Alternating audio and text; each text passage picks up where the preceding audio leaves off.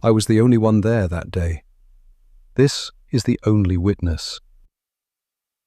I remember the sunlight cutting through the trees, the smell of grass, the sound of her laughter turning into something else, something sharp and wrong.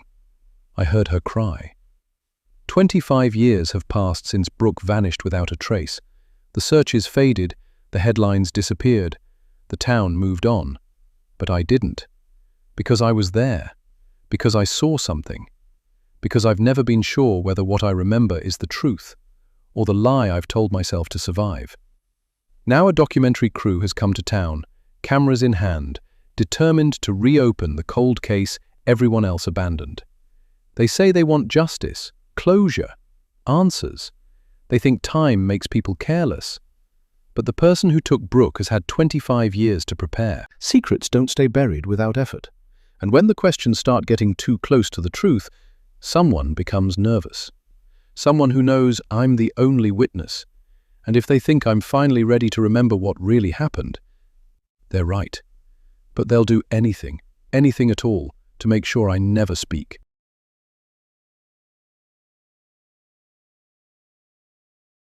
Prologue.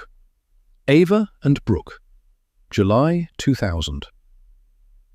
Two little girls sat on the swings in the nearly empty playground, eating their ice cream cones, oblivious to the person who had been watching them for half an hour. Ava Hammond and her best friend Brooklyn Peters were 10 years old and lived down the street from each other.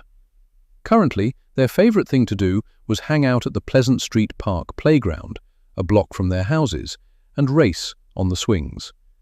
Brooke was the current champion, having been able to get her swing so high she was in danger of wrapping herself around the swing set's top bar. Ava would watch her friends screaming with laughter as she pumped her legs faster and faster, pushing her swing as far as it would go. Ava would never admit it, but she didn't like the swing races nearly as much as she liked hanging out with Brooke. Brooke was fun and fearless. She was the leader to Ava's follower.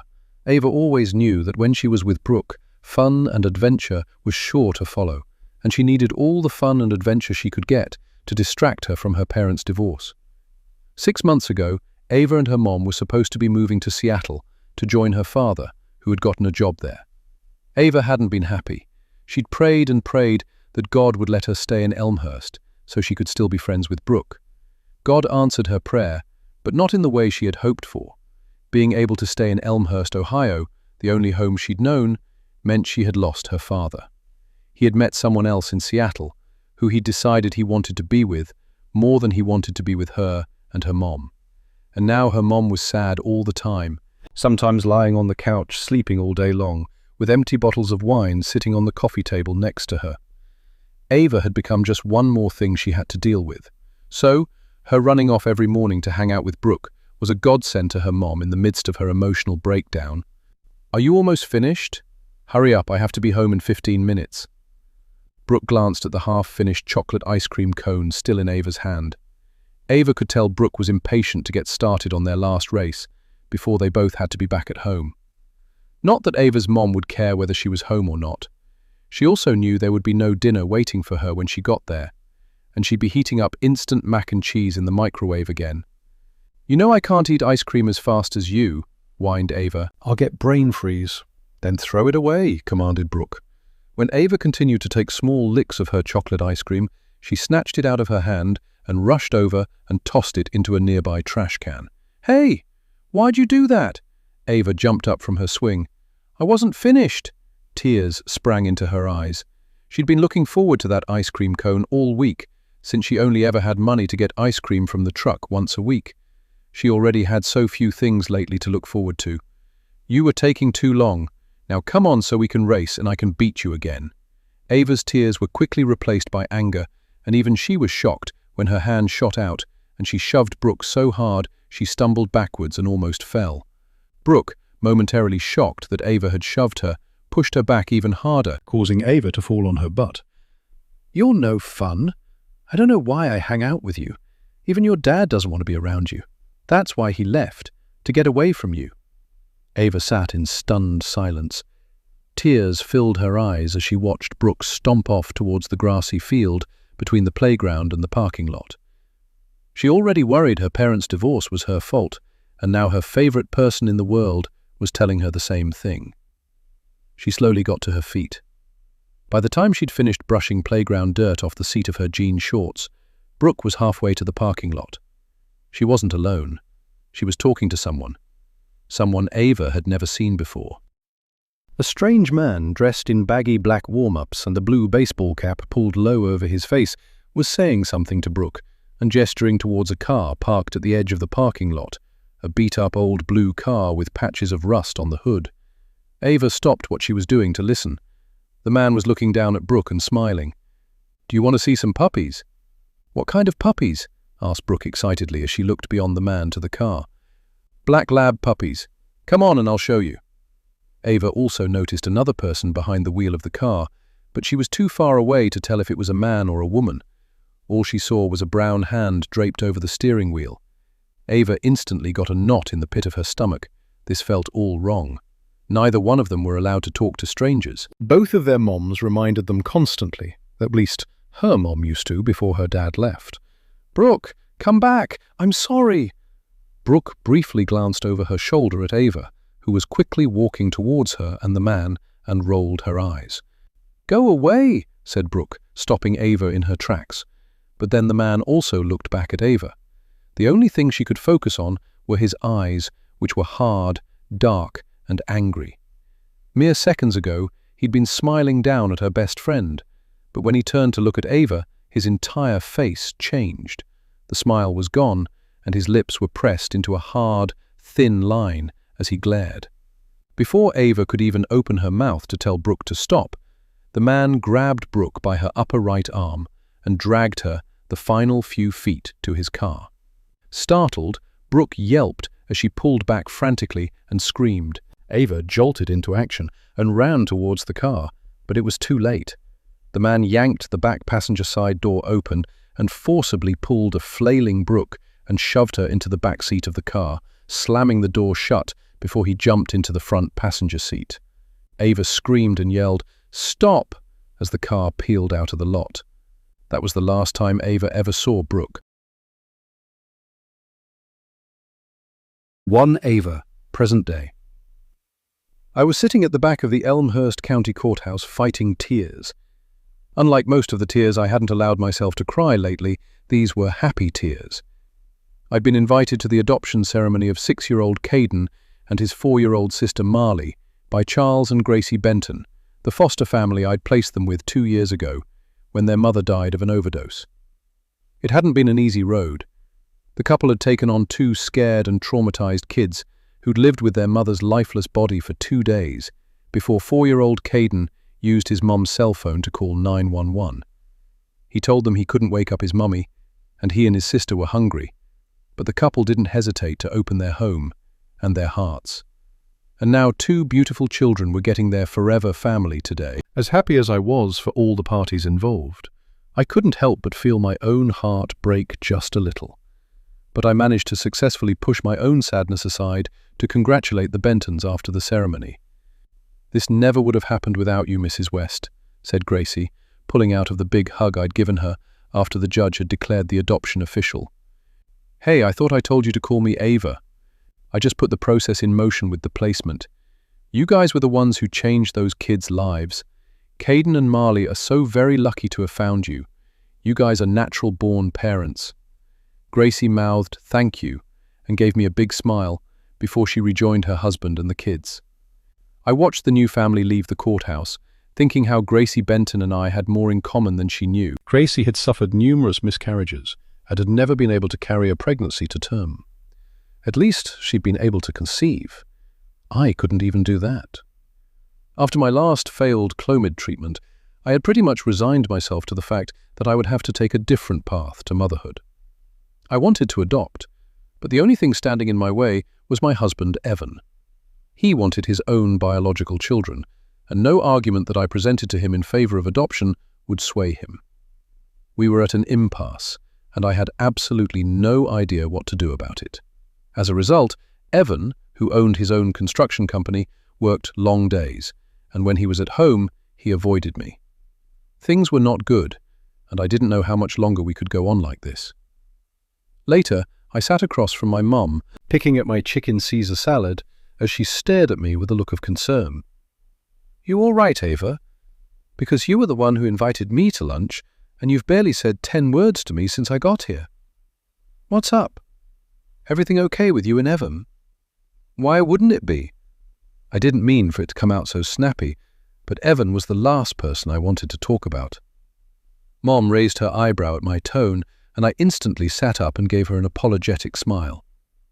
"Sorry, Mom." I briefly told her about the Bentons and the adoption, and her expression softened. "Your time is coming, honey. I promise. It just may not look like what you thought it would." She reached out and squeezed my hand, and I squeezed back. I wasn't so sure I believed her, and really didn't want to get into Evan's views on adoption. He and my mom had a tenuous relationship at best. They weren't exactly besties, but made sure to be polite and civil to each other when they were around me. Maybe it was his tattoos, or the fact that he'd been to prison. Whatever the reason, she never really warmed to him. Then again, she was also super protective of me. "I thought maybe you were upset because it's almost that time of the year." Between my infertility issues, what was going on in my marriage, and attending an adoption ceremony, watching other people get to be parents, I had pushed that time of the year out of my mind momentarily. Here it was, back again, and this time it was a milestone year. Next month was the 25th anniversary of the abduction of Brooklyn Peters, my childhood best friend. I tried to be super busy on the 24 anniversaries I'd lived through since that horrible day. Once we were married, Evan did an amazing job keeping me distracted with trips or excursions when that day rolled around every year. Though I knew this year would be different, and I'd most likely be alone. I'm good. It's not like it hasn't been 25 years. It's not anything I'll ever get over, but I'm definitely used to it coming around every year. So, don't worry about me, Mom. I'm fine. A look of indecision flashed across my mom's face, and she reached for her purse, which was hanging on the back of her chair, opened it, pulled out a business card, and slid it across the table to me.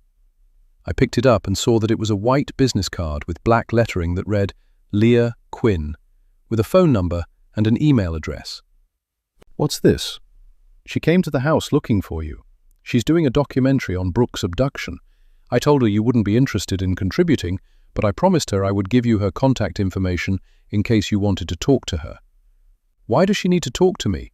Everything she needs to know about Brooke's case is public knowledge and has been written about 1,000,000 times in the last 25 years. There's nothing I can add that will be anything different than what's already been written. I took the business card, ripped it in half, and tossed it on top of the table. "I know that, honey," she said with a sigh. "That's why I told her I would give you her contact information, and I have." I hated that my mom was walking on eggshells around me about this. Even after all this time, what happened to Brooke still caused a visceral reaction in me. It was easily the worst thing that had ever happened to me. Seeing my best friend abducted right in front of my eyes and not being able to help her. If there was one silver lining from what happened that day, it was that my mom, who had been well on her way to becoming an alcoholic after my dad left her, snapped out of her spiral and realized how fortunate she was that I hadn't been abducted that day along with Brooke. I lost my best friend, but I got my mom back. "You know," she said casually after taking a sip of her iced tea, "I've often wondered if the reason why you still have such a hard time with this is because you've never allowed yourself to really talk about it. Survivor's guilt is a terrible thing to have to go through alone." Ava. This was another not-so-subtle attempt to get me back into therapy. It wasn't like I was against therapy. I was a social worker and suggested therapy all the time to the people whose cases I worked on. I knew I wasn't strong enough to relive that day over again with a therapist asking the questions that have haunted me for 25 years. Why Brooke and not me? Or, more importantly, why Brooke and not me too? Whoever had taken her could have just as easily grabbed me too. Why didn't they? I was so traumatized right after it happened that I was sent to a child psychologist that I saw for a few years, and once I entered puberty, my rebellious streak hit, and I refused to go anymore.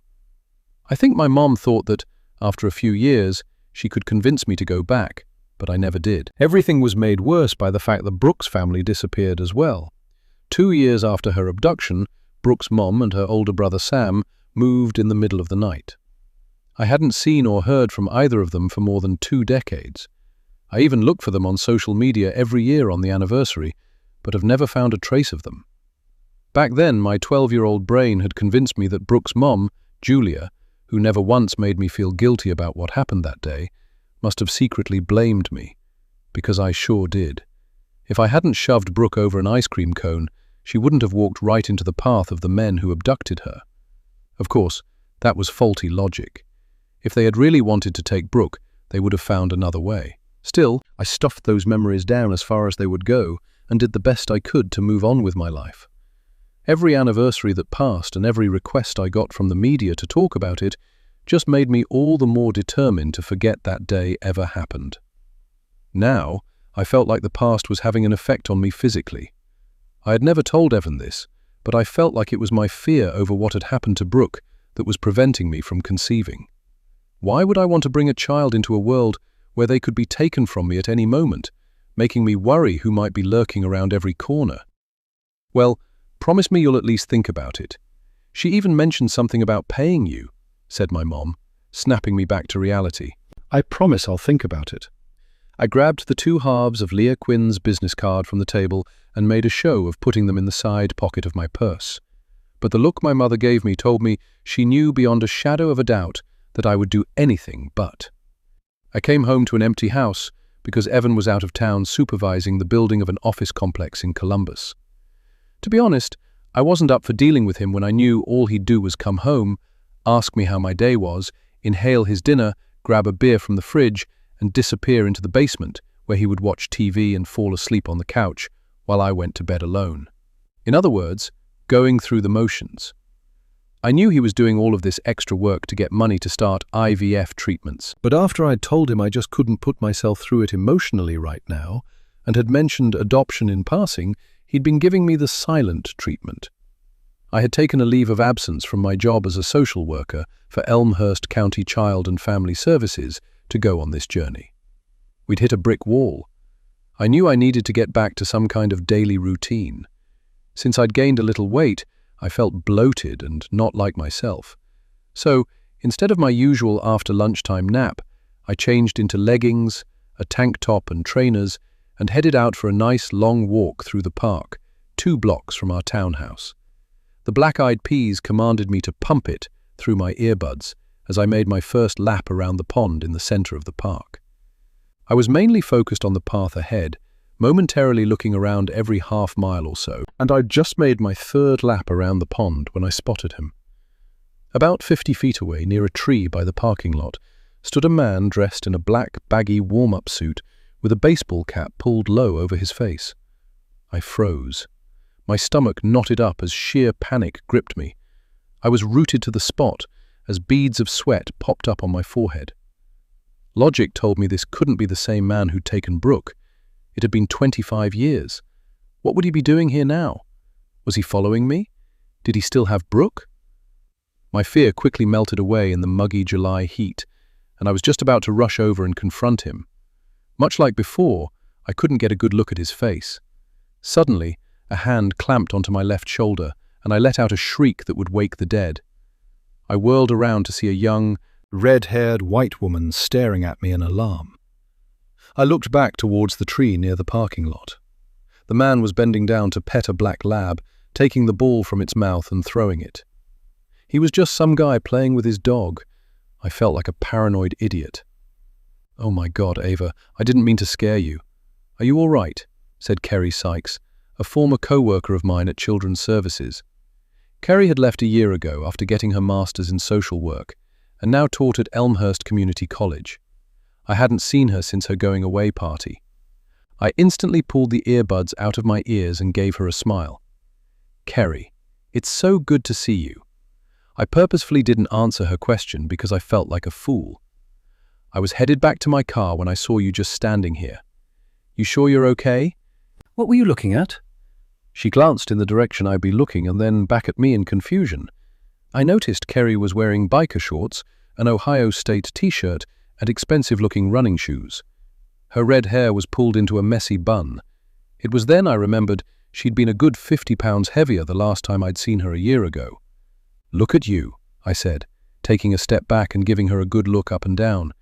"You look amazing." "Thank you." She blushed and quickly held out her left hand to show me the emerald-cut diamond solitaire on her ring finger. "I got engaged a few months ago and we're getting married this fall. Got to get in shape for the wedding. I just wanted to lose a few pounds, but I fell in love with running and now, 47 pounds later, I feel like a new woman." "That's wonderful, Kerry." "Congratulations. Who's the lucky guy?" "He teaches math at Elmhurst CC. We met at work. It's been kind of a whirlwind romance." I knew all about that. I'd met Evan online, and after a magical first date we'd become inseparable, getting married after only 6 months of dating, much to the horror of my mom and friends. Had that really been 8 years ago? Given the current state of my marriage, maybe they'd been right to feel like I was rushing things. Evan and I both wanted kids, but clearly I should have asked more questions about what his definition of being a parent meant. I believed family meant more than just blood relations. He didn't. "What about you, Ava? Patrice told me you took a leave of absence." Patrice Nelson was the Children's Services gossip, and I could tell by the way Kerry was now glancing at my stomach that Patrice had told her why I'd taken a leave of absence, which was confidential information. I was instantly annoyed, knowing my co-workers had been gossiping about me, but quickly pasted a smile on my face. My husband and I decided now would be a good time for me to cut back so we could start our family. It's still very much a work in progress. I quickly added to let her know that I wasn't a mother yet. "How long will you be out?" "I go back next month." "Why?" I didn't even want to think about going back to work. Not because I didn't love my job, but I knew a mountain of cases awaited me. My boss hadn't been thrilled when I'd taken a leave of absence because it meant she'd had to take over some of my caseload. I knew she was counting the days until I came back. "Well," she said, giving me a sheepish look, "if you're ever bored and looking for something to do, I volunteer at that new women's shelter over on Conrad Road. We could really use your help. It would only be a couple of times a week when we do intake." "You mean Haver House?" "Yeah, have you been there?" "Not yet. I've heard nothing but good things about it." It's a beautiful facility, a renovated Victorian mansion. It currently houses about 30 women, and we've got a waiting list of about 50. I had wanted to get back into some kind of a routine, and volunteering a couple of times a week would not only get me out of the house, but it would also help me focus on other people with much bigger problems than me. "Sounds great, Kerry. I'd love to help." "Oh, thank you so much, Ava. I've got to go, but I'll give you a call tonight with the details. Is your number still the same?" I nodded yes and watched her go, then put my earbuds back in and headed for my final loop around the pond. This time, when I looked over by the tree, nobody was there. Chapter 2. 3 months earlier. Hurrying through the kitchen, she took off her apron with one hand while tugging open her employee locker with the other, cursing as the lock failed to click open. Sweat was already beginning to trickle down her back, and she knew it wasn't because of the heat of the kitchen she'd just been working in. How had they managed to find her? She'd been so careful, or so she'd thought. She'd been living in Dayton, Ohio for 5 years without incident. She kept her head down and did her work, and rarely socialized except for the occasional dinner or movie with someone from work. She didn't even date, and never dressed to attract any kind of attention, opting for no makeup and clothes 2 sizes too big to hide her slender figure. When she'd first arrived in town, she'd even worn a wig, but now wore her hair short and natural, so unlike the long hair of 5 years ago. Yet, when she'd served her last table, she'd seen him. She'd know him anywhere, no matter how he'd tried to hide himself in a far corner of the restaurant. His eyes even locked with hers as she walked past his table. It took everything in her not to flinch under his gaze and stare right through him like she'd never seen him before. But she knew he'd recognized her because why else would he be here? She quickly shrugged out of her apron, tossing it into her locker, and grabbed her coat and purse. "You okay, Cindy?" asked her supervisor, Mr. Cox, with a look of concern. She knew she probably looked like she'd seen a ghost because she had. No, that wasn't right. He wasn't the ghost. She was, and had been for 25 years. "Migraine," she said in a low voice, like she was afraid the man sitting out in the diner would be able to hear her. "Sorry," she told her boss. "I'm going to go home." "No problem. You go on home and rest up. Let me know if you need to take tomorrow off too." She merely nodded and watched him go back out to the front of the diner. Then, when she was sure he wasn't looking, she slipped out of the employee locker room and across the hall to Mr. Cox's office, where the safe was.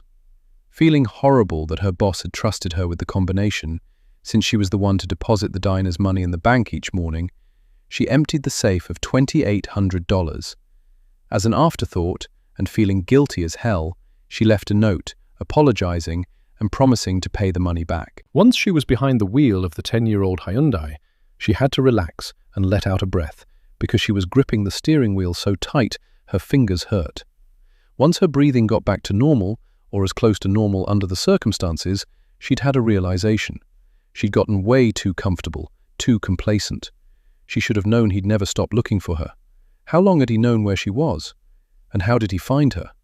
She'd been using a new identity and lived a life so far under the radar, she may as well be dead. With a heavy heart and a last look at the diner, where she'd made some of the only true friends she'd had in years, she started her car with every intention of leaving Cindy Ford behind, wondering who she was going to be next. The thought overwhelmed her, and she turned off the ignition. She was tired of running, tired of hiding, and so very tired of lying. She couldn't remember the last time she'd told anybody the truth. As she sat there contemplating her next move, she looked up to see the man in question. She froze, her eyes never leaving his car as he drove past without even glancing in her direction because he was on his phone. Then it hit her, shuddering through her like an electric shock. Anger. Blinding, white-hot anger. Why did she have to keep running? Never feeling safe and having to start all over again multiple times over the past 25 years, while the man who was behind her pain got to live his life. Maybe, she thought as the anger drained away, leaving her spent, it was time the hunted became the hunter. Maybe it was time she took her life back. Without thinking about how stupid and dangerous what she was planning to do was, she turned on the ignition and followed the man who had ruined her life out of the diner's parking lot. Chapter 3. Ava. I arrived at Haver House Women's Shelter 3 days after I ran into Kerry in the park. I agreed to meet her there for a tour before I started my training. The brick mansion, with a porch that wrapped around the entire house, sat on about an acre of land with a parking lot behind the house. Wicker porch furniture sat on both sides of the double front door, which was inlaid with stained glass panels. Before going inside, I saw a sign mounted next to the doorbell, instructing me to ring the bell to be buzzed in. I was just about to do that when laughter caught my attention. Glancing to the left, I saw a playground 30 feet from the side of the house and noticed 2 little blonde girls in pink sundresses sitting side by side on a swing set. They were younger than Brooke and I had been. The girl with pigtails looked about 5, and the other girl with the long blonde braids down her back looked about 8. My whole body tensed as I started to panic. Were those little girls out here all alone? Anything could happen to them. I was just about to head over to the playground when both girls jumped off the swings and yelled, "Grammy!" The girls ran to an older, white-haired woman sitting on a bench nearby, who I assumed to be their grandmother. I continued to stare as the woman took both girls by the hand and headed in the direction of the slide. Satisfied they weren't in any danger, I turned to press the doorbell when someone abruptly exited the house, knocking me sideways. "Sorry," said a brown-skinned black woman who looked my age with short, natural hair. She was wearing faded jean shorts, flip-flops, and a black tank top. The woman didn't bother looking back as she rushed down the front steps of the porch and headed down the long, winding driveway. "Ava," said Kerry, who'd emerged from the house behind the woman, looking beyond me at the retreating figure. "Welcome. Come on in. You're a little early. It's okay if you're not ready for the tour yet. I can wait. I brought a book." "No, it's fine." She held the door open, and I walked inside. I walked into a brightly lit foyer with a staircase on the left. To my right was a small office that had probably been a hall closet in its former life. Inside was a desk with a couple of chairs in front of it, and a row of filing cabinets on the back wall behind the desk. A heavy-set, Older white woman with black horn-rimmed glasses and greying-brown shoulder-length hair sat behind the desk. She smiled as Kerry and I walked into her office. "Ava, this is Adele Mackey, our admin assistant, and the person who keeps everything running smoothly around here. Adele, this is Ava West, our new intake volunteer." Adele stood up and stuck a hand out. "Well, I don't know about all of that, but it's so nice to meet you, Ava. And boy, are we glad you're here because we really need the help." "Nice meeting you, Adele," I said, shaking her hand. "I'm happy to help. I've heard so many good things about this place. I'm going to take Ava on a tour, and then I'll hand her over to you for training. Don't forget to take her to the kitchen. Mrs. Brady whipped up a batch of lemon bars this morning," Adele called out as we headed out of her office. For the next half an hour, Kerry showed me around the entire house, starting with the first floor TV room with a large flat screen against the wall and 3 couches and about half a dozen leather chairs. There were a few women there watching a soap opera. The living room opened up into the dining room with a long, narrow table down the center where a group of 4 women played cards and another woman sat coloring at the opposite end. One thing I noticed right away was that, although the house had been an elegant residence to a wealthy family around the turn of the century, it wasn't anymore.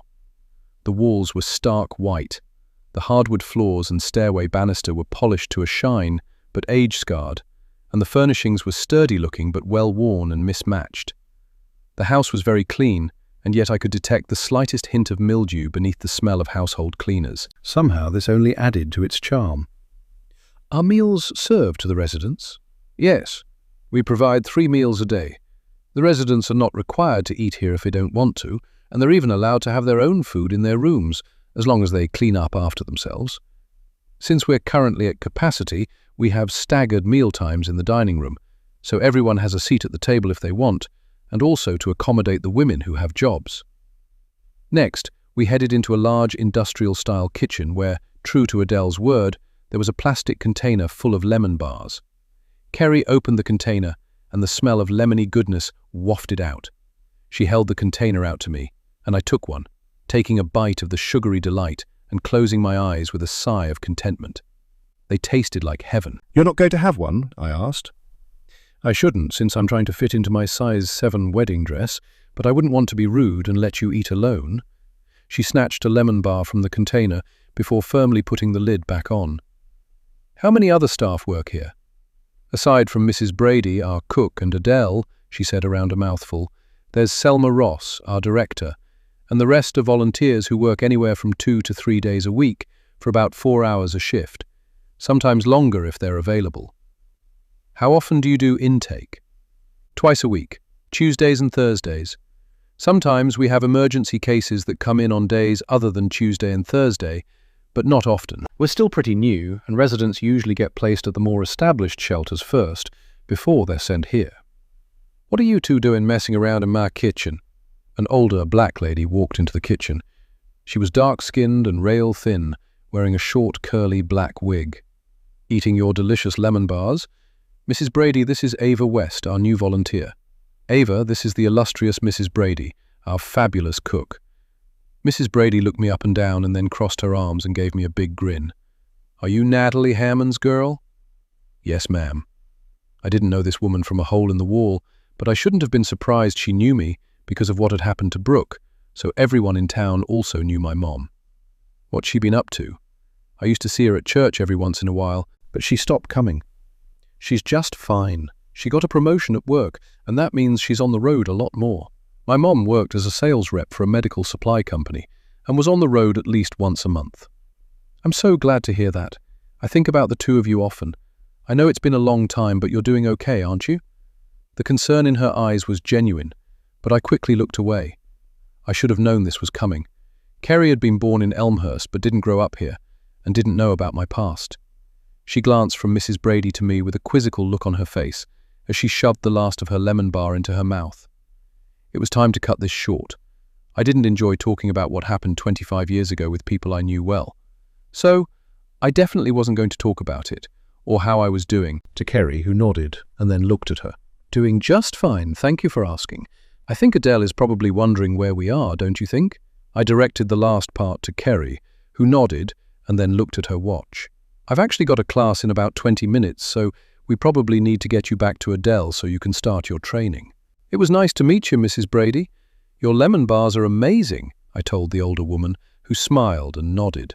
From the look in her eyes, I could tell she understood.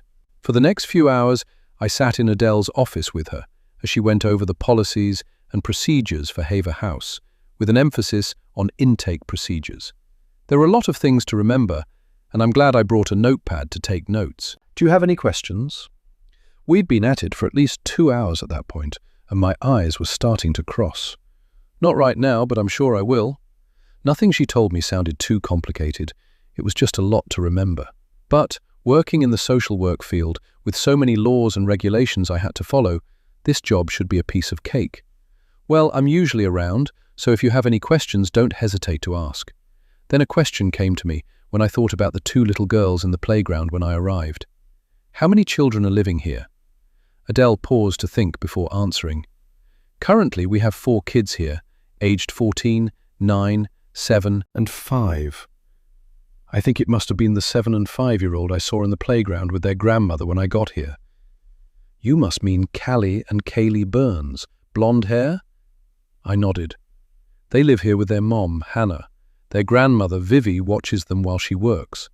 Hannah's lucky her mom is willing to watch them. Most of our residents with kids aren't so lucky. The plan is to have an on-site daycare here sometime in the future for residents because many of them can't work without childcare, though that won't be for a few years at least. Do you have kids, Ava?" "Not yet, but my husband and I are trying."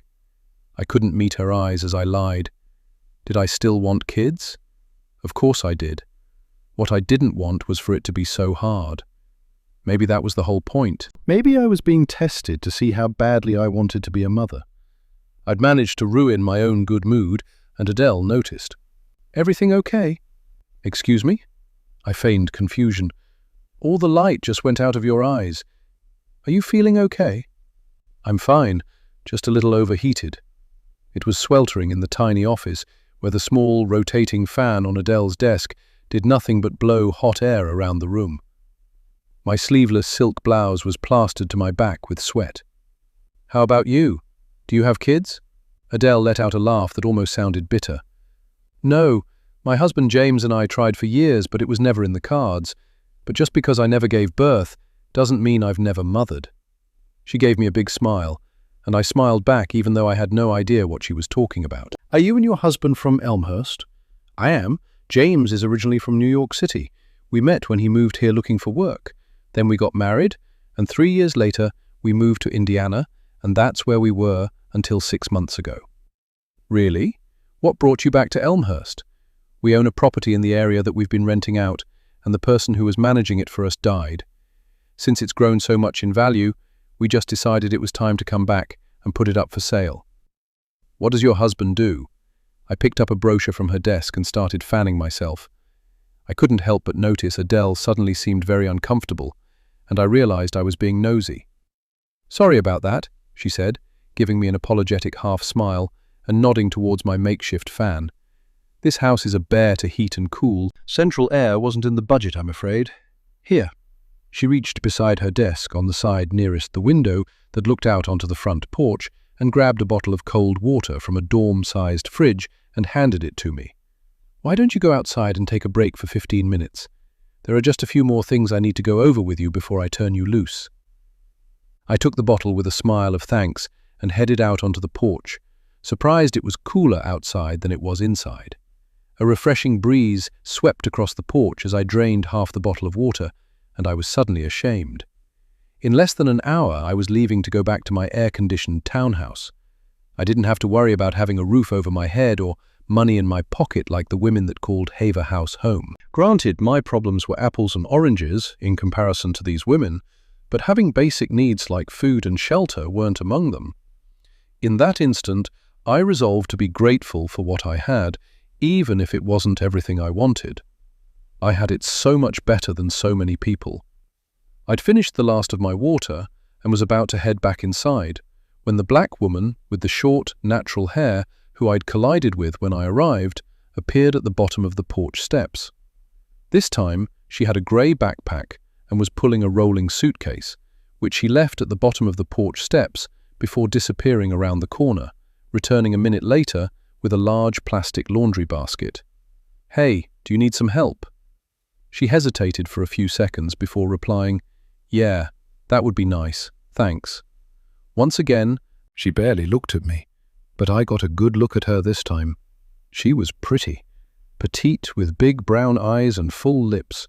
She wore no makeup, but didn't need it because her skin was flawless and glowed with a sheen of sweat from the muggy heat. Since she still had her hands full with the laundry basket, I grabbed her rolling suitcase and together we walked up the wide porch steps. I walked in ahead of her and held open the door. "Where is your room?" I asked, planning to help her get her things to wherever in the house she was going to be staying. "Not sure yet, but I'm good. You can just leave my stuff here and I can get it to my room myself. And thanks, I appreciate it." "You're welcome. By the way, I'm Ava West. I'm going to be volunteering here." I held out my hand. "Dana Shields." She gave my hand a brief, hard shake before turning away from me and heading into Adele's office to get checked in, obviously having already gone through the intake process. I pushed down the handle on her rolling suitcase and left it near the staircase. I was about to sit on a chair in the hall outside Adele's office so she could finish up with my training when she was done with Dana, but froze when I saw Dana take her backpack off and set it on the chair next to her. She was wearing a tank top, and I could see her exposed shoulders. On the back of her right shoulder, I saw something that made my blood run cold. It was a raised, star-shaped birthmark. I recognized it instantly, although I hadn't seen it in more than 2 decades. It looked like the exact same birthmark Brooke had. Chapter 4. Leah. No, I haven't heard from her yet, but I have a good feeling she's going to get back to me. And if she doesn't?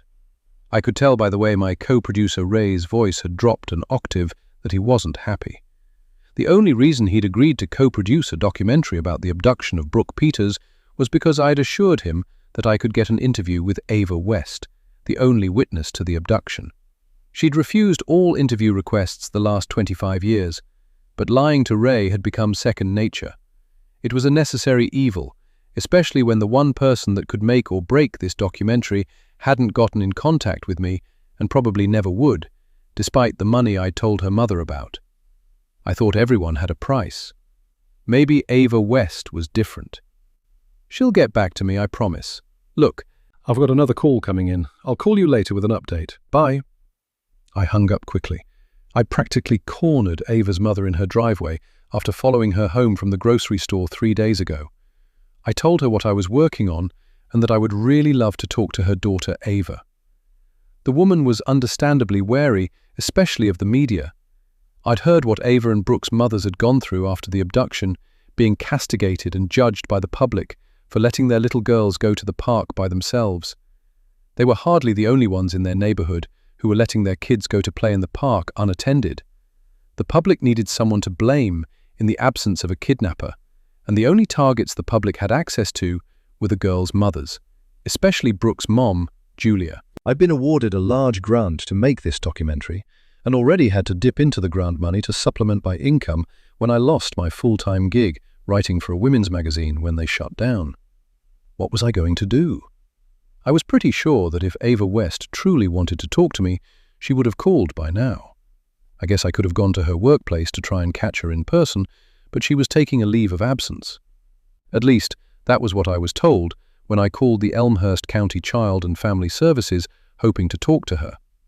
I'm not really interested in the details of the abduction. I wanted to talk to Ava about her friend, Brooke. What was Brooke like, and who was she as a person?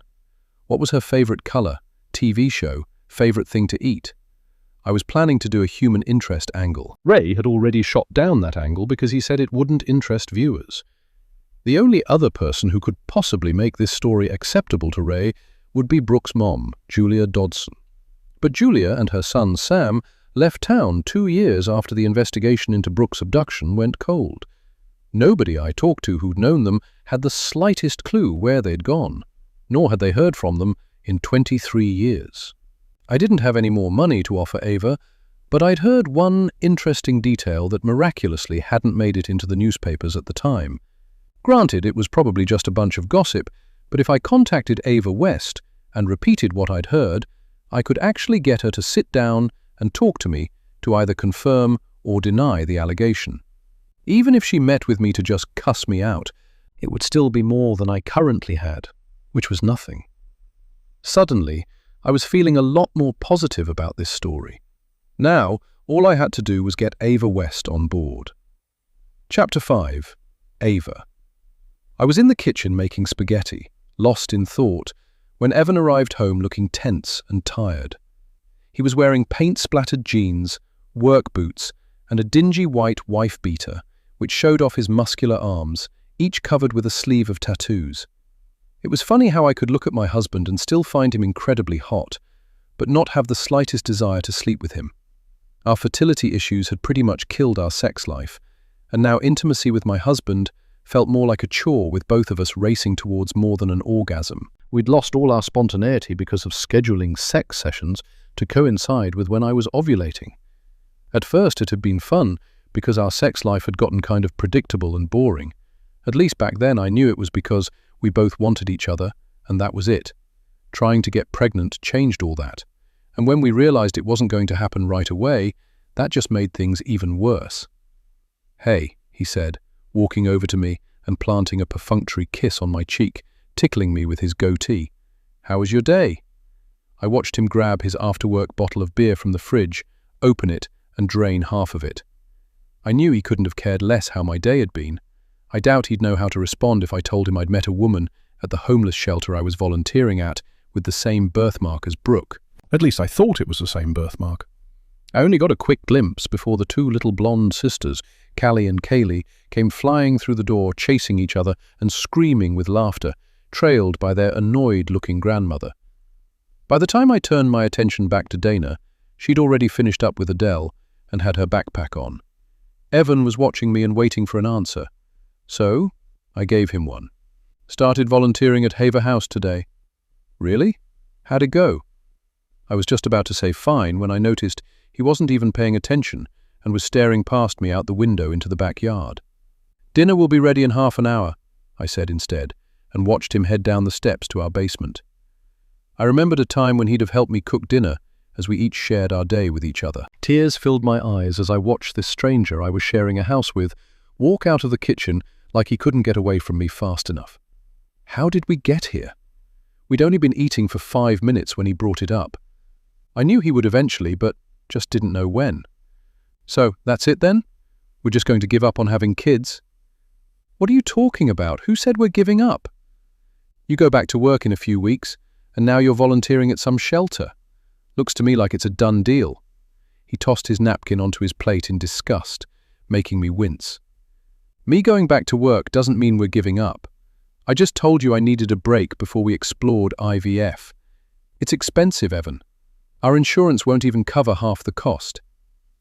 "I told you not to worry about the money," he insisted, but couldn't quite meet my gaze. What is that supposed to mean? Where would you be getting this money? My pulse started to quicken, blood pounding in my ears. When I first met Evan, he was very upfront about his criminal past, having spent time behind bars for theft. Smash and grabs he and a crew pulled off at high-end jewelry stores until the walls came tumbling down and they got caught.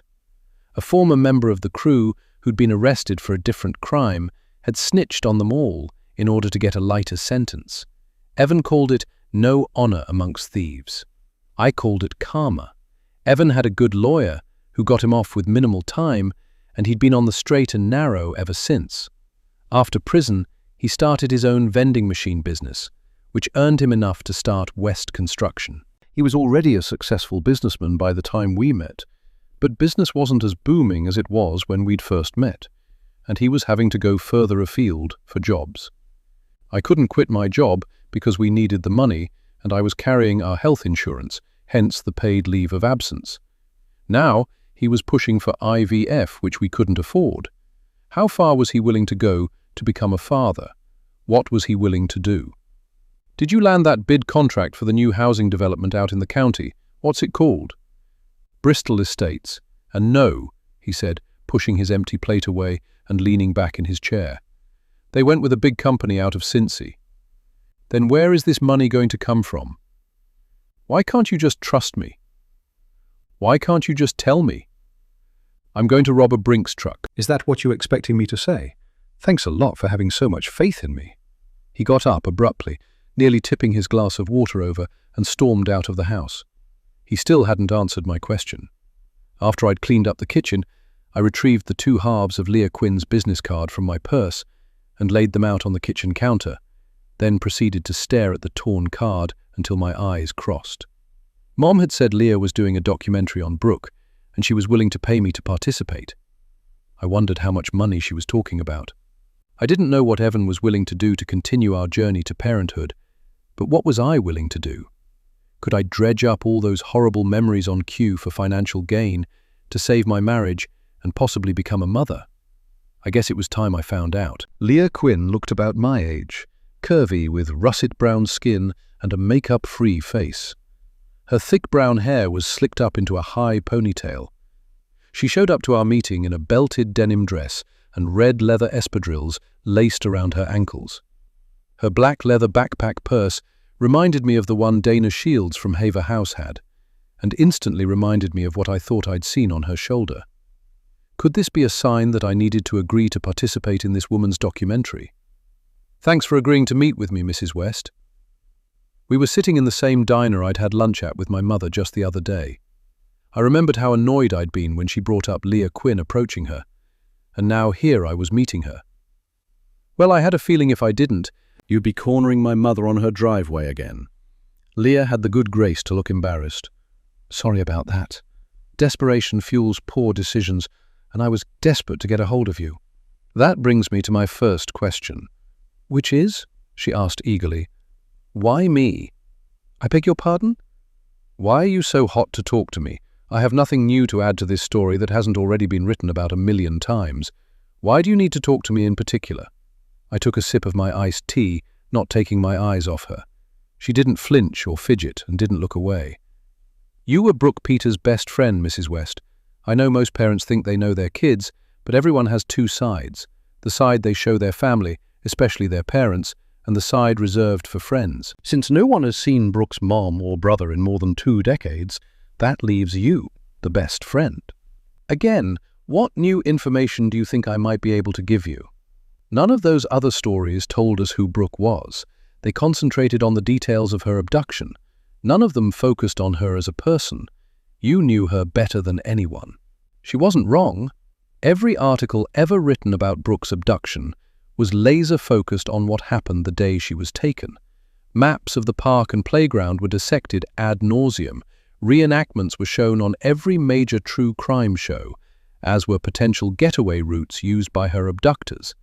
One show even had a cigarette butt and a can of cherry cola, found near where the abductor's car had been parked, analyzed for DNA evidence at the show's expense. They both belonged to a park maintenance worker who'd had his lunch in his car the day before.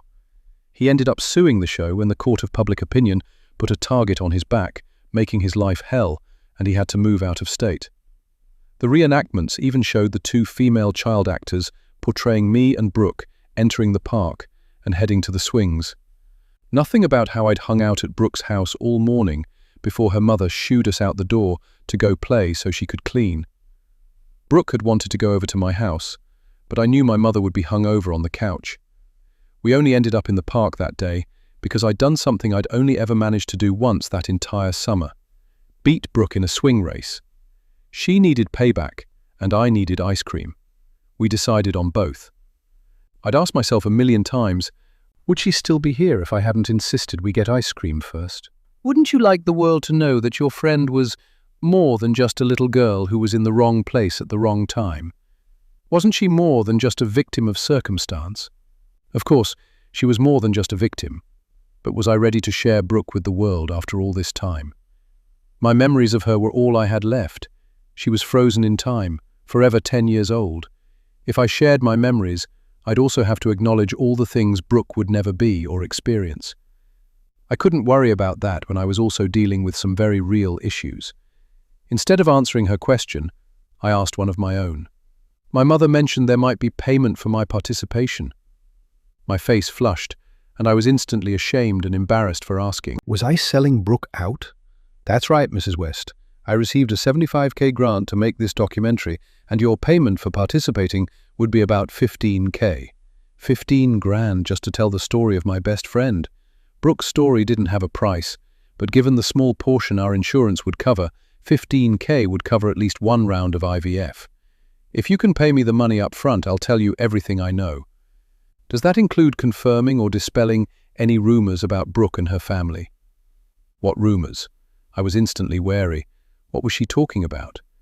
There was a rumor I heard that was never followed up by the police, that Brooke's brother Sam abducted her because he was mad at his mother, and Brooke was accidentally killed in the process. My mouth fell open in shock as I stared at her. That's complete bullshit. Sam was 6 years older than us and busy with school and his own friends. The little bit of time he spent with Brooke, he spent being a good, big brother. The only reason that rumor got started was because their mother, Julia, let him use her car to practice for his driver's exam in the parking lot of the park. He used to pick us up there sometimes. What about the arguments with his mother? He was a typical teenager. I argued so much with my mom when I was his age. I'm surprised she didn't knock me to the moon. Besides, what happened to you only wanting to share who Brooke was as a person? That wasn't a lie, but people are going to expect this documentary to be about more than just her favorite cereal and what her stuffed bear's name was. She hated cereal, and her stuffed turtle's name was Willa. Leah smiled, then picked up her phone. Do you prefer Cash App or Venmo, Mrs. West? Venmo, and you can call me Ava. Can I bring my goldfish, Herman? Yes, you can. Just no cats or dogs or any other furry mammals, Mrs. Timmons. It was my first full day in the trenches at Haver House, and so far it was a bit chaotic. The shelter had 11 spots open, and I was in charge of intake for all 11 of the women who'd showed up needing shelter. Mrs. Timmons was an elderly woman who needed temporary accommodation until a spot opened up at a local nursing home. Like so many of the women at Haver House, she had no family or friends to help her and would have ended up on the street. I hadn't seen Dana all morning and didn't know what I'd say to her if I did. I couldn't exactly ask her to show me her shoulder so I could check if her birthmark matched the one my best friend, who was missing and presumed dead, had. I don't go looking for ways to sound crazy. It only took me until lunchtime to do the intake for all the women, with half moving in that day.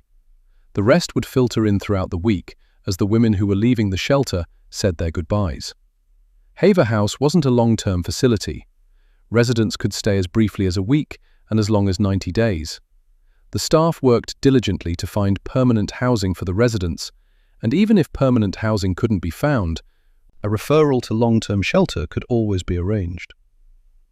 I was eating a bowl of Mrs. Brady's delicious vegetable soup and a slice of sourdough bread in the dining room when Dana finally made an appearance. She glanced my way as she fixed her food and then promptly went and sat down at the opposite end of the table, despite me smiling and waving her over. Feeling a bit stung, I quickly finished my soup before emptying my tray and dumping my dirty dishes in the plastic tub on the table next to the kitchen. I had 1 more hour left on my shift before I could leave, and that was to cover Adele's lunch hour. I'm just going to zip out to pick up my prescriptions. Don't worry, I won't be gone long. I'll be fine. Take your whole lunch hour, I assured her as she rushed out the door. I sat behind her desk checking my phone every 5 minutes to see if I'd had a call back from the fertility clinic I'd been trying to make an appointment at since that money from Leah Quinn had hit my bank account. I'd told Evan about it, and although he'd been happy, he wasn't nearly as happy as I'd thought he'd be. I wondered if he'd gotten himself into something to get money for the IVF that he couldn't get out of. Either way, I wasn't going to let whatever was going on with him ruin this. I had another shot at conceiving, and I was going to take it. The phone on Adele's desk rang, and I was happy to have something else to focus on besides my personal life, and quickly answered it. Haver House, how may I help you? My greeting was met by staticky silence. Hello?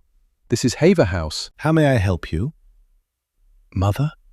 The voice was raspy, and I couldn't tell whether it was a man or a woman. I'm sorry, but you've reached Haver House Women's Shelter. Is your mother a resident here? I need to speak to my mother.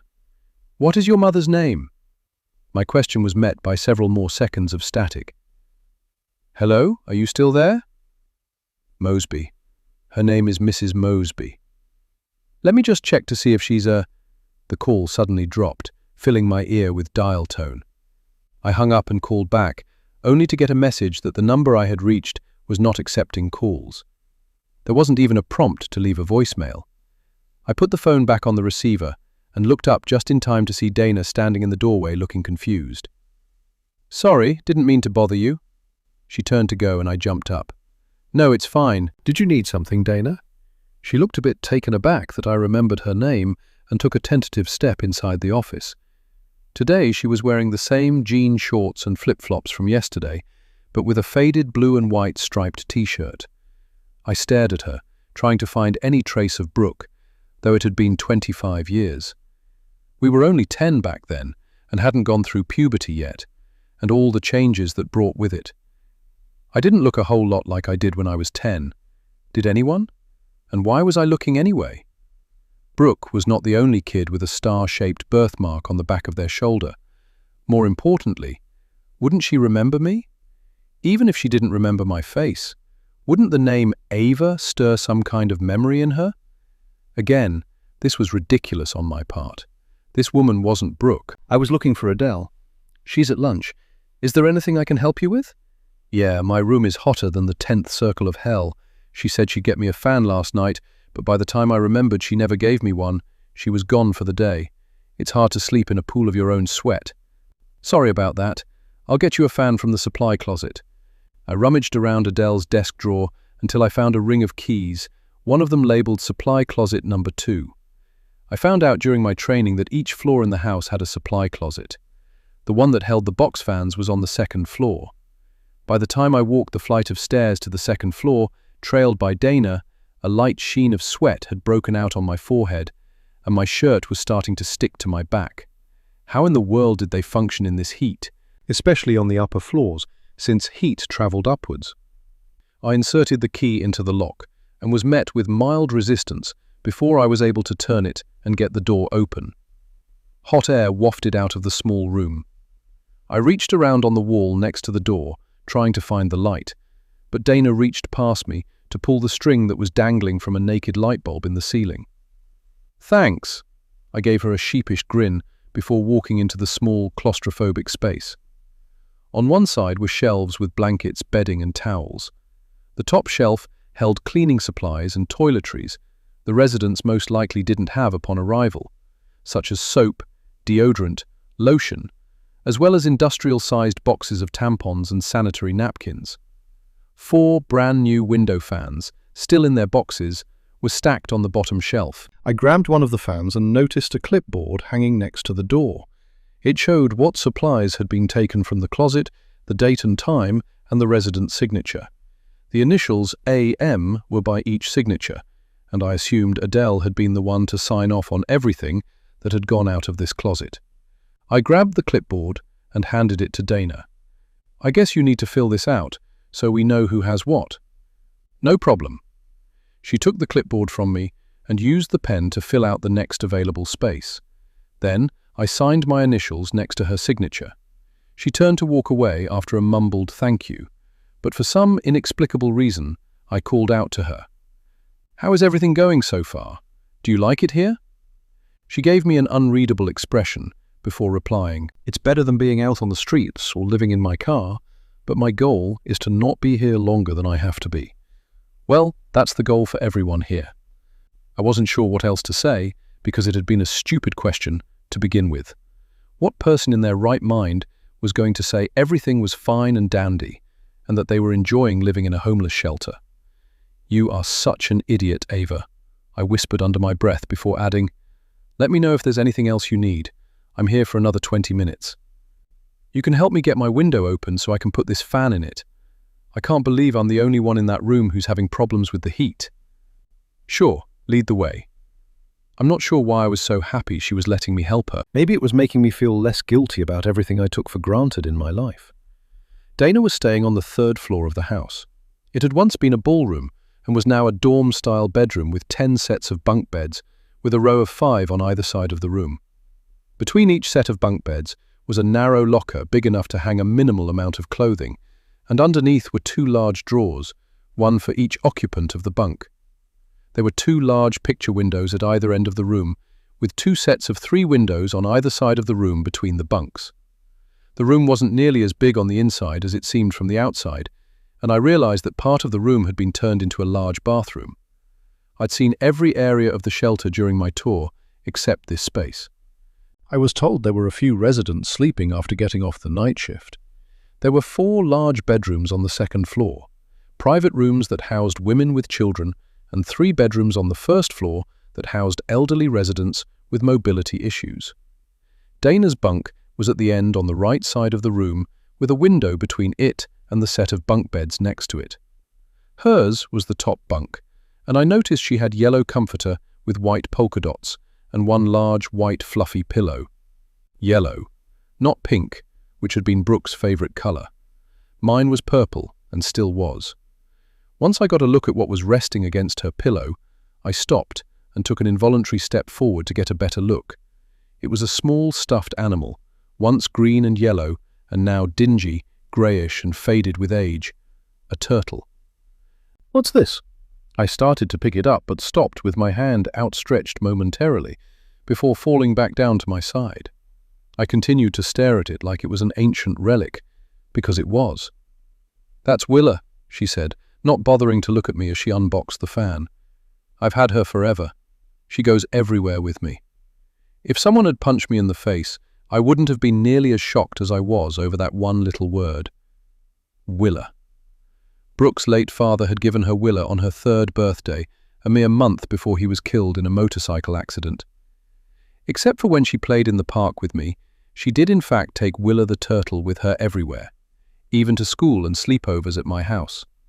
Willa was always there, and now here she is again. "Brooke?" I whispered under my breath. "What?" Dana looked slightly annoyed, and I realized I was supposed to be helping her with the window, which she was now standing next to. "Nothing." It came out slightly breathless as I suddenly couldn't catch my breath. I was having a panic attack. Willa? How the hell did she have Willa? "Sit down and put your head between your knees.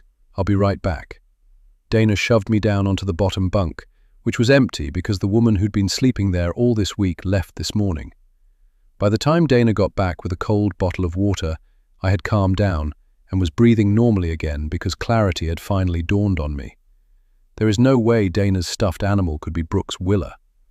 Willa was not with her when she was abducted, and I'd never known her to bring Willa to the park with us. There were not a lot of things from my past that I remembered every detail of, but I did remember that Brooke did not have Willa with her when she was abducted. In the days following the abduction, Brooke's mom Julia held a press conference, begging for Brooke's safe return, while holding Willa and crying. I couldn't deny that this stuffed animal would look just like Willa would look, 25, well-worn and well-loved years later. The coincidence was just too much to be completely dismissed. I caught a glimpse of a birthmark that looked very similar to Brooke's on the back of Dana's right shoulder, and now she had a stuffed animal similar to Brooke's. It couldn't be anything but a coincidence, but it still rattled me. "You good?" She handed me the bottle of water, and I took it, uncapping it and taking a long swig. "I think I just got overheated. It's really hot up here. I don't know how you guys stand it." "We stand it because we don't have any other choice. It's either sweat to death in this hot box or be out on the streets." She didn't sound angry, just very matter-of-fact, and I felt like an idiot once again. "Are you from Elmhurst, Dana?" I should have just shut up and left before I kept on putting my foot in my mouth, but I couldn't. There was something about this woman that drew me to her, damned if I knew why. "Are you from Elmhurst?" "Yep, Elmhurst born and raised. The only time I left was when I went away to Miami University for college and grad school. Then I moved right back." "You have a master's degree, and you decided to come back to this place. Couldn't you find a job anywhere else?" "Well," I began, wondering how much of my life I should share with this complete stranger. "I had every intention of leaving, but then I met my husband, and his business is here, so here I am. But for how long? I was seeing the side of Evan recently that I didn't much like, and I couldn't see dealing with his attitude long term, whether I got pregnant or not."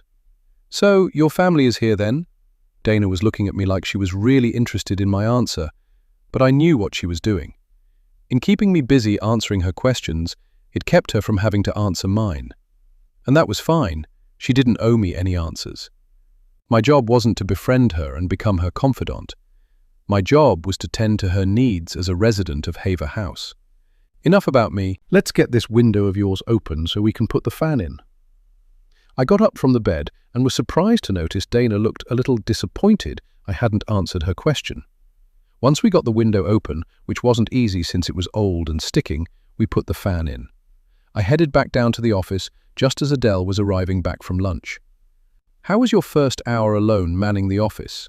I'm assuming, since you haven't run away screaming or torn your hair out, that things must have gone well. It was fine, I assured her. The only time I left the office was to get Dana Shields a fan from the supply closet on the second floor. I made sure she filled out the clipboard that was hanging beside the door. Darn it, she whispered under her breath. She asked for one yesterday, and I was so busy I forgot about it. No problem, she didn't seem mad at all. Good, because they won't have to be depending on fans for much longer. We got some grant money, and even though it's not enough to get a new furnace and central air, we do have money in the budget to put window air conditioners in all the bedrooms. That's great for them, but what about us? I picked up the small fan on Adele's desk so it blew directly into my face. Well, if there's money left over after buying air conditioners for the bedrooms, then we can absolutely get one for this office. I guess I'm just so used to it that it doesn't bother me as much anymore. My husband has his own construction company, and there's always stuff left behind from jobs. What if I could snag a window air conditioner for the office? Then I would love you forever. Oh, there was one weird thing that happened. Someone called looking for their mother. They said her name was Mrs. Mosby, but they hung up before I had a chance to look her up in the resident directory. Adele froze and stared at me expressionless, before letting out a nervous chuckle that felt forced. We had a Mrs. Mosby here. She was one of our very first residents when we opened, but she went to live with her daughter, and last I'd heard she died. Did they leave a number? No, just hung up, and the number they called from isn't accepting calls. Well, that certainly wouldn't be the weirdest call we ever got. People call here all the time, mistaking us for Haven House Dog Rescue. We both laughed, and I grabbed my purse from the bottom desk drawer. I was about to head out when Adele stopped me. Just a heads up, Ava. Be careful around Dana Shields. Why? She seems perfectly nice. Did she do something? I can't quite put a finger on it, but there's something off about her. I caught her in here when I got back from the restroom yesterday. It looked like she was looking for something, but when I asked her what it was, she asked me for the fan. It just felt like an excuse. Sure enough, when I looked in my drawer later, all the change was gone from the ashtray I keep in my drawer. You think she took it? I'm not sure what I think. I used that change as petty cash and it was only a few dollars. But just be careful. Got it. I left, feeling an odd sense of disappointment. As I walked to my car, a sudden memory hit me. Brooke used to steal things too. #meta 3.5 Chapter 6 Ava and Brooke April 2000 Where did you get all that? Ava stared down in wonder at the big plastic bag of candy that Brooke had brought over to her house. I stole it from Sam, she said, and then giggled so hard she made Ava giggle too. Isn't he going to notice it's gone? It's a lot of candy. He won't notice it's gone until he gets the munchies after smoking weed with his boys. You are so bad. Ava reached inside the bag and pulled out a full-size Snickers bar, ripped off the paper and took a big bite. Brooke pulled out a pack of Reese cups and tore into them with equal excitement. The only time they were allowed candy like this was at Halloween, and since both girls had such big, sweet tooths, the candy was usually all gone a week later. Ava had finished her candy bar in 3 bites and was reaching inside the bag for some Hershey's Kisses when Brooke let her in on another secret. That's not all I got either. She reached back into her backpack, shoving aside Willa the turtle, and pulled out a tube of pink, frosted lip gloss. She twisted the cap off and coated her lips with it, then blew Ava a kiss. Where did you get that from? I know your mom didn't buy that for you. We can't wear makeup until we're 16. I stole it from my babysitter, Brianna. She's got so much makeup she'll never even miss it. And if she does, I'll just tell my mom she lets her boyfriend Chris come over after Mom told her she couldn't have boys over while she was babysitting. Instead of watching me, all they do is kiss and hug on the couch." Brooke leaned forward. Before Ava could stop her, she dabbed Ava's upper and lower lip with the gloss. "Just take your finger and rub it in all the way. It already looks great on you." Ava did as she was told, but the gloss felt thick and unnatural on her lips. She didn't dare say anything because she knew it would make Brooke mad, and she didn't want her to stop being her friend.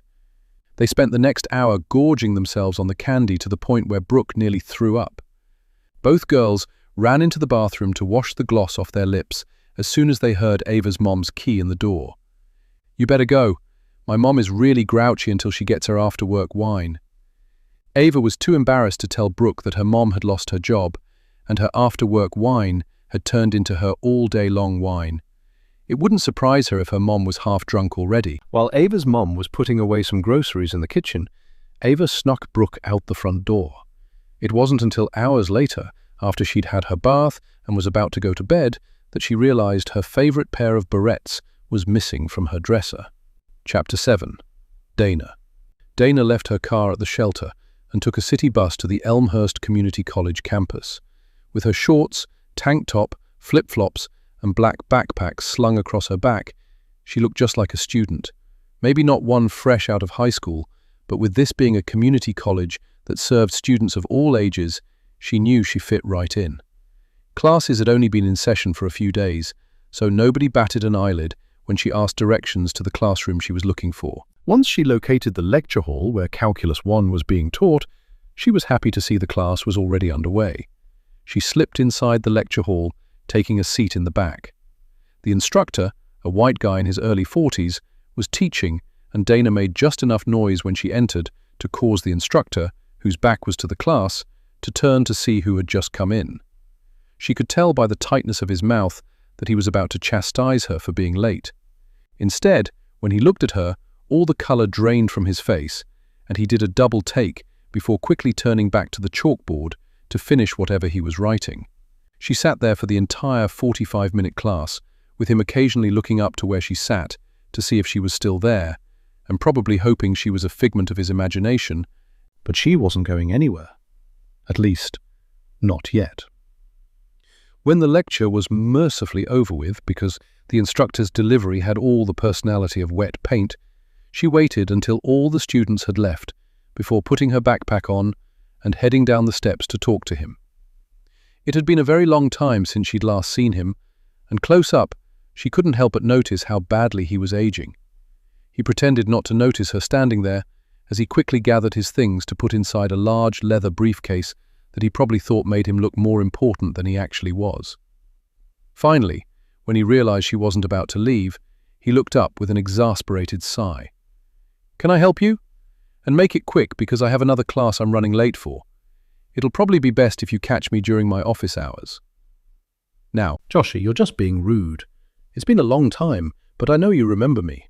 I'm probably the one person in your entire miserable life that you can't forget." That got his full attention. He looked up at her, and then to the doors of the lecture hall, where students for the next class were waiting in the hallway to enter. "What do you want?" "I want a lot of things, and none of them would be very beneficial to you. I just came here to warn you." "About what in particular?" He looked at her again, with the same disdain he always had for people like her, people with brown skin. It was a look that reminded her that, had things been different, he wouldn't be associating with her at all. Back in the day, their circumstances made them equals in the eyes of society, and she wasn't going to let him forget it. "I came to tell you to get your affairs in order, Joshy. Justice is coming." She turned to go when he stopped her, a frantic edge to his voice. "What do you mean?" "The mother of our big secret is about to sing like a bird. The 25th anniversary is coming up next month, and she wants to clear her conscience, and she's got all of the receipts. All of them." "Well, if she's got my receipts, then she's got yours too," he called out after her as she climbed the steps. Once she got to the top, she turned and gave him a smile. "Yeah, but I was an innocent victim, and my receipts won't land me in jail." "Get the hell out of my classroom," he hissed. Dana exited the classroom quickly, heading out the nearest exit to catch the next bus back into town, satisfied that her plan to be free of her past was in motion. Chapter 8. Leah. Now that I had Ava West on board, I could breathe a little, just a little. Ray was certainly happy, but for the first time I wondered if she'd be able to give me enough information to carry this documentary. So far, I had scheduled interviews with Brooke's teachers and a few of her former neighbors, and now her best friend was willing to participate. I was surprised she'd been so willing, but I guess it was true that everybody had a price, even me, though something was still missing. I still needed that big plot twist. I needed information that nobody else had, and as much as I didn't want to, I pulled the phone number up on my phone that had been given to me by someone who had gone to church with Brooke's family every Sunday. A woman named Mavis Brady. I took a deep breath and dialed the number, hoping that this wouldn't be like pulling teeth. Getting people to talk about this poor girl who disappeared 25 years ago was proving harder than I ever imagined. It wasn't just that their memories were foggy, since it had been more than 2 decades. There was something else going on here. There was a reason these people were so reluctant to talk about Brooke Peters. Maybe when I found out why that was, I'd find my big plot twist. Chapter 9. Ava. For once, Evan and I had a good day. We spent the morning at Asher Clinic with a fertility specialist named Dr. Regina Glenn. Dr. Glenn thought we were the perfect candidates for IVF. She told us to have realistic expectations, as it may take more than 1 round, and I needed to have 1 normal menstrual cycle before we even started the process. I was paying for this first round, and Evan promised that if we needed to do a second round, he'd pay for it. Beyond that, I didn't know what would happen or where the money would come from if 2 rounds didn't work. Thanks, babe. Evan reached over and squeezed my thigh while we were in the car on the way home. For what? It had been so long since my husband had touched me in an intimate way, I was shocked at my response. A couple of months had passed since we'd made love, and now I was feeling shy and awkward at his touch. For putting up with my ass. I know I haven't been the easiest person to live with. There's just a lot going on. Like what? I knew he'd been disappointed when I told him I wanted to put having a baby on hold for a while, but he never let on that there was anything else bothering him. I had to let a couple of my guys go. I hate that shit. I've never had to let anybody who worked for me go for reasons other than doing a shitty job. Now, instead of managing the day-to-day business, I've had to take their places on the construction site. Why didn't you tell me this sooner? IVF is going to cost a lot of money. We could have waited for a while, possibly even next year until your business is more stable again. Neither one of us is getting any younger, and if it's not now, then something else may come up next year to push us back even further. We were silent for a while with Evan still massaging my thigh. Suddenly, the flame his touch had ignited was snuffed out. I knew I needed to get over these feelings. I squeezed his hand instead and said, "Why don't I make us a special dinner tonight to celebrate?" He gave me a big, grateful smile, which I knew was because I'd stopped asking questions he didn't want to answer. At the next red light, he leaned over and gave me a soft kiss. As my lips parted and the kiss deepened, my mind couldn't shake the fact that something still felt off with him. Later that night, as we lay curled naked in bed, I was falling to sleep with Evan's soft snoring in my ear, when my phone beeped with a message. It was after midnight. Who in the world would be texting me at this time of night? Fearing it might be my mother or some other kind of emergency, I reached out and grabbed my phone from the bedside table. I'd been wrong. It wasn't a text message, it was an alert from our doorbell camera that someone was on the front porch. I pulled up the camera feed and let out a loud gasp. Standing on our front porch, looking dead into the camera, was a figure in a black, baggy suit, a baseball cap pulled low over their face. I sat bolt upright and screamed, waking Evan. "What's wrong?"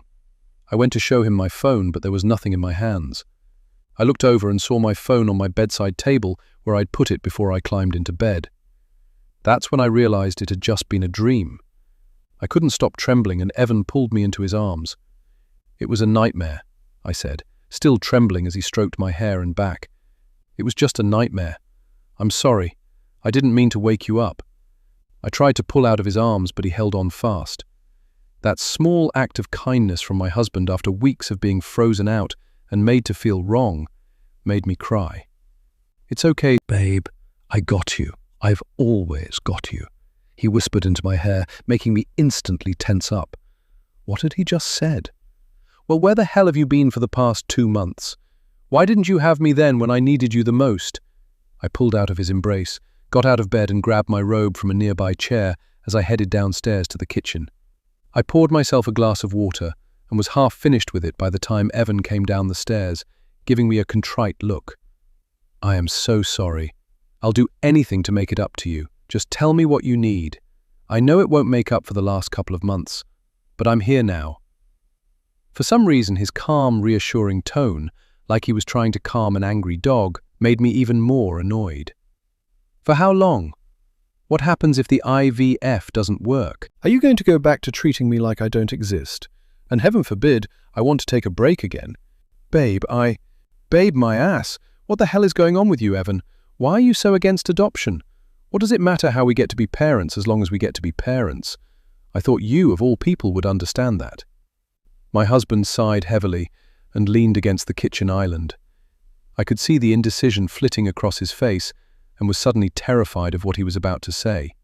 He gently took my hand, and I resisted the urge to yank it out of his grasp. I allowed myself to be led over to the kitchen table and sat down. He sat across from me, but seemed hesitant to explain himself. "Evan, what is it?" I said, reaching out to touch his hand, causing him to finally look at me. "Something happened 6 months ago." "What?" "I got a letter from a lawyer claiming to represent my mother's estate." "Your mother?"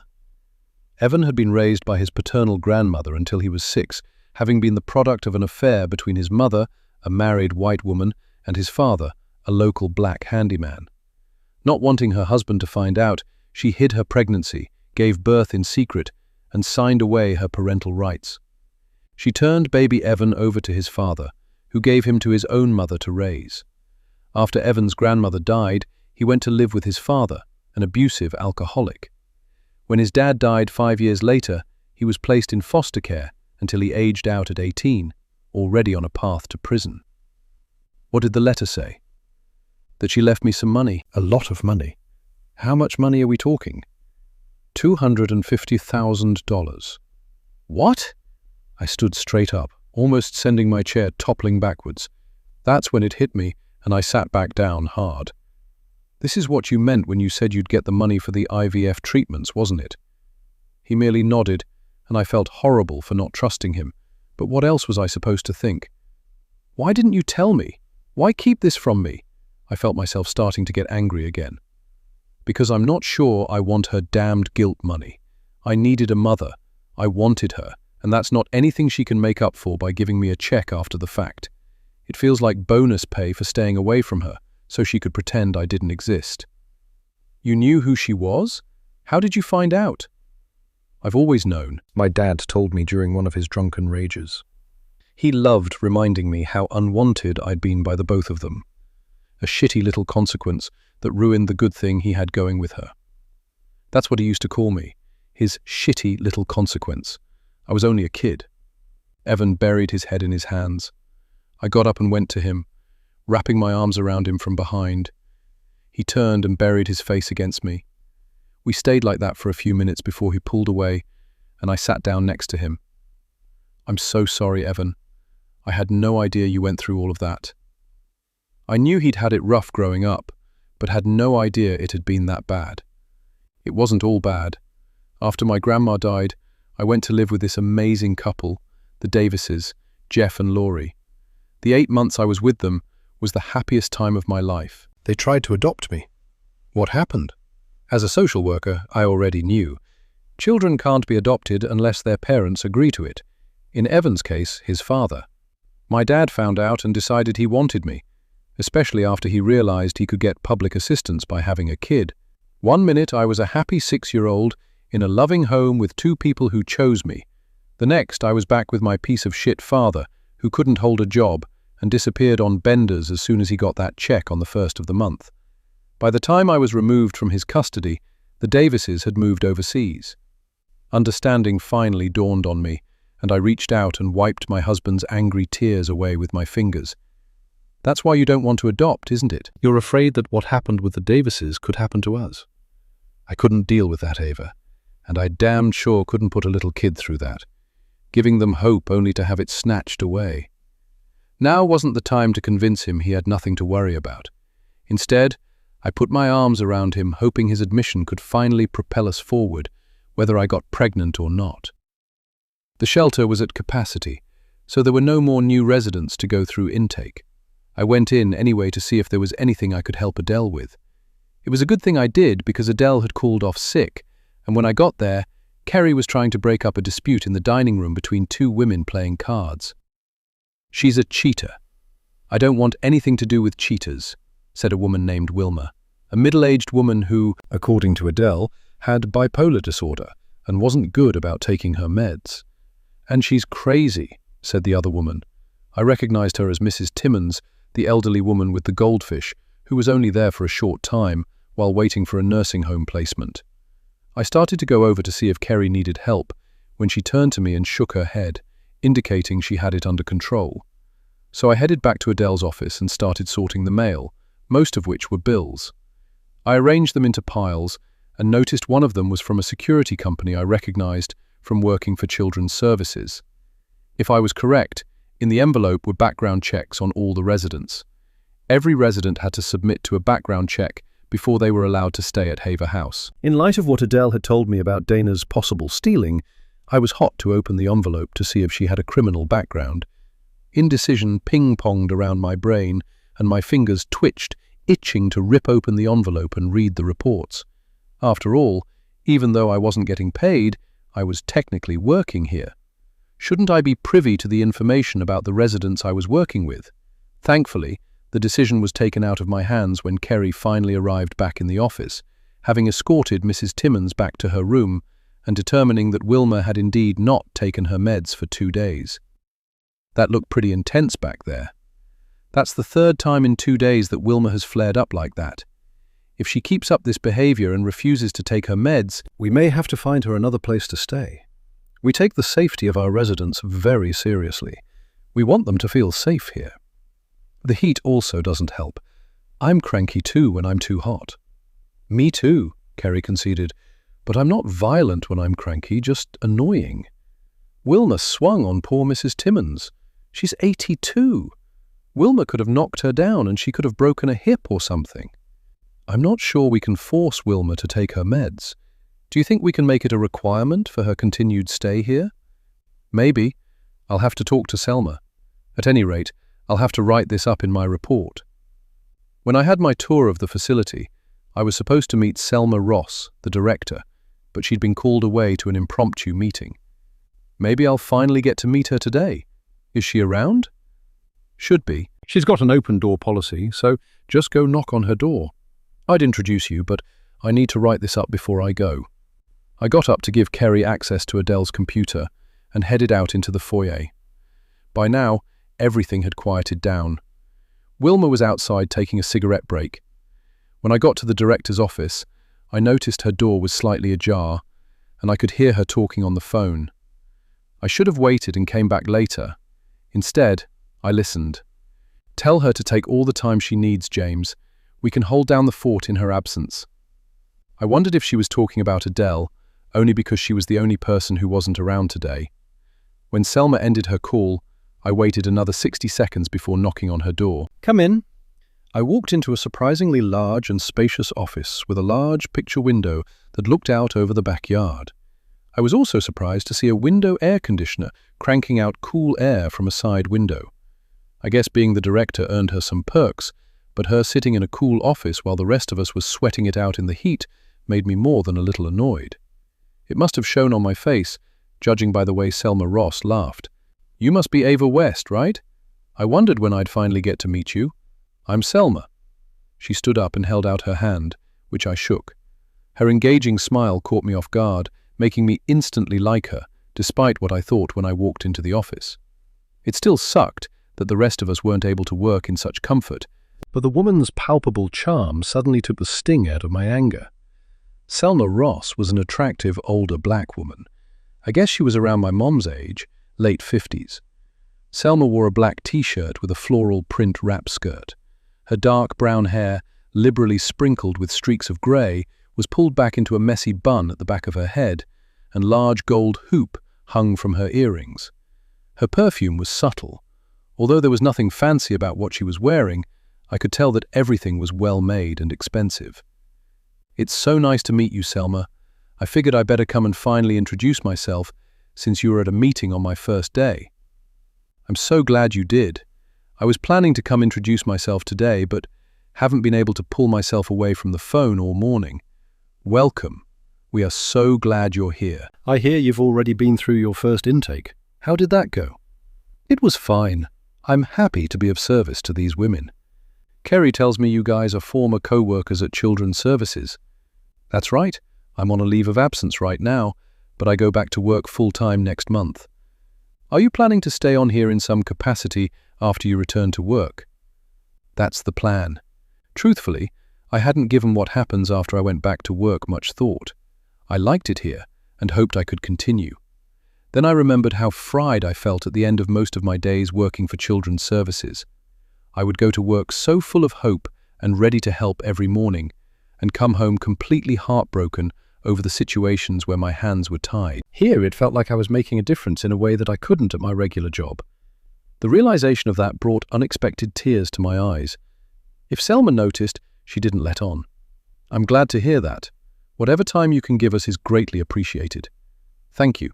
I can see that you're busy, so I'll let you get back to work." I turned to go when she stopped me. "Ava, there's a window air conditioner for Adele's office in the supply closet down the hall. Adele is the one who pays all the shelter's bills, and she can be very frugal when it comes to saving us money.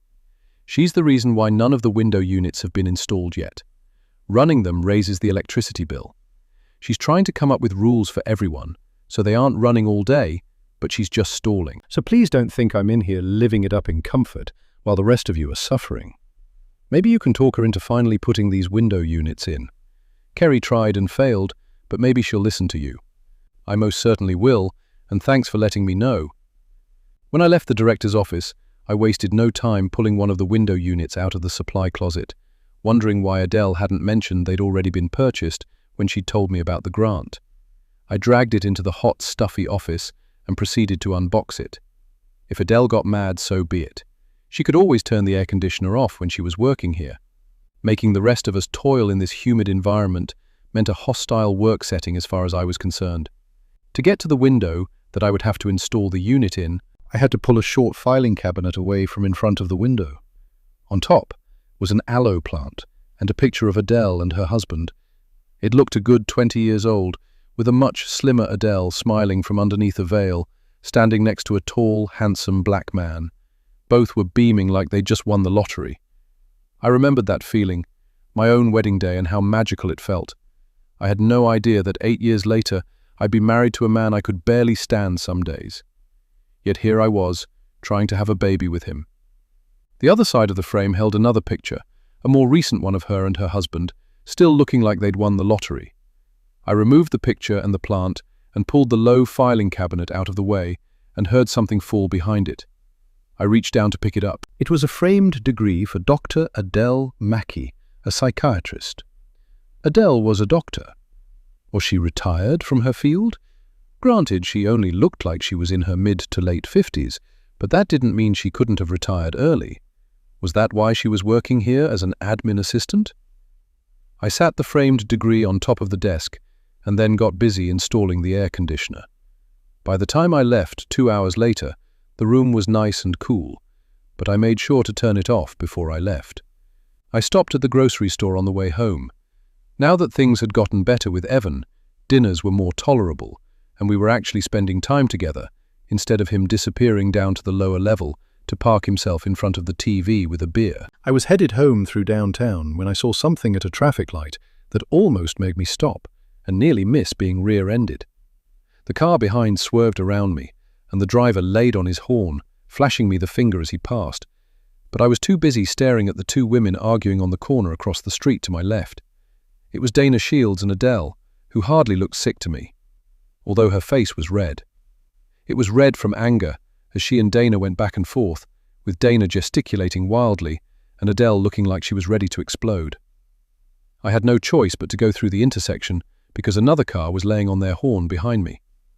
I hadn't moved when the light turned green, so I drove through the intersection and then round at the corner to see what was going on and if either woman needed help. It looked like whatever was going on was escalating to the point where the two seemed like they were about to come to blows. Once I'd rounded the corner to park and get out, they were gone. I looked around to see if I could see either woman walking down the street or driving off, but they were gone. I even walked up one side of the block, then across the street and down the other side to see if they were sitting inside one of the restaurants or cafes, but they were nowhere to be found. Chapter 10. Leah. Thank you so much for meeting with me, Mrs. Brady. I appreciate you taking the time to answer a few questions for me. We were at a diner a few blocks from Mrs. Brady's church, Mount Hope. I needed to be quick because she didn't have much time before she had to be at church to teach adult Sunday school. That was the only thing that got me out of bed practically at the crack of dawn. Granted, it was almost 9 o'clock, but the night owl in me cringed when she told me what time she wanted to meet. It had meant going to bed at a decent hour to be up and functional at that early hour. When you said you were making a documentary about that poor Peters girl, I could hardly not agree now, could I? A lot of the people in this town don't seem to want to talk about Brooke Peters. Would you happen to know why that is? Are you going to record me? She asked as she eyed my recorder, which I'd placed in the center of the table. Yes, ma'am. That's the way it works. You tell your story, and I go over it to see if it's something that we can use for the documentary. Do I have your permission to do that? Shouldn't you have asked me that before you brought that recorder out? My face burned with embarrassment, but she threw her head back and laughed.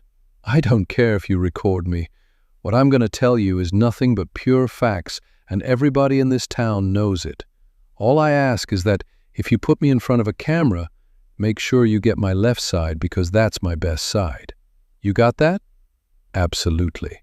I like this woman already and had a good feeling about this interview. What is it you want to know?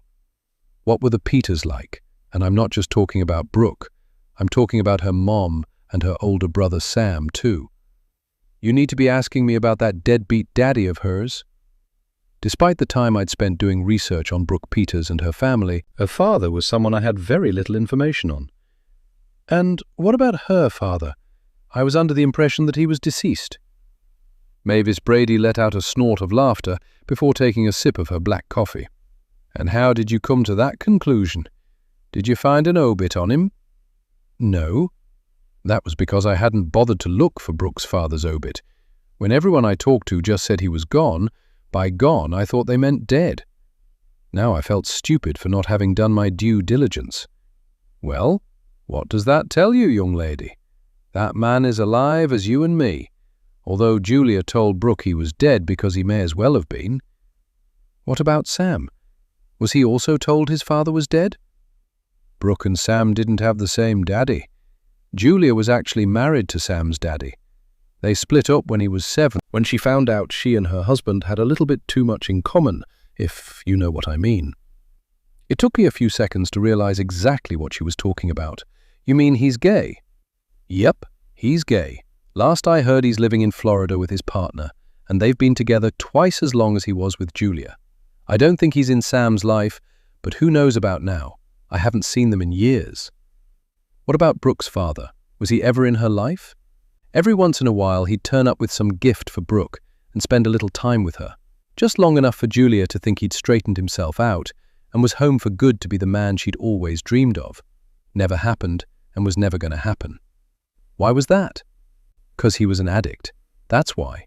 Strung out on that crack mess. He used to be such a good-looking young man, too. But then them drugs got a hold of him. Last time I saw him, he looked like he could have been on that show that was popular a while back. What was it called? Walking and Dead? You mean The Walking Dead? I had to bite my lip to keep from laughing in this woman's face. Whatever. All I know is he left Julia when Brooke was about 3. You never saw him again? Actually, I did see him. A few years later, I saw him in town. It looked like he had gotten his life together, although he wasn't back to his old fine self, but he looked a hell of a lot better. Where did you see him? Did you speak to him? He was across the street when I was coming out of the dry cleaners, back when we still had a dry cleaner. He looked at me. I looked at him. We nodded at each other, and that was that. By the time I got my clothes settled across my back seat, I looked back, and he was gone. What's his name? You really aren't very good at this research stuff, are you? How are you going to make a documentary when you don't know half of what was going on in that girl's life? That's why I'm talking to you. I was told you knew everything that went on in this town. Is that true? Mrs. Brady had a smug, satisfied look on her face and took a long, drawn-out sip of her coffee, purposefully making me wait for whatever juicy tidbits she was about to drop onto my lap. It took everything in me not to reach out and pull the words out of her mouth. His name is Nathaniel Peters. Born and raised right here in Elmhurst. Ran off to New York City right out of high school trying to be a rapper, and no one saw him for about 12 years. Then he turned up back here in town and started dating Julia Dodson and knocked her up without the benefit of marriage. Only thing he had to give that child was his name, and that was of questionable worth. Was he already an addict when he came back to town? If I was a betting woman, and except for church bingo I am not, I'd say he probably was. But when he got home and couldn't find work, he hooked up with his old bad crowd of friends. It probably made a small problem a bigger one. Do you know why he was back in town a few years after he left? His mama died. He was back for the funeral. I think he tried and succeeded in getting back together with Julia for a hot minute. The next thing I knew, Julia was looking like her dog had just died at church, and someone told me she'd kicked him out because he did something to Brooke. That made me sit up straight and stare at her in shock. I never heard this story. Do you know what he did to Brooke? No one would really say. All I know is it didn't have anything to do with him molesting her or anything like that. Though it was bad enough for Julia to slash his face with a knife and threaten to kill him if she saw his miserable butt again. Was this the reason why no one ever wanted to talk about Brooke? And why didn't Nathaniel Peters go to jail if what he had done was so bad that Julia had cut him with a knife? And where was Nathaniel now? Why didn't she report him to the police? Because she knew if she did, she could get arrested too for cutting him, and then Sam and Brooke would be handed over to their fathers. Sam would have been fine. It was Brooke she was worried about. Nate wasn't a good father. Mrs. Brady, what do you think happened to Brooke Peters? The elderly woman's face instantly went slack before her eyes filled with tears. She shook her head and looked away. Isn't it obvious? That baby is dead. You think her abductor killed her? Of course, that's what everyone thought, that Brooke Peters had been abducted by a child molester and killed, and her remains were yet to be found. Instead of answering my question, Mavis Brady reached out and switched off the recorder. I can't have this being recorded. She sat up straight in the booth with her shoulders back, her head jutted forward. Her eyes were wide. You can't have what being recorded? What was this woman about to tell me, and why was she suddenly looking so scared? I slid my hand inside my purse, which was next to me in the booth, and grabbed my backup recorder and pressed the record button. Ohio was a one-party state, meaning only one person taking part in a conversation had to consent to it being recorded. As far as this conversation was concerned, that one person was me. Mrs. Brady, are you okay? Do you want to stop? No, but this isn't for your documentary, and I mean it. Enough people have been hurt by what happened to Brooke, and I don't want Natalie and Ava suffering any more than they already have. What do you mean? I knew what she was talking about, but I wanted to hear her say it. What happened to Brooke traumatized Ava. She had to see a therapist for years afterwards because she kept having nightmares, and for a long time she wouldn't even talk. I ran into her recently, and she seems to be doing just fine. No need to dredge up information that'll make her feel bad all over again, and probably even cause a problem between her and her mama. What would cause Ava West to have an issue with her mother over what happened to Brooke? Mrs. Brady drained the last of her coffee and held up a hand to the girl behind the counter to bring her more. Once her coffee cup was filled to the brim again, Mrs. Brady turned her attention back to me and let out a weary sigh. Natalie, her mama, lost her mind when her husband Clay left her for a woman he'd met up in Seattle. She wanted to blame everything on the other woman, but it was hardly Clay's first rodeo. Everybody knew he was always running around on her. There was only one way that marriage was going to end up, with Natalie left in the lurch and broken-hearted. "But how does this—" I began before she held up a hand. "I'm getting there. Don't rush me, young lady, it's rude." "Sorry, please continue." I was not a patient person, and it was killing me waiting to hear what she was about to tell me. Now, like I said, Natalie completely fell apart when Clay left. Usually, he was content just to run around on her. I honestly don't think she cared as long as he kept coming back to her every night.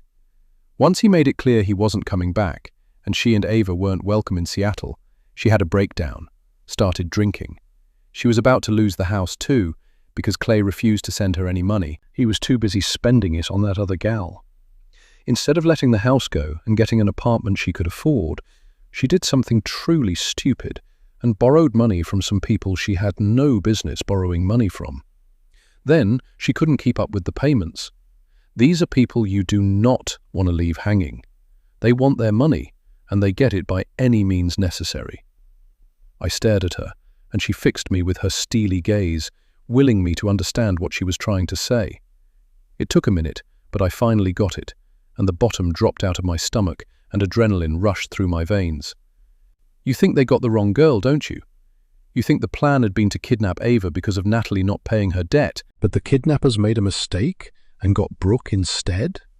She nodded as a single tear trickled out of the corner of her eye, and she angrily wiped it away with the back of her hand. I think Brooke saw those men's faces, and when they realized they had the wrong girl, they got rid of her. More tears followed, and I knew I should have handed this woman a tissue, but I was too excited to think about anything other than the two words that instantly popped into my head. Plot twist. I had my plot twist. "Did you ever share this theory with the police?" Mavis Brady vigorously shook her head, and then, after wiping her eyes, grabbed her giant purse and slung it over her arm and exited the booth. "I already told you I won't be sharing that theory because it won't bring that little girl back. It will cause even more damage if I'm right, and I hope to God I'm not right. Now, you have a blessed day, young lady, and don't forget what I told you about my left side." I watched her leave, and once she was gone, I looked inside my purse, only to discover my recorder's battery died exactly a minute and 12 seconds into the older woman's story. I sat back against the vinyl booth and almost started crying myself. Chapter 11. Ava. When I went back to the shelter the following week, I was happy to see Adele back at work. I was unsure what kind of reception I would get after I put the window air conditioners in, not only in her office but 2 in the large dorm Dana stayed, and 1 in each of the bedrooms on the 2nd and 1st floors. When I walked into Adele's office, I was surprised the air conditioner was on. However, it was on its lowest setting, and while the room was cooler, it was just cool enough to be comfortable. "Hey, Adele. How are you feeling?" "Better. Thanks so much for holding down the fort. I see you got a lot done while I was gone." She nodded towards the window, and at first, I thought she might be mad I had infringed on her territory. "Yeah, it was getting pretty bad in here. Selma told me the window units were in the supply closet down the hall, and just so you know, everyone is so much happier and cooler. I hope you don't mind." I really didn't care whether she minded or not. It was ridiculous to work in that kind of heat when we didn't have to.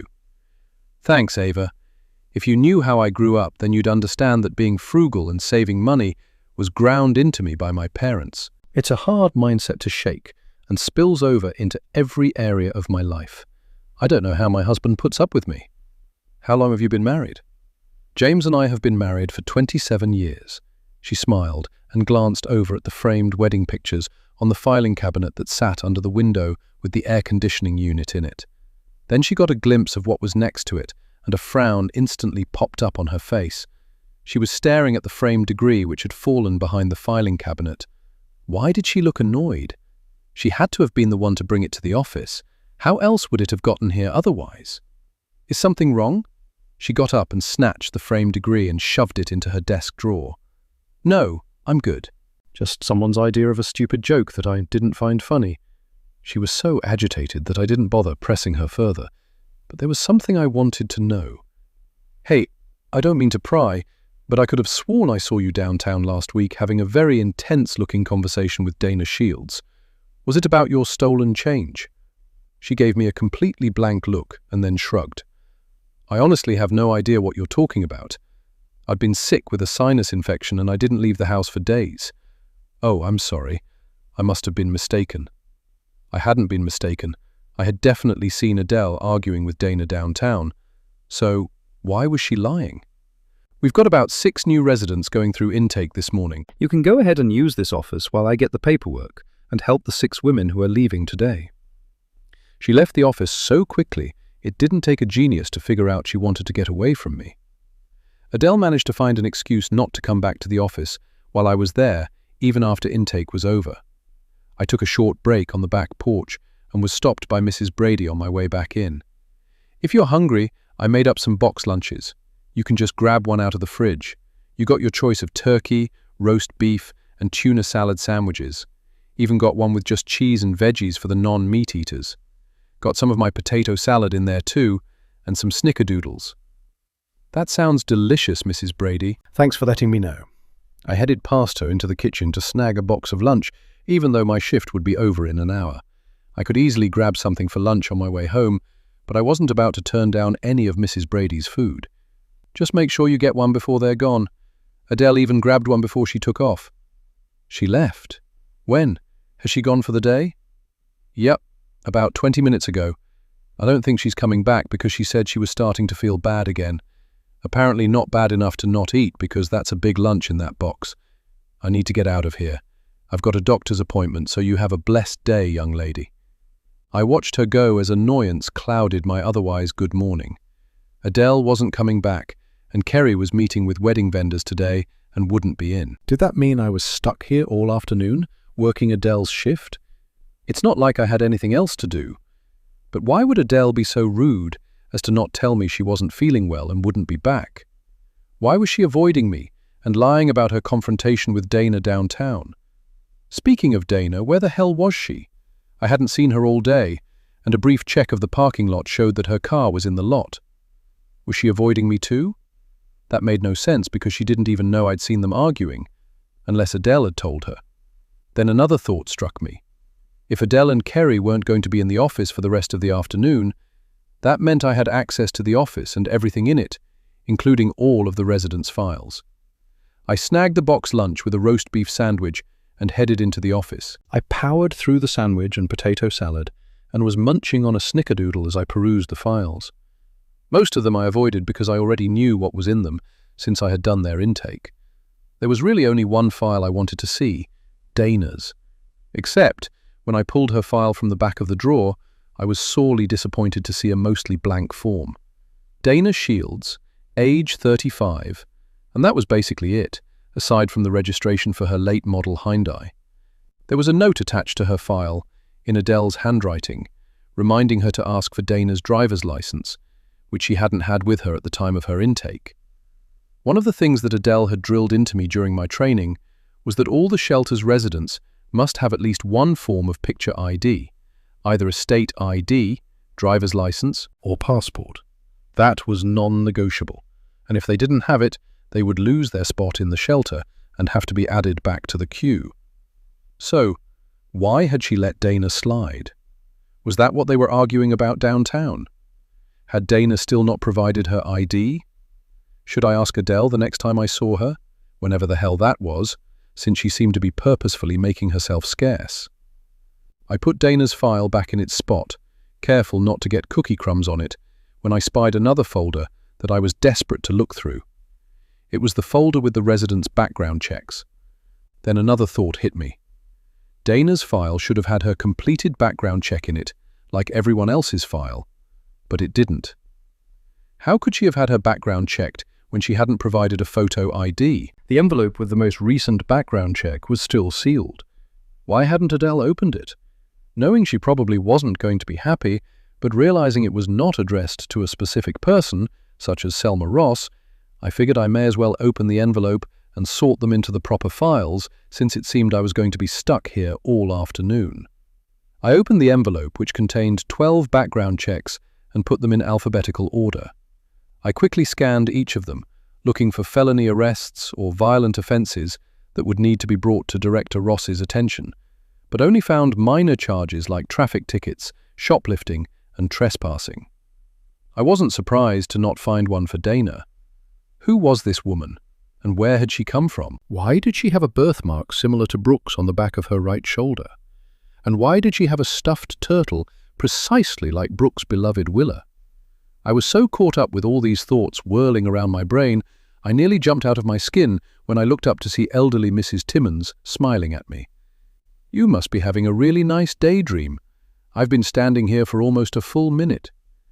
"I am so sorry, Mrs. Timmins. Was there something you needed?" "Well," she said, taking a step forward and glancing over her shoulder before lowering her voice, "that air conditioner you put in my room stopped working.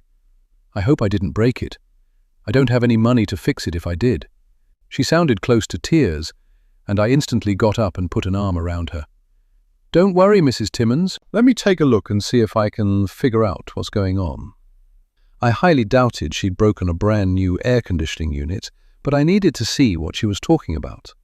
I followed Mrs. Timmins out of the office and around the corner to her small, single room, which consisted of a twin bed, a dresser, a rocking chair, and a window overlooking the playground in which sat a window air conditioning unit. It had only been a week since I put the air conditioning unit in the window of her muggy bedroom, and it had worked just fine. I walked over to the unit and saw that it was indeed plugged in and set on the very lowest setting. Mrs. Timmins had commented that she only needed to turn it on at night because by the end of the day the heat in her room had gotten unbearable and the fan she was using wasn't cutting it. "I swear I haven't touched it at all, except to turn it on and off." "It's fine, Mrs. Timmins," I said to reassure her. "You didn't do anything wrong." I wasn't quite sure what I thought I could do by looking at the air conditioner other than ease the elderly woman's mind. I unplugged and replugged it and actually pulled the unit out of the window to make sure the cord hadn't come loose from the back. It had. I pushed buttons and did everything I could, but the air conditioner was very obviously dead, which confused me since it was brand new out of the box. Or was it? I set it on the floor and noticed something that I hadn't when I installed it. The words "Property of ECC" was written on the back of the unit with what looked like a black Sharpie. This air conditioning unit was used. "I'll be right back. I just need to check on something," I told the elderly woman. I left her room and headed back to the office, where I pulled the air conditioning unit that was in Adele's office window slightly out of the window to check the back, and sure enough, there were the words "Property of ECC" written on the back. I spent the next 20 minutes running around to all the bedrooms, which were thankfully empty at that time of the day, and checked all of the window air conditioning units to find the same thing on all of them. The only one that didn't have writing was the unit in Selma Ross's office. The rest of them were all used units. I was so confused because I had taken them out of brand new boxes. I even went out to the dumpster area next to the playground where the boxes were stacked, waiting to be broken down by the handyman and put into the dumpster. I must have been so excited to stick these units in all the windows that I'd failed to notice that, while similar, they did not look like the pictures on the boxes. What the hell is going on? Had Adele cheaped out and bought used units to save money? I wasn't sure what annoyed me more, the fact that she was gone for the day and I couldn't ask her about this, or the knowledge that one by one these units were going to break down and more money would have to be spent replacing them. In the meantime, I took the window air conditioning unit from Adele's office and put it in Mrs. Timmins' room, for which she was very grateful. A few hours later, as I was gathering my things and heading to my car to leave for the day, I ran into Selma Ross, who was arriving for her evening shift. "Ava, it's kind of late for you to be here, isn't it? Kerry had meetings with vendors for her wedding, and Adele was here, but left because she wasn't feeling well. I guess she's not 100% yet." "Really? I hadn't heard anything about her leaving. Normally she's very good about keeping me informed about things like that." "She didn't tell me either. I heard it from Mrs. Brady." Yes, I snitched on her because I was still annoyed and very confused. I hadn't known Adele for that long, but she exuded professionalism through her pores. So what was up with her now? She should be very glad that I wasn't about to tell the director that she had allowed a woman with no ID or background check a spot at the shelter. I was annoyed, But I wasn't that mad. That could be a firing offence. Well, thanks for letting me know. Let me give her a call and make sure everything's okay. You have a nice evening. We parted ways, and I suddenly remembered the air conditioning units. Selma needed to know that every one of those units, except for the one in her office, was used. Before I could turn to head back inside, I saw Dana talking to Wilma. Dana put her hand on Wilma's shoulder, at which point Wilma reached her hand all the way back and swung it forward, cracking Dana hard across the face. Dana's hands instantly shot out, shoving Wilma to the ground, before she took off walking down the street. I ran over to Wilma, who was looking bewildered as she sat on her arse in the hard-packed dirt near the swing set. I hadn't been on a swing set in 25 years, and the sight of them still had a visceral reaction on me. I turned my back on it and squatted down next to Wilma. "Are you okay? Why did you hit Dana?"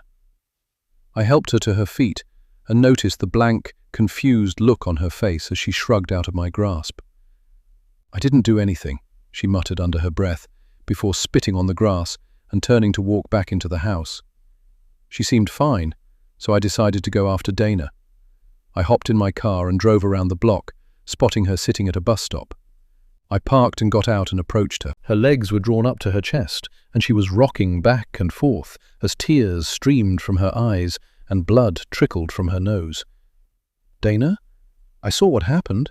Are you okay?" I pulled a napkin from my pocket and handed it to her, but she continued to stare straight ahead and rock back and forth. So, I took it upon myself to wipe her streaming eyes, then gave her the napkin to press against her still bleeding nose. "I thought I was safe there. I'm not safe anywhere." Her voice was so low I almost didn't catch what she said, and it made me freeze. "What do you mean? Of course you're safe.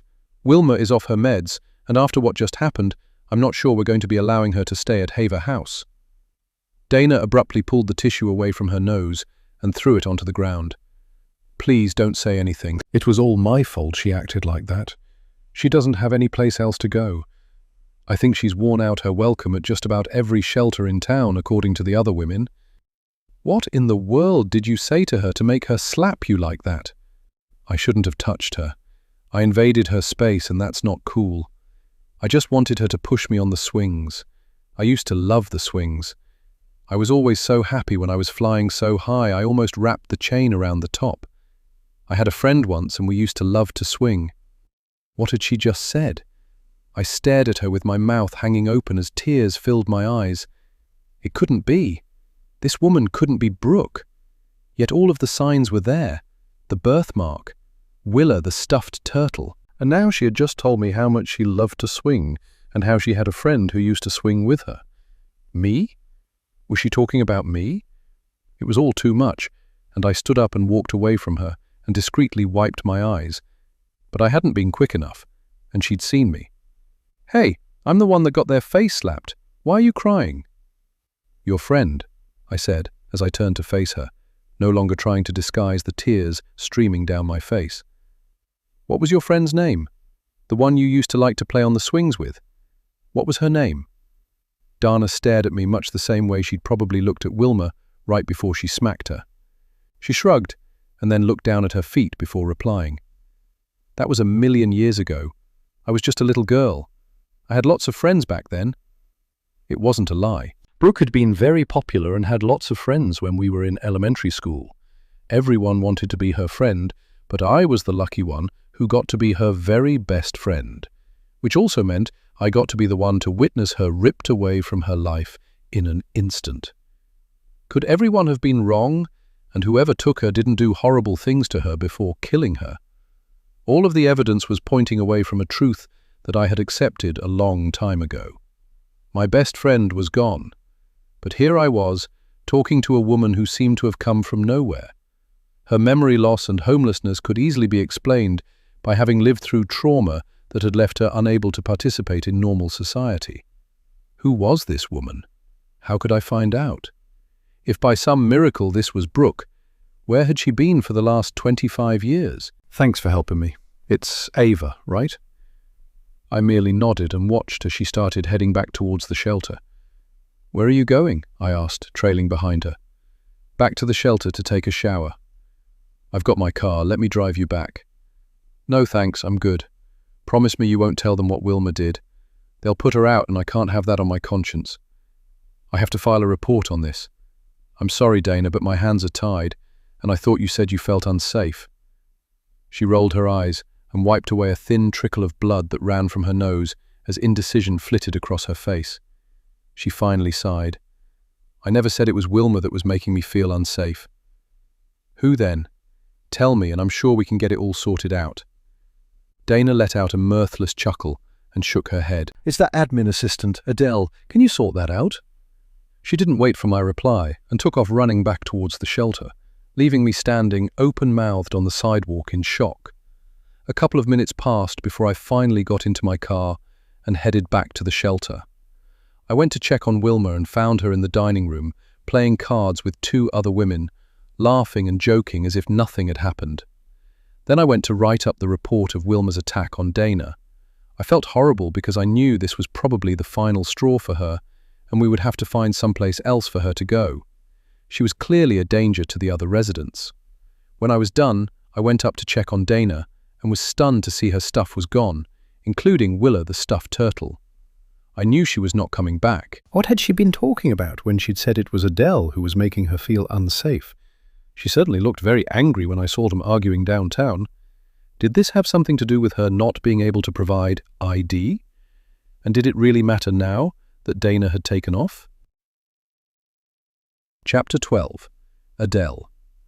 Adele lied to her husband James when she told him she was going to zip out to the store to get some things that she needed to finish dinner. He'd been busy in the garage working on the Camaro he'd been restoring for the better part of 3 years and barely looked at her. Good, because she wasn't really going to the store. She pulled into the parking lot of Pleasant Street Park near the older, rarely used section near a playground with a rusted-out slide and a broken swing set. The note slipped under her windshield that morning had simply instructed her to meet them at the park near the old playground swings at 6 o'clock. She decided not to turn her car off, hoping this would be a brief interaction and she could go home and finish the beef stew they were having that night. She waited for 20 minutes and no one showed up. She was just about to leave, figuring it had been a big joke, when a loud rap on her side window made her jump. She looked at the face staring at her through her window, and her heart continued to beat crazily. They stood outside her car waiting for her to get out. She reached for her door handle, while her right hand slid inside her purse and pulled out the envelope of cash she had brought with her. She got out of the car, looking around briefly before holding out the envelope. The person just stared at it with mild amusement. It's all I've got. Now please, leave me alone." "You think that's going to make up for everything you've done?" Their voice was low and raspy, the way a person who needed to clear their throat sounded. "Who are you? What do you—" she began before it finally hit her, and she took an involuntary step backwards, not taking her eyes off the person in front of her. Then she looked around wildly, taking in the abandoned playground 50 yards from where she was parked, with its rusty broken swing set. Is this where it happened?" The person continued to stare at her without answering. "It wasn't my fault. I had no idea what they were planning to do that day." Instead of replying or taking the money, the figure rushed at her, pinning her against the side of the car. The knife they'd stabbed her with slid into her like a hot knife through butter. She didn't even realize she'd been stabbed until the person pulled back, revealing the knife covered in streaks of blood. Her blood, which seeped through a wound near her heart, staining her blue t-shirt. She looked down at the growing stain in bewilderment. She started to open her mouth to ask why, but she knew why. Instead, she slid wordlessly down the side of the car into a heap on the ground, as blood quickly pooled beneath her, the money envelope still clutched in a death grip as her life bled away. Chapter 13. Ava. I was startled awake by my phone ringing. I'd fallen asleep on the couch after a dinner of pizza eaten alone because Evan was still in Columbus. Still groggy, I grabbed my phone from the coffee table. It was Selma Ross from Haver House. It was also after 11. Why in the world was she calling me so late? "Hello?" My voice was thick with sleep, and I quickly sat up and took a sip from my glass of water sitting on the coffee table, noticing the condensation from the glass had left a large water ring on the table. "Ava?" Her voice was so low and muffled that at first I wasn't sure it was her. "Selma?" I said uncertainly. "Is everything okay?" I added when she didn't answer right away, and all I heard was heavy breathing. "Ava, I am so sorry to be calling you so late, but I have some terrible news." Before I could even respond, Selma told me something that made absolutely no sense. Adele was dead. "Oh my God," I said. Suddenly, it was like all the breath had been squeezed from my lungs, and I could barely get the words out. "She went home sick this morning. Was it a heart attack? A stroke?" "Ava, she was stabbed. Someone killed her. They found her in the park." "Murdered? Had I just heard her right? But that couldn't be true. How did she go from leaving work early to being found dead? Where?" "What did you just say?" It came out in a whisper, and I thought I'd have to repeat myself, but Selma had heard me. "I said Adele is dead. She was stabbed." "I heard that part. Where did you say she was found?" "Her husband James said she was found in Pleasant Street Park near some old playground." There was only one old playground in that park, and that was the playground Brooke had disappeared from. A newer, nicer playground was built the year after her abduction, but I never played there. I'd never gone back to Pleasant Street Park again. I was suddenly lightheaded, and tears blurred my eyes at the thought of poor Adele lying dead in that park, near that playground of all places. "Ava, are you still there?" Now, it was me not responding. I couldn't because my phone had slipped from my fingers. Everyone at Haver House floated through the days after Adele's murder like we were wading through syrup. The police had initially thought it was a robbery gone wrong, but I'd since read in the papers that robbery hadn't been the motive because her purse, cell phone, and jewelry were with her when she was found in the park by a woman walking her dog. The news had shown crime scene tape around Adele's car, which was parked 50 feet from the playground, and the set of swings that Brooke and I had been on when she'd been abducted. In fact, her car was parked very near where Brooke's abductor's car had been parked. Could this be a coincidence? The shelter held a memorial service for Adele a few days after she died. Everyone was shell-shocked, especially her husband James, who was sitting in a chair in the corner of the living room as people walked up to him one by one, telling him how sorry they were for his loss. I knew from experience that once someone was dead, there wasn't anything anybody could say that would make it better. I didn't quite know what to say to him, and instead went into the kitchen to see if Mrs. Brady needed any help with the food. The only person in the kitchen was Kerry.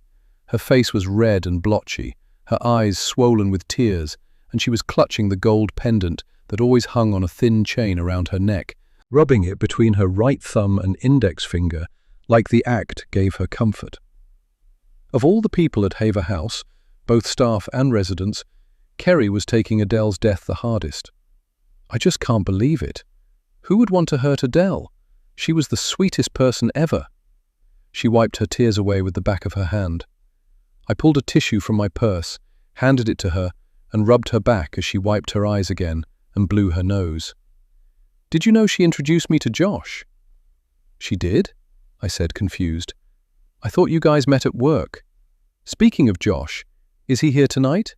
I was hoping to finally meet him." "He had a class to teach tonight, and he couldn't find anyone to fill in for him, or he'd be here. Technically, we did meet in passing at work, but Adele knew him and thought we'd hit it off and personally introduced us. I'm so sorry I didn't get the chance to know her better. And it was the truth. Maybe if I'd known Adele better, I'd have answers to so many of my questions. Like, why did Dana Shields tell me she was making her feel unsafe? Where the hell had Dana gone? Why had she left? What had she and Adele been arguing about downtown? I hadn't really known her that long either, but she quickly became a good friend, especially after my grandma died. I was having a hard time with her death and everything that came with it. That's why she introduced me to Josh. His mom had also recently died, and we bonded over our grief. Kerry dissolved into tears again, and I couldn't help but notice the contrast in how Kerry felt about Adele and how Dana had felt about her. She was one woman's good friend and another woman's reason to leave what should have been a safe haven. I handed Kerry another tissue, and she straightened up, wiped her eyes, and cleared her throat. "Thanks, Ava.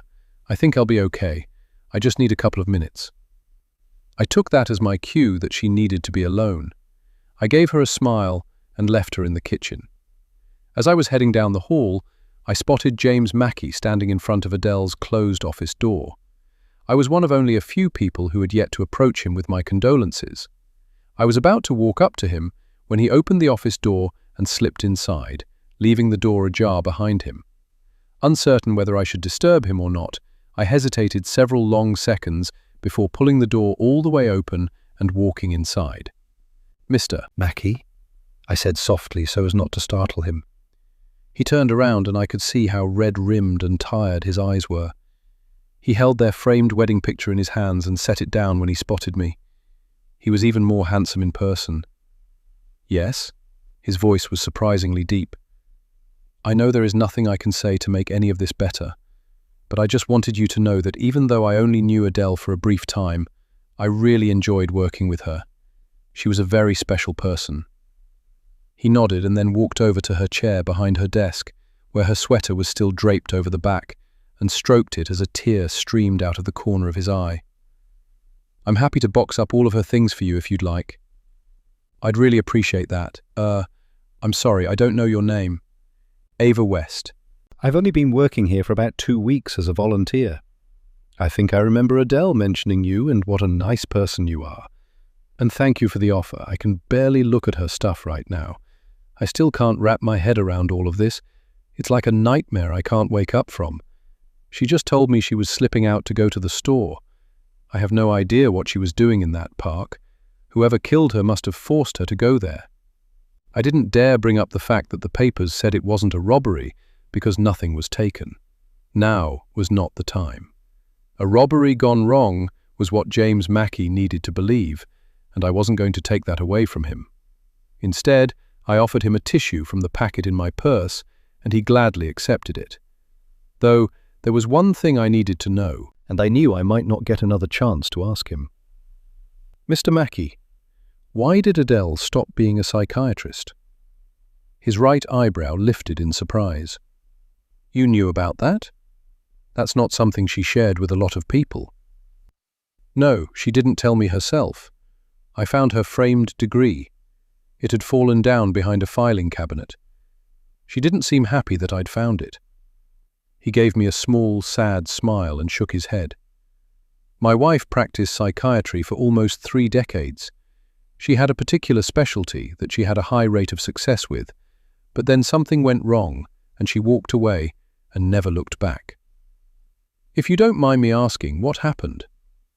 James Mackey hesitated only for a moment before leaning against the edge of his wife's desk and clearing his throat. "My wife worked with people struggling with addiction. She worked to free them of the mental and emotional hold their addictions had on them. Like I said, she had a very high rate of success, but she couldn't get through to everyone. Every addict that turned their back on their families, friends, and old lives to go back to whatever drug had gotten its hooks into them was a knife in my wife's heart. There was one particular patient who was the final straw for my wife. No matter how hard my wife tried, she couldn't get through to this patient, and they ended up taking their life. My wife soured on psychiatry, and her love of the profession died with that patient."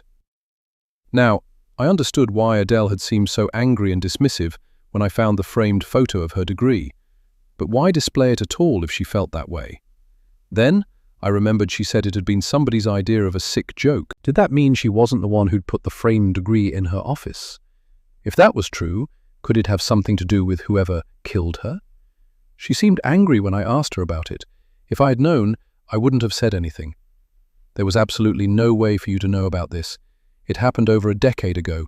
She never went back to her private practice.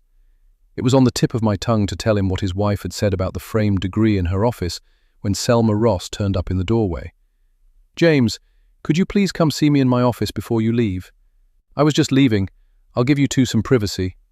I quickly left, pulling the office door shut behind me, before remembering I'd left my purse behind and shoved the door open just a crack, fully intending to knock, when I saw something that made me snatch the door shut quietly.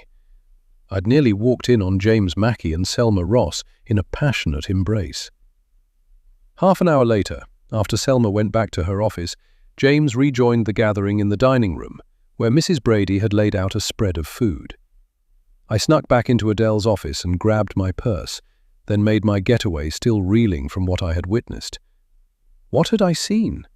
Was it a grieving man being comforted by his wife's very attractive boss, or was it something else? I sat behind the wheel of my car and thought hard, remembering how James Mackey's hand was on Selma's lower back, pressing her close to him, and how I'd seen Selma's glossy red lips pressed against the side of James's neck. That was not the kind of embrace you gave a man grieving his wife's death. I wonder how long it had been going on. Was James Mackey so hot to be with Selma Ross he'd gotten rid of his wife? His grief had seemed so genuine, or maybe that was guilt. However, it was entirely possible my own father's affair had clouded my judgment. All I knew was that it was time for me to get home. I was about to start my car when a loud rap on the passenger side window nearly made me jump out of my skin. What shocked me more was who it was. It was Dana Shields. I was about to press the button to lower my window when Dana impatiently jerked the door open and got into my car, uninvited. She tossed her backpack onto my back seat. "Where have you been? Do you know what happened to Adele?" Of course. "I know what happened to her," she snapped at me before giving me a contrite look. "Sorry." "Dana, what is going on? I saw you and Adele arguing downtown last week. What was that about? And why was Adele even letting you stay at Haver House when you didn't have ID? Are you going to let me talk, or are you just going to keep asking me questions? And I don't want to talk about this here, anywhere but here." "Wait a minute," I said, looking around. "Where's your car and the rest of your stuff?" She let out an exaggerated sigh. "I had to leave my clothes and stuff in a locker at the bus station, and I sold my car because I needed the money. Plus, I couldn't afford gas and car insurance anymore anyway. Now, can we please go?" I started the car, wondering why she was in such a hurry, when I noticed the strong stench of body odor that had filled my car. Dana must not have bathed since the last time I saw her. That, and the overall aura of desperation rolling off her, just as strongly as her body odor, caused me to make a snap decision I hoped I wouldn't regret. I pulled out of the shelter's parking lot and made a right once I'd driven to the end of the drive. "Where are we going?" Dana asked with a slight edge of panic to her voice. "Someplace where you'll be safe, I promise. You'll even be able to shower and get some clean clothes and some food to eat." "And where would that be? I only got a few $100s for my car and—" "You won't need any money," I said, cutting her off. "I'm offering you something that doesn't cost money." "What would that be?" "Because everything has a price." The suspicion in her voice cut me to the core. How long had it been since this woman had been able to trust anyone? Then again, if she was Brooke, I already knew the answer to that question. Hospitality and human kindness. 5 minutes later, we were turning into the narrow alleyway that led to the garage of my townhouse. Evan had been in Columbus for the week and probably wouldn't be home until late the next day. I didn't want to think about what his response would be when he found out I'd brought work home with me. I love my husband, but I was always surprised by his mistrust of strangers. It's not that I didn't think a healthy dose of mistrust was a bad idea, but my husband and I lived our lives with differing degrees of empathy that had caused more than a few arguments during our time together. "Who lives here?" "Who do you think?" I gave her a bright smile and then got out of the car and gestured for her to do the same. She followed me to the side door, and we entered the townhouse through the spacious kitchen, which was my favorite room in the entire house. I turned to see Dana still lingering in the doorway, looking around, unsure about whether she should come in. "Close the door behind, or you're going to let flies in." Dana did as she was told, but still lingered a few steps away from the door, still looking around suspiciously. "Are you sure about this? What will your husband think?" "This is just a temporary situation, and my husband's not home right now. Now, what would you like to eat? I've got leftover spaghetti or leftover pizza. Pick your poison."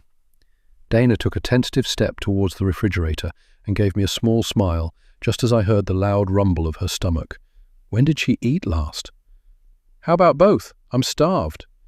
I quickly left the kitchen and returned with a towel and a washcloth and handed them to her. "While I get dinner together, the bathroom is up the stairs, Second door to your left. When you're done, I have some pajamas you can wear, and then we can eat. How's that sound?" Like heaven. She took the towel and washcloth, and I watched her disappear up the steps. A few minutes later, I heard the shower running and pulled food from the fridge to heat up. Later, as we were settled on the couch in the TV room with a glass of white wine for me and one of Evan's beers for Dana, I asked her again what I needed to know. "All right, now I need to know what happened with you and Adele, and where did you run off to?" It took her almost a full minute to answer, and by then she'd drained half her beer and set it down on the table, wiping her mouth on the sleeve of the pajama shirt that I'd lent her. I had to get out of there. I felt like the walls were closing in on me. "Why? Was it because of Adele?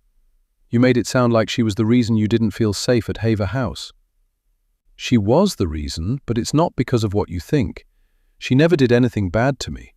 She was trying to be my therapist, and I didn't need that shit. I just needed a nice warm place to lay my head and food in my stomach. She was trying to save my soul, even though I told her to leave me the hell alone. She just wouldn't, and was always at me talking about my feelings and shit." I was so relieved to hear that.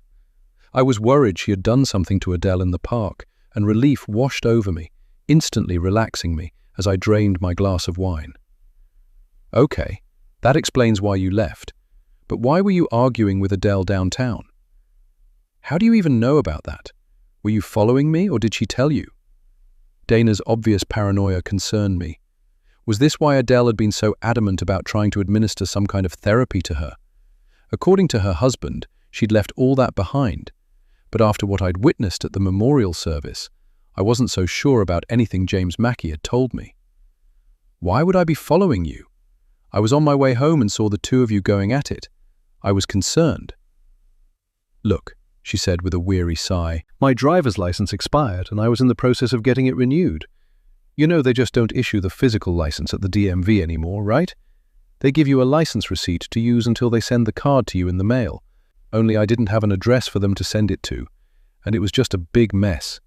She was constantly on my arse about it because she said she could get fired from her job for letting me stay there with no ID.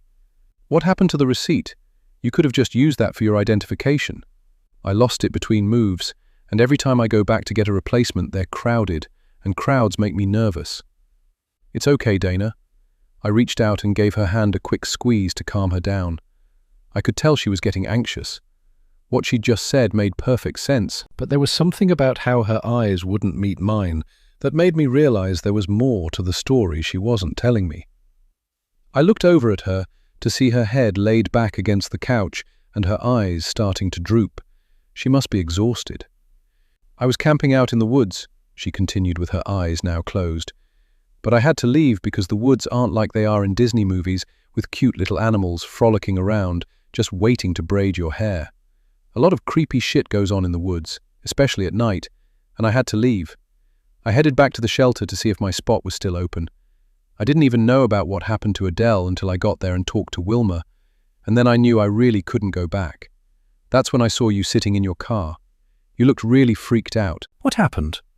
I wasn't about to tell her what I'd seen in Adele's office. Instead, I stared at my empty wine glass and yawned before replying. Everything that happened just caught up with me. I still can't believe Adele is gone. I hadn't known her for very long, but I really liked her. I just can't wrap my head around the fact that someone killed her in the same park that... I stopped abruptly, because I'd been about to say, in the same park near where she'd been abducted. "Same park that what?" She glanced over at me with a look of mild curiosity. Of course, she had no idea what I was about to say, and even if I'd said it, I got the distinct impression she still wouldn't know what the hell I was talking about, because this woman couldn't possibly be Brooke. Maybe, if I kept telling myself that, I would actually believe it. "Nothing. I'm just really tired and it's getting late. We should probably turn in. We've got a nice guest bedroom upstairs, or you can sleep here on the couch if you're more comfortable. I'll leave it up to you." I gathered up our glasses and headed into the kitchen. "Guest bedroom will be cool. Your couch is nice, but I never turned down an opportunity to sleep in a bed." She followed me up to the second floor, where the door to the guest bedroom, which was next to the bathroom, was already open. I flipped on the lights, glancing at the bedroom across the hall and noticing the door was slightly ajar. Dana noticed me looking and gave me a sheepish look. Sorry, I got turned around when I got up here and thought that was the bathroom. I didn't know you had a baby. Her words were like a punch to the gut, and I kicked myself for not going ahead and locking that room up until it was actually in use. It was a nursery, decorated for a baby that may not ever come, despite the fact we'd been approved for IVF treatments and had the money for at least 2 rounds. Not yet, but we're all ready to go just as soon as I get pregnant.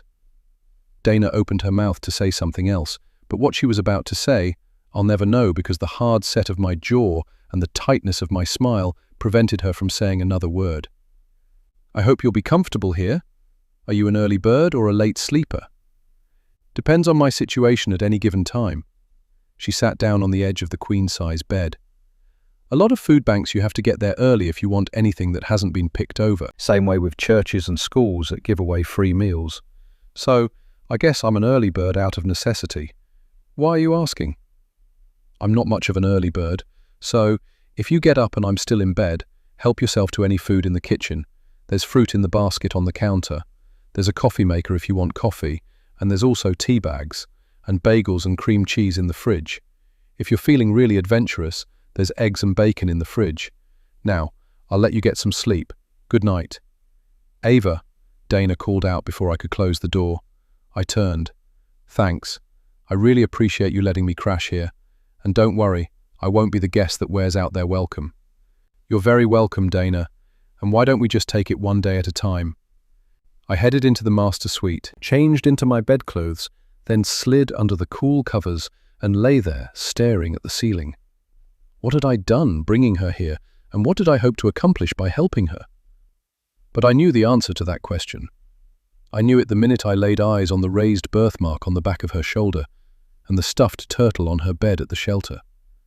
As much as I tried to deny it and pretend otherwise, I was helping Dana Shields because in my heart, I knew she was Brooke. I didn't think I'd be able to sleep, but I was out in less than 10 minutes. When I rolled over and looked at my bedside clock the next morning, it was nearly 9:30. I grabbed my robe and quickly headed out of the bedroom towards the steps and the smell of coffee. The sounds of conversation floated up from the kitchen. My heart dropped into my stomach. Evan was home. He wasn't supposed to be home until later tonight, and I hadn't figured out what I was going to tell him about our guest. When I arrived in the kitchen, both he and Dana were sitting at the kitchen island, drinking coffee. Dana had a half-eaten banana lying on a napkin in front of her, and the tension in the room was so thick I could have carved it up and cooked it. "Good morning," I said to Dana. "And welcome home, babe," I said to my husband, who gave me a tight smile as I planted a kiss on his cheek. I hadn't been with this man for 8 years not to know that he was annoyed right now. I wasn't about to catch his mood and make our guest feel unwelcome, and I couldn't help but notice that Dana was looking very uncomfortable. "Morning," they both said in unison. "I see you guys have met." I looked from my husband to Dana, who nodded slowly, while my husband said nothing at all, causing anger to flare up in me at his rudeness. I should get going. Dana shoved the last of her banana in her mouth and darted out of the kitchen before I could say a word. "What the hell is wrong with you?" I said, rounding on my husband. "What did you say to her?" "What the hell is wrong with me? Who the hell is that, Ava? I walked in here this morning expecting to see my wife, and I find some strange woman sitting in my kitchen, eating my food and wearing your clothes. She said she met you at that homeless shelter. You brought a homeless stranger into our house? She is a human being who happens to be homeless, yes. You act like I brought an axe murderer home. How do I know that you haven't? Do you even know this woman? Hold up. How is this any different to when you brought Joey home from work with you when his wife kicked him out, then let him stay in our basement? He refused to leave for a month. We almost had to get the police involved to get him the hell out of our house. How is this any different to that? And it's just a few days until I can find a new placement for her. It's different because I asked you before I brought Joey home. I didn't just bring a stranger home like a stray cat without saying anything to you first. That's what's different." I glared at him because he did have a point. Asking Evan had been the last thing on my mind when I decided to bring Dana home with me. Probably because I already knew he wouldn't be happy with it, and I knew I was going to do it anyway. "Look." I took a step closer to him, putting a hand on his arm, surprised he didn't pull away from me. "I'm sorry. I really am, but you have no idea what happened this week." I proceeded to tell him about Adele and his face softened just a bit before something else made him angry. "Why am I just now hearing about this? A woman you work with was murdered, and you didn't even call and tell me about it." I let out a frustrated sigh. "We can talk about this later. I'll be right back to cook you a nice breakfast." Before he could protest, I was back up on the second floor and had knocked on the guest bedroom door, only to have Dana answer it, fully dressed in the clothes she'd arrived in, that I'd washed last night. Her backpack was slung on her back. "Where are you going? You haven't had breakfast yet." "I had a banana, and I can tell your man doesn't want me here. I don't want to be any place where I'm not wanted. So, I'm out." "He's not mad at you. He's mad at me for not telling him about anything that's happened this week. It's okay, I promise. Please come down and let me cook you both breakfast. And besides, where are you going to go? Especially since you sold your car. It's way too hot out there right now to be wandering around, not knowing where you're going to sleep." I wasn't sure if Dana was just tired of hustling and grinding to try to find her next meal and place to sleep, but she nodded and mutely followed me back down to the kitchen. I'd assumed Evan would be in his man cave sulking, but to my surprise, he was whipping up eggs and had laid out strips of bacon on our stovetop griddle. It was either a genuine apology for being a heartless ass, although he did have every right to be concerned about who I was bringing into the house, or he didn't want me to be mad at him and change my mind about starting IVF. Either way, 20 minutes later, we were all sitting at the kitchen table, chowing down on Evan's big breakfast. I had forgotten what a good cook my husband was, and I was feeling so much more hopeful that we could get our marriage back on track. While we ate, Evan grilled Dana with questions that she answered in a forthcoming way, which she hadn't been with me. I pride myself on being the more empathetic of the two of us, but Evan had a way with people that I just didn't. Before I knew it, I found out that Dana had last been living in the Dayton area and had become homeless when she abruptly lost her job a few months ago. She had just enough gas in her tank to get her to Elmhurst, where she decided she would try and put down new roots. I'm not sure what I thought she was going to say, but it didn't sound like she had any past connection to Elmhurst, making my heart deflate a little. "How do you like it here in Elmhurst?" I asked around a mouthful of scrambled eggs. "It's nice enough," she conceded. "The homeless part kind of sucks, but it's all right." The deadpan way in which she had delivered that last line made Evan snort with laughter. Before we knew it, all three of us were laughing. Once we'd eaten, Evan disappeared upstairs to take a shower. Dana helped me clear the table and insisted on cleaning up the kitchen. "No, you're our guest, and guests don't clean up the kitchen. It would make me feel a whole lot better, and like I'm not leeching off of you." "I don't think," I began, but I didn't get far. "Just let me clean up the damn kitchen. It's not that serious, I promise." She looked mildly annoyed and stared at me until I relented. "Fine, and thank you. Dishwasher detergent is in the cabinet under the sink, and I think I can figure it out." She got busy scraping the breakfast dishes. I gave her a smile and headed straight for the bathroom. I stripped off my clothes and slipped inside the shower with Evan. He gave me a look of surprise that gave way to a smile as I pressed myself against his soap-slicked body. I looked up at him, and he pressed his lips against mine. "What about our guest? She's busy cleaning up the kitchen." He picked me up and my legs wrapped around his waist. We made love with an intensity I hadn't felt towards him in a very long time. Afterwards, once Evan was in bed asleep and snoring, I headed back down to the kitchen, hoping Dana hadn't heard us. The kitchen was empty, and there was a note on the kitchen island. The sight of it made my heart sink. It read, "Gone to the library, back later, D." I instantly relaxed because I realized in that moment that I was going to prove Dana was Brooke, and nothing could stand in my way. My plan had been to spend the day at home with my husband, but I should have known that whenever I made plans, God would laugh at me. A little past noon, I got a phone call from Selma, asking if I was available to come in to work the afternoon shift. Her voice sounded casual enough, but there was an edge to it that made me realize that saying no was not going to make her very happy. So, I agreed and hoped I didn't have to see the woman after what I had witnessed at Adele's memorial service. The sight of her lips pressed against James Mackey's neck was burned into my memory forever.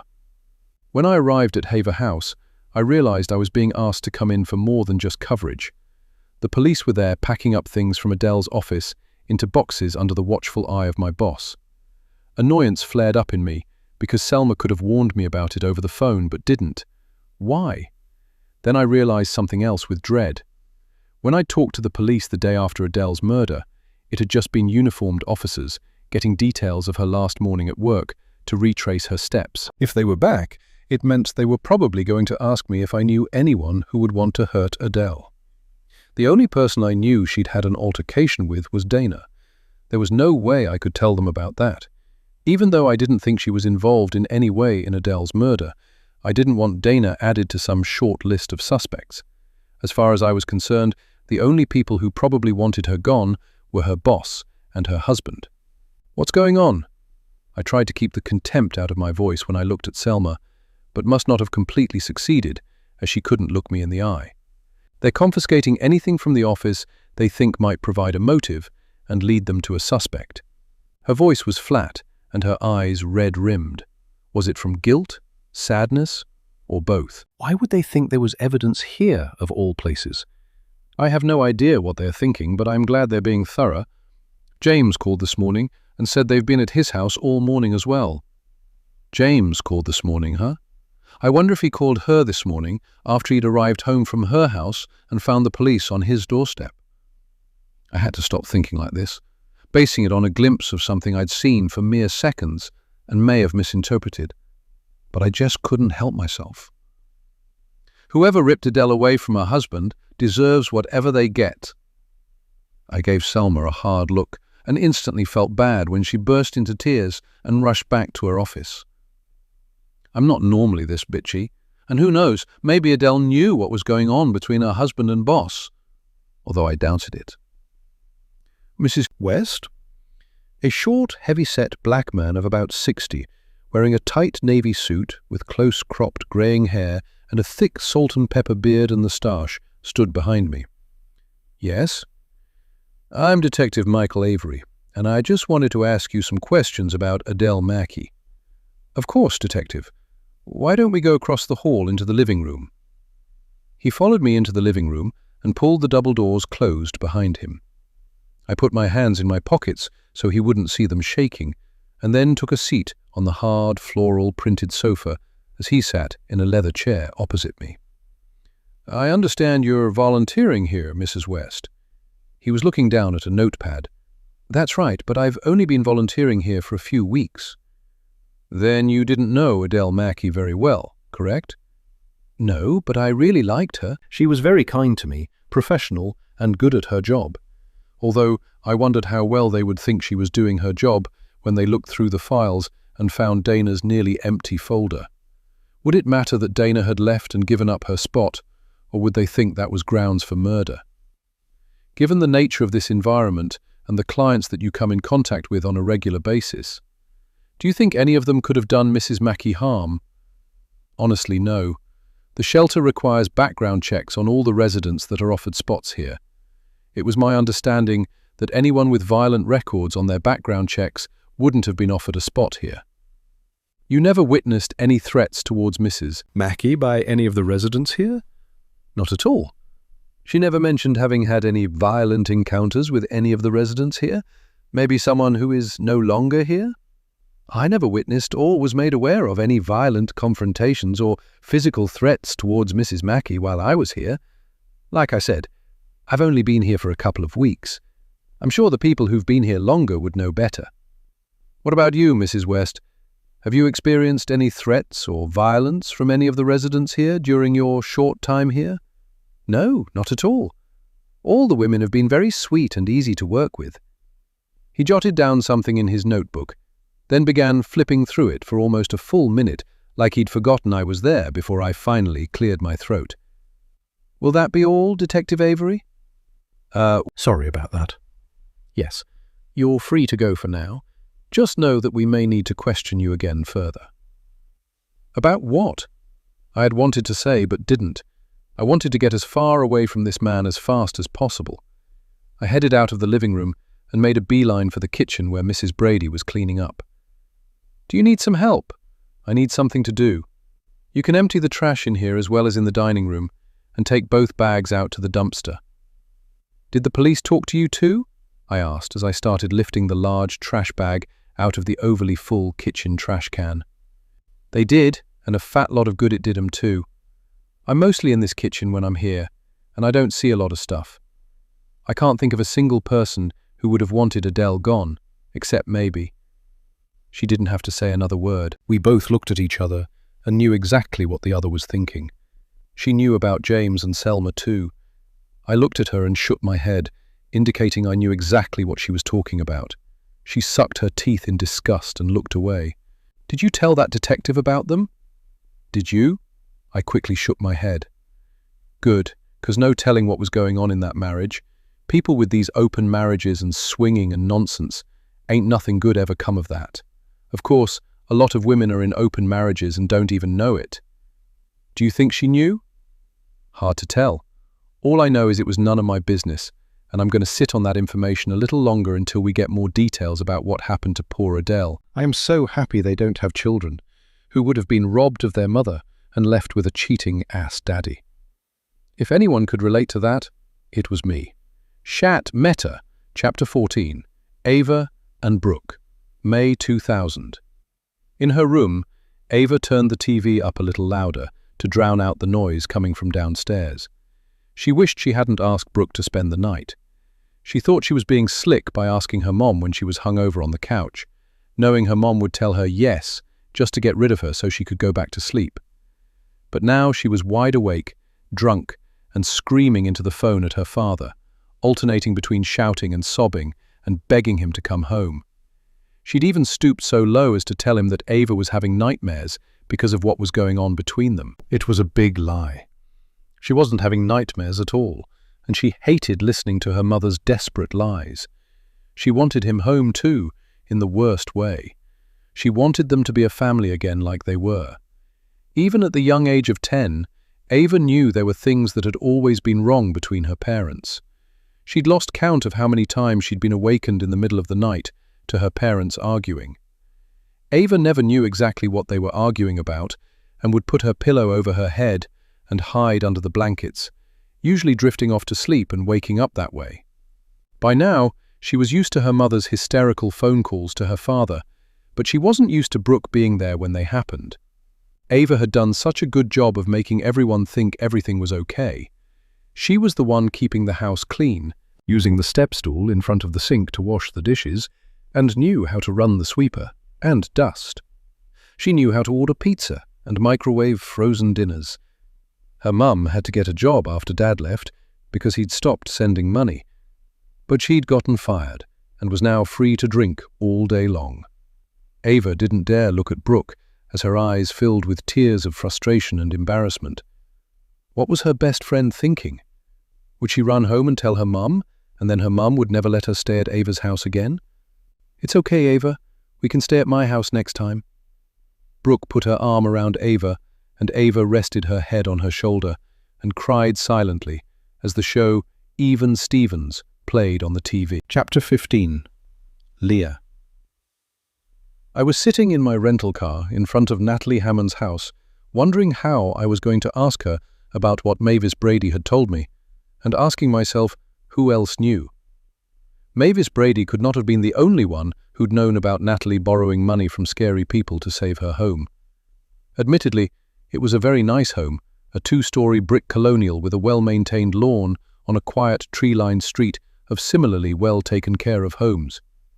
Was it this house, or what it represented, that caused Natalie Hammond to make such an extreme choice to hold on to it?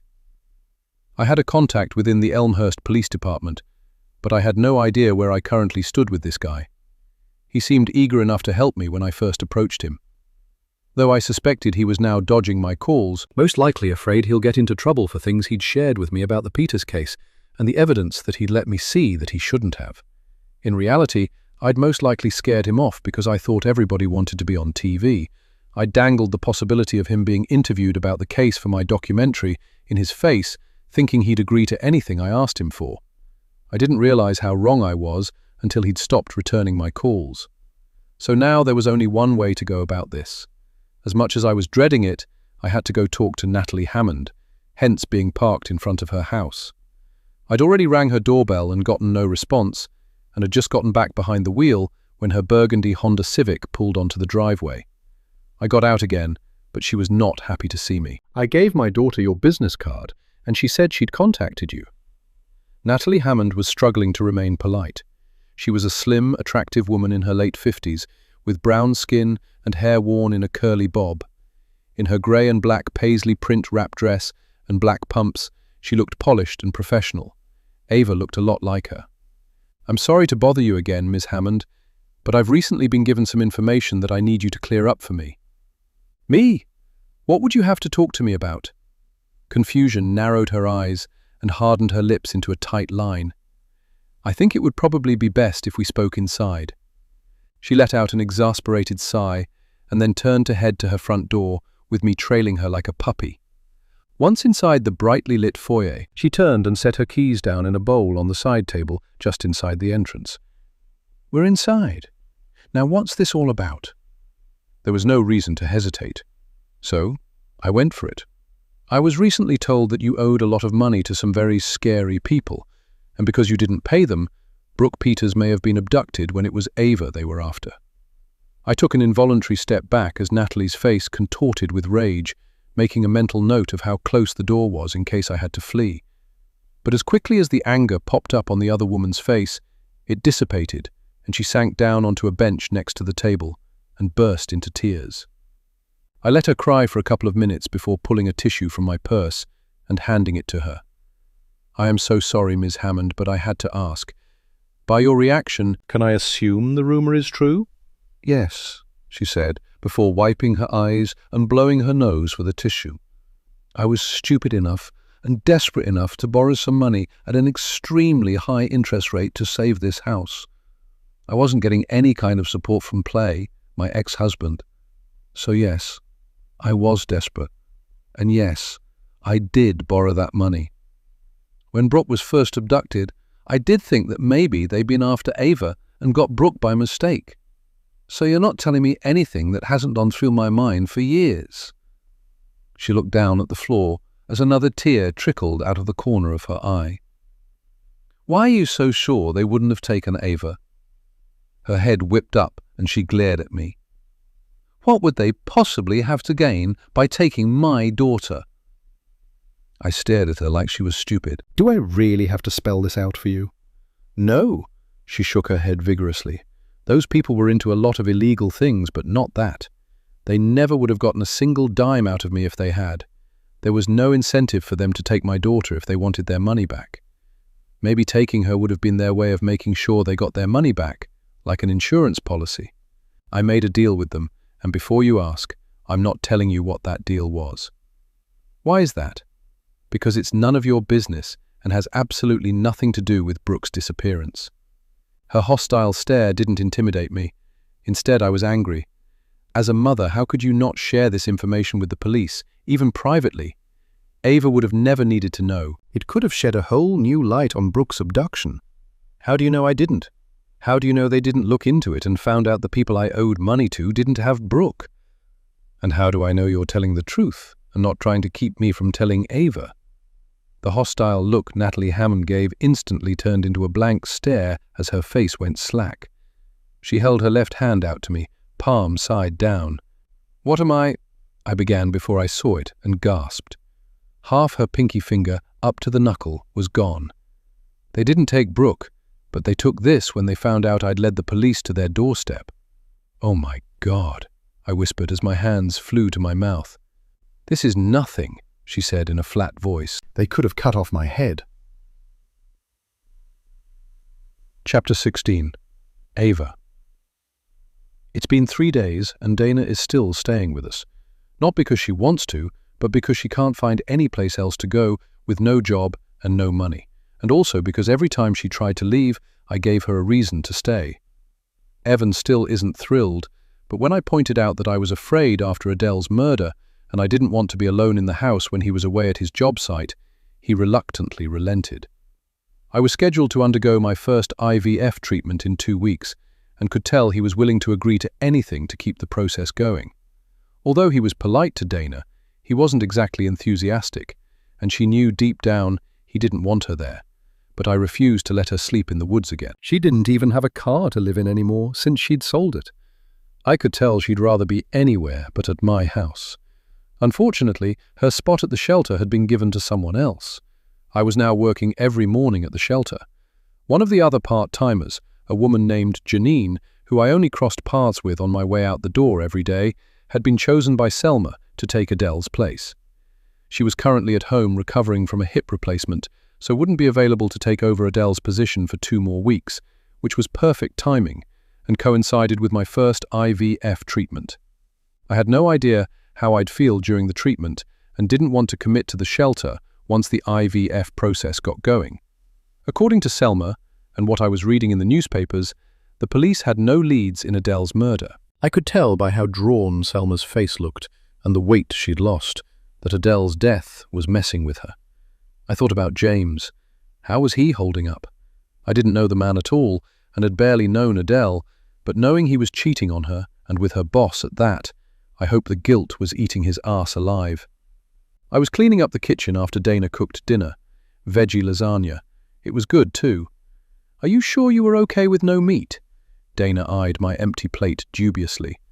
While I was a hardcore carnivore, the lasagna was better than I thought it would be. But I was glad Evan was in Columbus until tomorrow, because he would not have been feeling lasagna with no meat. "It was great, seriously," I assured her truthfully. "I didn't realize you were a vegetarian."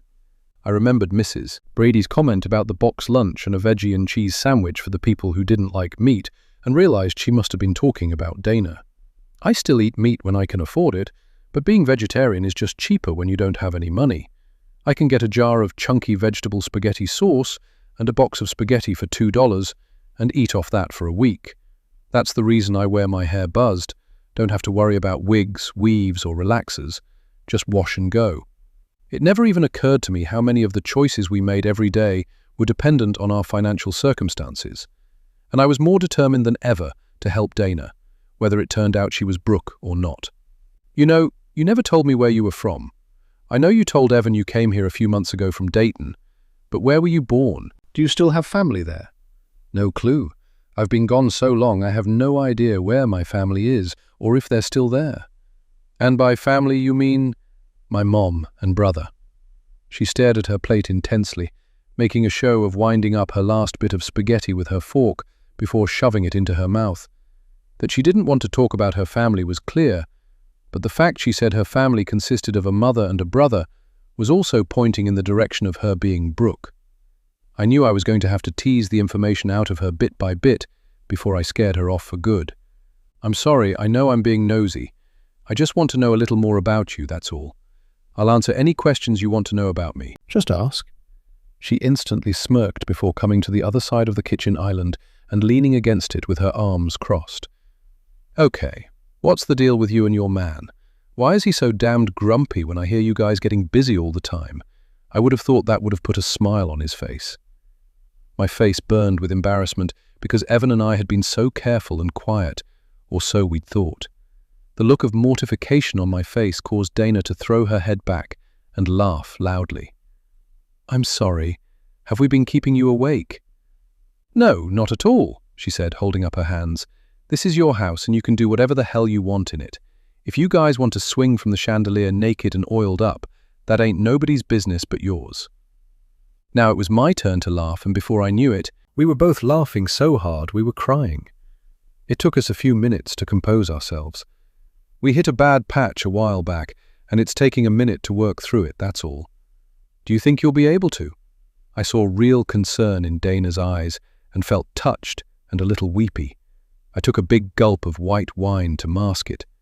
"I think so. Is this about that empty nursery?" Her question surprised me, but I answered her honestly. "Yeah, we've been trying for over a year, and I even took a leave of absence from my job. We went through a round of a fertility drug called Clomid, and we're still not pregnant. I had no idea how this experience would expose the cracks in my marriage." "I'm sorry, Ava." She came over and sat back across the table from me, then grabbed my hand and squeezed it. "Are you sure you want to have a baby with this dude?" "Why would you ask that?" Dana shrugged. Just wondering if you want to be a mother with all that entails and still deal with the cracks if they don't mend themselves. People think babies fix relationship problems. They don't. Do you have kids, Dana? I couldn't help but notice how her eyes slid away from my face the minute that question was out of my mouth. No, she said a little too quickly. Dealing with my current situation is hard enough without worrying about a kid too. We were silent for a little while before I picked her empty plate and went to clean up the kitchen. We had fallen into a routine pretty quickly with us taking turns cooking and cleaning up. I sipped on my wine when it suddenly struck me that she still hadn't answered my question about where she was from. It was after midnight when I heard the scream and nearly fell out of bed, rushing to get to the door. It was Dana, and she was shrieking. I ran to the guest bedroom only to find it empty, and then paused to listen when another ear-splitting shriek filled the air. I ran downstairs into the kitchen to see Dana trying to get out the back door, unsuccessfully.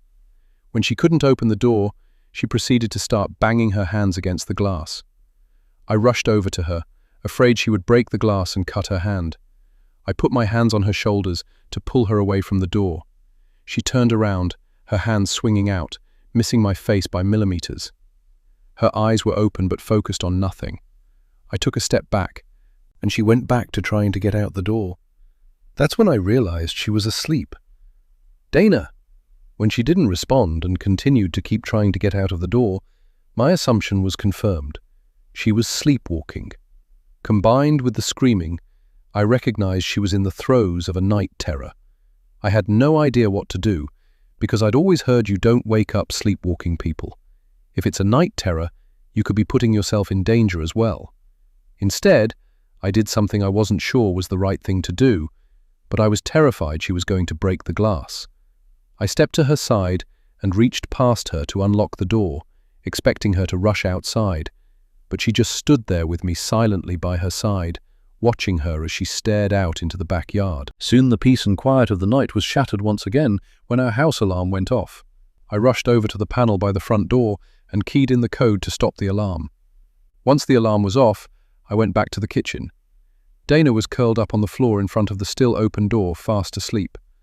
I started to walk over to her when I heard my phone ringing upstairs and knew it was the alarm company checking to see if everything was okay. I quickly shut the back door, locked it, and ran upstairs to tell the alarm people that everything was fine. Knowing there was no way I could drag Dana back upstairs and put her in her bed, and not wanting to wake her for my own safety and hers, I grabbed a blanket from the hall closet and a cushion from the couch to stick under her head, then put the blanket over her and curled up on the couch and fell asleep myself. I woke to the smell of coffee brewing and sat up abruptly. Dana was in the kitchen with a mug of coffee. When she saw I was awake, she sat her coffee cup down and gave me an apologetic look. What did I do last night? How bad was it? Not as bad as it could have been. You were screaming and banging your hands on the glass trying to get out. Then I opened the door, afraid you were going to hurt yourself, and it set off the alarm which would have woken the dead, but you still didn't wake up. Instead, you just curled up on the floor in front of the door and fell asleep. Damn, she swore softly under her breath and looked away from me. I got up and went into the kitchen and poured my own mug of hot coffee. I took it to the kitchen table and sat down, gesturing for her to join me, which she did. She still couldn't look at me. How long have you been having night terrors? As long as I can remember. Some crazy shit went down when I was younger, and now, whenever I'm stressed or upset, I get them. I was momentarily silent as I studied her face, realizing I truly did not know this woman. Even if she was Brooke, 10-year-old Brooke was long gone, and I knew nothing about the woman she was today. I hope I'm not the one stressing you out. If I am so sorry. Her head suddenly jerked up, and she gave me a very intense stare. Are you kidding me? You letting me stay here is the nicest thing anyone has done for me in a very long time. I really appreciate you, Ava, for letting me stay here. I even appreciate your grumpy-ass husband. Don't ever doubt that. The sudden lump that had formed in my throat prevented me from answering her, and I was afraid I would embarrass us both if I started crying. So, I merely nodded, reaching out and squeezing her hand. How often do you get these night terrors? And what should I do the next time it happens? I'm in new territory here. You did exactly what you were supposed to do. They don't last long. I've never hurt myself, and as bad as I wanted to get out of any door, I never go. I'm lucky. I've heard of people who have run off and hurt themselves or died during night terrors. And what do you think caused this one? When was the last time you had one? At Haver House the first night I was there. The stress usually comes when I move to a new location and haven't gotten used to everything yet. I was trying to get out of the shelter, but the front door was locked. You went all the way down 3 flights of steps, then tried to get out the front door, all while you were asleep, I said, more to myself than her. I was in awe of the fact she was able to do all of that while asleep and not fall down the steps and break her neck. Yeah, they found me sleeping on the floor in the foyer, just like you did this morning. Can we change the subject? Of course. I'm sorry, I just wanted to know what to do next time. Do you want some breakfast? I didn't even wait for her answer and got up and got busy getting eggs, veggies and cheese out of the fridge to make us omelettes. You're not sorry you invited me here, are you? Not at all. I'm not in the habit of inviting people into my home that I don't want here. I started cracking eggs into a bowl when the doorbell rang, and I asked Dana if she could get it for me. A minute later, Dana came back into the kitchen, followed by my mother, who had a tight smile on her face. I knew from years of experience that she was trying to be polite because she didn't know what was going on. Hey, you're just in time for breakfast. Want an omelette? I just stopped by to see how you were doing since I haven't heard from you in a few days, and you're not returning my calls. I didn't realize you had a guest. Mom, this is Dana Shields. Dana, this is my mom, Natalie Hammond. Nice meeting you, ma'am. Dana stuck her hand out to my mom. My mom glanced at her hand briefly before giving it a quick shake. Nice to meet you too, Dana. Did you two have a sleepover? She looked over at the blankets still on the couch and folded up by the back door. Dana is staying with us for a little while. Just for a little while until I get back on my feet. And your daughter is so sweet for taking me in. You should be very proud of her. I am very proud of her. She is a wonderful person who loves to help people. I just worry sometimes that she's letting the wrong people in. Dana and I both turned to stare at my mom, who was usually polite to a fault. What was her issue with Dana? But deep down I knew. After what happened to Brooke, she'd been very protective of me. She still felt guilty for how she'd spiraled after Dad left, and had been asleep at the wheel, so to speak, for months, leaving me to fend for myself. Still, she had no right to say that in front of Dana. Hey, Dana, why don't you run up and take your shower and get dressed? By the time you get done, your omelette will be waiting for you. Sounds good.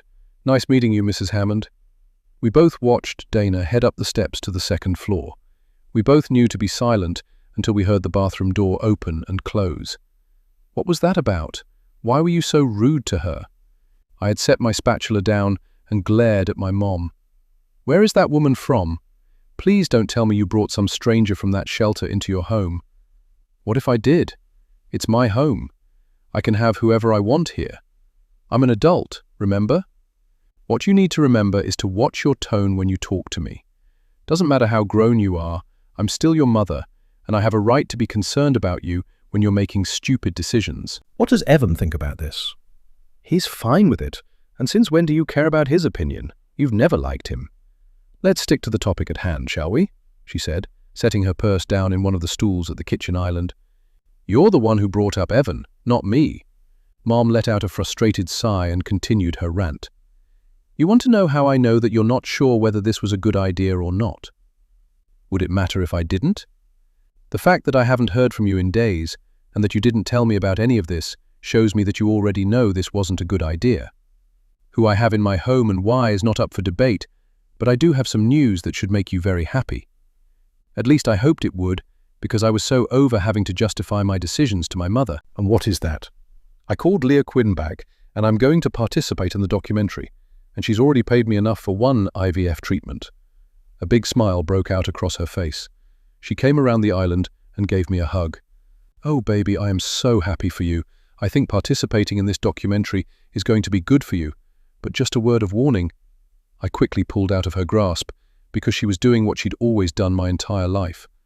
No matter how happy or excited I was about anything, she always found a way to make me second-guess my decisions. Don't look at me like that, Ava. Leah Quinn came to see me the other day, and I just want you to be careful, because she's trying to stir up a bunch of mess." I hadn't spoken to Leah since I had met with her, and agreed to participate in the documentary. I remembered what she'd told me about the gossip she heard about Brooke's brother Sam, but I had no idea she was still bothering my mother with old gossip. I had no choice but to participate, because I had already received and spent the payment. What mess is she trying to stir up? Asking me about old gossip about Brooke's family and other stories she's heard. I know she has to look into these things, but don't let her smear the reputations of innocent people. She wouldn't quite look at me when she said that, and it instantly put me on my guard, making me wonder what she was talking about. "You know, you really don't have to tell me that. I would never go along with anything that wasn't completely factual when it comes to Brooke or her family. You know that, right?"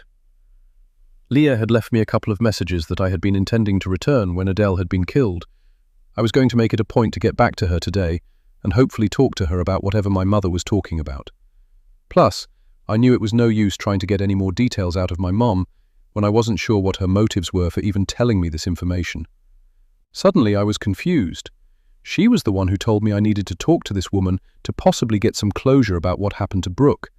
Now, here she was showing up at my house unannounced to tell me not to trust Leah Quinn, and she was trying to make me feel paranoid about giving Dana a safe place to stay. I love my mother to death. We've been through a lot together, but I didn't need this right now. Do you want an omelette? Do I want... Girl, stop trying to change the subject. I'm serious. You need to be careful about who you trust. So who shouldn't I trust, Mom? Leah Quinn or Dana? You shouldn't truly trust anyone until you figure out what their motives are. All I'm saying is, be careful. Miss Quinn just wants to do a documentary to capitalize on a tragedy, but I don't know who this Dana woman is. Participating in a documentary for cash is one thing. Inviting a stranger you know next to nothing about into your home is something else entirely. We were almost homeless once. You remember that, right? I blurted it out without thinking and watched all the light go out of my mom's eyes and was instantly ashamed. I quickly reached out to grab her hand when she pulled it away. "I'm sorry." She started to walk towards the front door but stopped and turned to me, looking beyond weary. "I know better than anybody that we were almost homeless once. I also know that it was my fault. You don't need to remind me of that." "Mom, But she held up a hand, cutting me off. I don't know this Dana person or her story, but I was willing to do anything to keep a roof over our heads. I couldn't tell if she was angry or hurt or both as she marched out my front door. It wasn't lost on me that this was the first time she had ever alluded to what she had done to keep a roof over our heads. I briefly wondered what she was talking about before realizing I probably didn't want to know. Chapter 17. Ava. For the first time in a long time, my shift overlapped with Kerry's, and we had a chance to talk, which we hadn't been able to do since I'd started. I'd seen her at Adele's memorial service, but hadn't talked to her much because I left after witnessing the clinch between James and Selma. Understandably, she wasn't in the mood for much conversation either, and was distracted to the point that I wondered if something else besides Adele's death was bothering her. "How are the wedding plans coming along?" If there's anything that could distract her from what happened to her colleague, it was her upcoming nuptials. And I was right. She instantly perked up. "I had another fitting for my wedding dress. It's going to have to be taken in again because I've lost 10 more pounds." I had noticed that she'd lost more weight. I actually thought she was getting a little too thin, but I wasn't about to say this to her.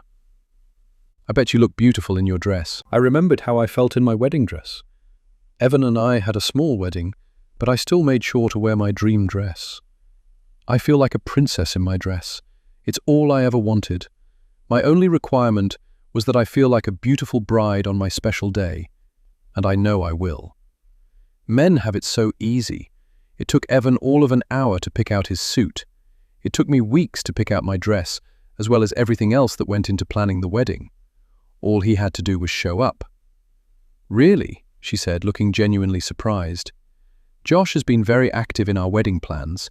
He picked out the invitations and the venue, and he gave me ideas on what kind of dress he wanted to see me in." I was momentarily speechless. What kind of dress he wanted to see her in? Why was he involving himself in her right to pick her own wedding dress? "What kind of dress is that?" I purposely kept my tone light so she wouldn't pick up on the judgment I was feeling towards her fiancé, who I'd yet to meet. You know, modest, nothing too low-cut or revealing. He said he wanted a bride walking down the aisle to him, not a lingerie model. I know how that sounds, but I trust Josh and value his opinion. He's a man of faith. That's one of the things I love so much about him, that and how brutally honest he is. He just wants what's best for me and our relationship. I noticed Kerry's smile was tight, and her words of praise for her fiancé weren't reflected in her eyes. Her fingers immediately went to the pendant around her neck, rubbing it between her fingers the same way I'd seen her rubbing it at Adele's memorial. I recognized a stress response when I saw it. I simply nodded and smiled. There was so much I could have said, but didn't because it was really none of my business. So, I changed the subject. That's a beautiful pendant, Kerry. I meant to tell you that at Adele's memorial. Oh, this, she said, instantly taking it off and handing it to me. It was my Grandma Kay's, one of the things she left me in her will. I was surprised it had some weight to it, and I turned it over in my hand. It was a round gold pendant the size of a quarter, with the letter K in Old English script engraved on the front. I flipped it over and saw there was a tiny round symbol on the back. When I saw it, I did a double take. Was I mistaken, or did this symbol look just like the birthmark on Brooke and Dana? Without thinking, I held it up to the light to get a better look, when Kerry abruptly took it from my hand and slipped the thin chain back over her head and tucked the pendant inside her t-shirt. Sorry, she said, her face reddening. It's really old. I probably shouldn't be wearing it so much. I just feel closer to my grandma when I do. No worries. I held up my hands and took a small step back, suddenly embarrassed. I was just curious about the symbol on the back. Kerry pulled the pendant out and looked at the back, squinting at the symbol much the way I had. I have no idea what that is, but if I had to guess, it's some kind of Buddhist symbol. My grandma was big into stuff like that. Sounds like she was a woman ahead of her time. She was. For years she owned a little shop here in town that sold herbal remedies. She made them herself. Then she suffered a fall and broke her hip and couldn't work anymore, and she had to sell her shop. I think that was the beginning of the end for her. That shop was her life. Kerry looked like she might start crying again, so I snapped her back to reality. I'd never met Adele's husband, James. He seems really nice. My heart just broke for him at the memorial service. He was really torn up. Yeah, he's nice. The lack of enthusiasm in her response was evident. Uh-oh, I'm sensing a but. What's wrong with James? Of course, I already knew what was wrong with James, but I wanted to hear what Kerry had to say. He's nice. He's just a little too nice sometimes, you know what I mean? He's a flirty guy. I'm sure he doesn't mean anything by it, but sometimes he makes me a little uncomfortable. I knew exactly what she was talking about. I'd known plenty of men like James in my life, men who always seemed to be casting a net for whoever they could catch under the guise of simply being a nice, friendly guy. From what I had seen right here in this office, James had caught Selma in his nice guy net. Again, I wondered if Adele had known. I realized she probably didn't, because why would she be working for a woman who was having an affair with her husband? Kerry apparently didn't want to talk about James anymore, because she gestured to a stack of 2 cardboard boxes with handles sitting in front of Adele's desk. We got our files back from the police, and I could really use some help putting these away before I leave. Sure, if we each take a box, we should be able to get through them pretty quickly. Without waiting for her to respond, I grabbed the box that was marked N through Z. Then I grabbed a cart, loaded the box on top of it, along with the corresponding drawers from the filing cabinet, and pulled up a chair to get to work, while Kerry stood at the actual filing cabinet, putting away her part of the alphabet. While her back was turned, I grabbed the file that I really wanted to see, but quickly realized Dana Shield's file was not in the box. Where had it gone? Then it hit me. She had given up her spot at the shelter right before Adele was killed. Her file was probably pulled since she was no longer a resident. Was it still here? What happens to all the old files for the previous residents? How long do we keep those? I think for tax purposes we have to keep those files for at least 3 years, so all previous resident files are pulled and put into storage. I didn't realize we had storage. Where is it? Down in the basement, but I've never been down there. Adele and Selma were the only ones with the keys to the storage room. Why are you asking? No reason. Just curious. We worked for another hour before Kerry had to leave, and then I settled myself behind Adele's desk and wondered how long I would see this as Adele's desk. I glanced at my watch and realized I still had 3 more hours until I had to pick up Dana from the library. She'd been headed out the door at the same time as me for the bus stop. I insisted on giving her a ride to the library so she could use their computers to look for a job. I'd once again asked her about her ID, and she simply shrugged and stared out the window without responding. I wanted to shake her and tell her she wasn't going to be able to accomplish anything without a picture ID. I knew Evan would have a fit if I offered to volunteer our address for her to receive her new driver's license. I knew the law. Once someone started receiving mail at a residence, it was considered their home, and it was next to impossible to get them out without eviction proceedings. I was thinking about how I could help her when a man suddenly appeared in the doorway, knocking softly to get my attention. It was Detective Avery, and the sight of him made my breath quicken. "Detective Avery? How can I help you?"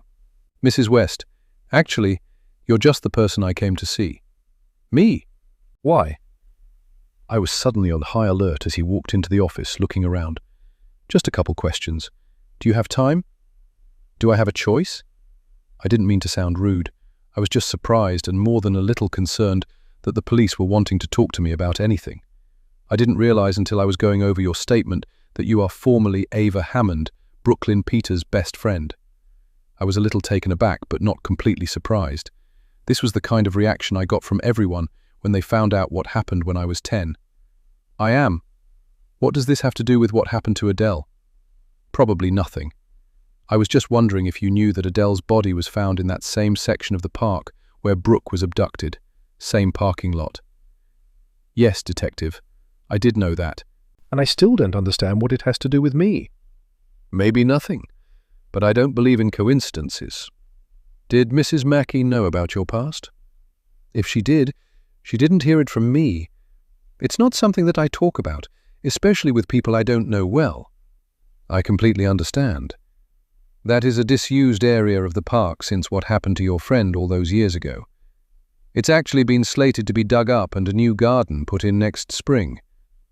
"Well, maybe that was the point of her being there." "Meaning?" "Meaning, maybe she went there because she knew hardly anyone went there, and she wanted to be alone, and was in the wrong place at the wrong time, and someone attacked her."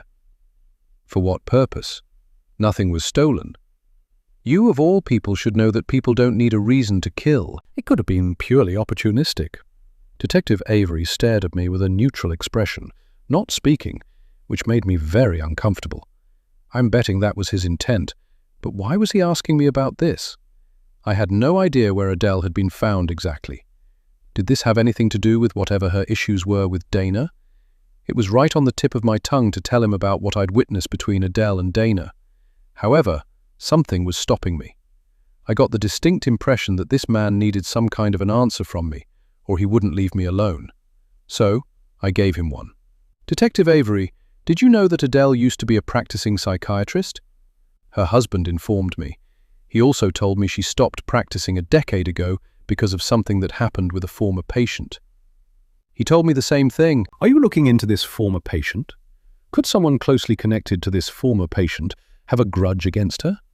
"We're looking at every avenue, Mrs. West. You have my word on that.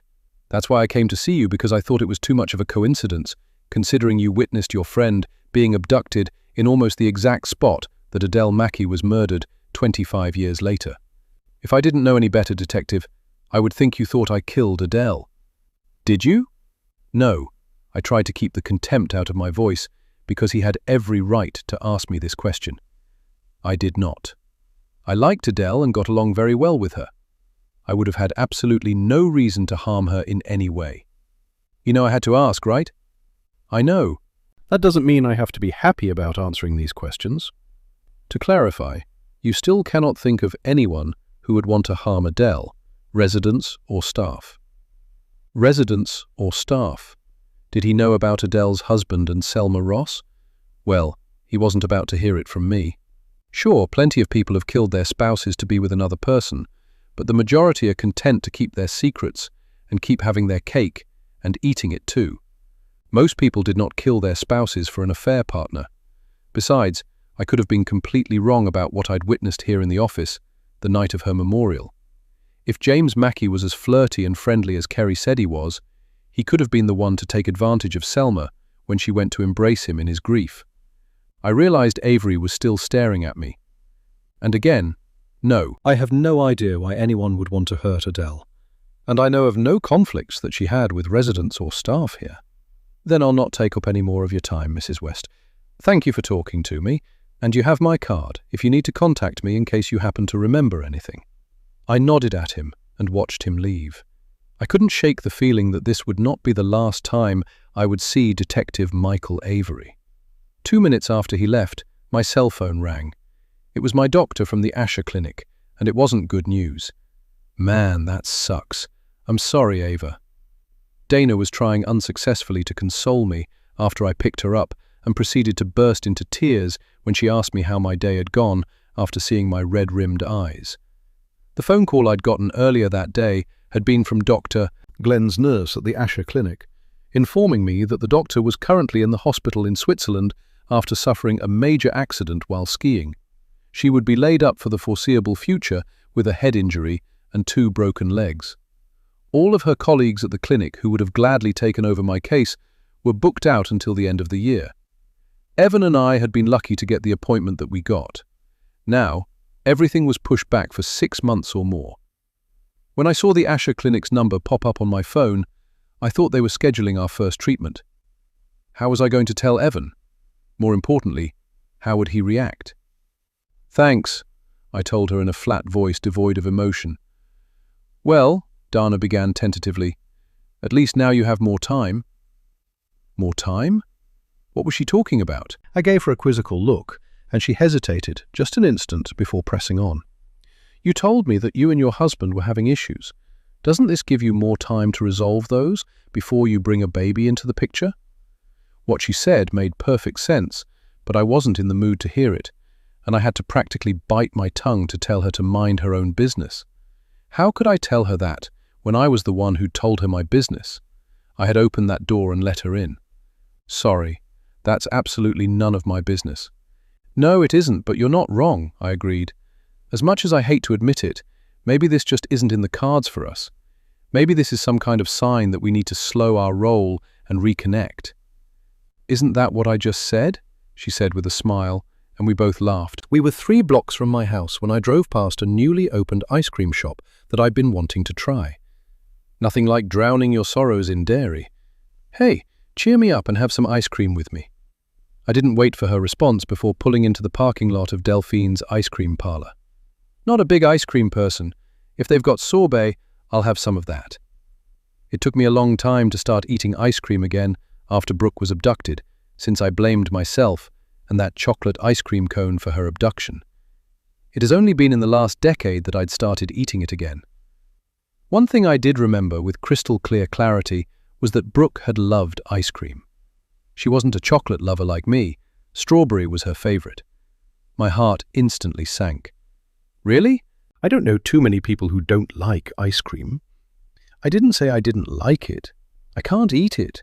Lactose intolerant, but I used to love it as a kid. Really? What was your favorite flavor? Chocolate, she replied, and headed into the shop ahead of me. 10 minutes later, we were seated at a table outside. I'd gone all out and gotten a banana split, while Dana dug into her pineapple sorbet. We were half finished when I brought up what else had happened to me that day. The detective in charge of Adele's case came to see me today. Why? Dana hadn't even bothered looking up and continued to scoop a big spoonful of sorbet into her mouth. He keeps asking me if I know of anyone who had any problems with Adele. That seemed to have gotten her attention, and her spoon froze halfway to her mouth before she set it down and gave me her full attention. And you told him about me, right?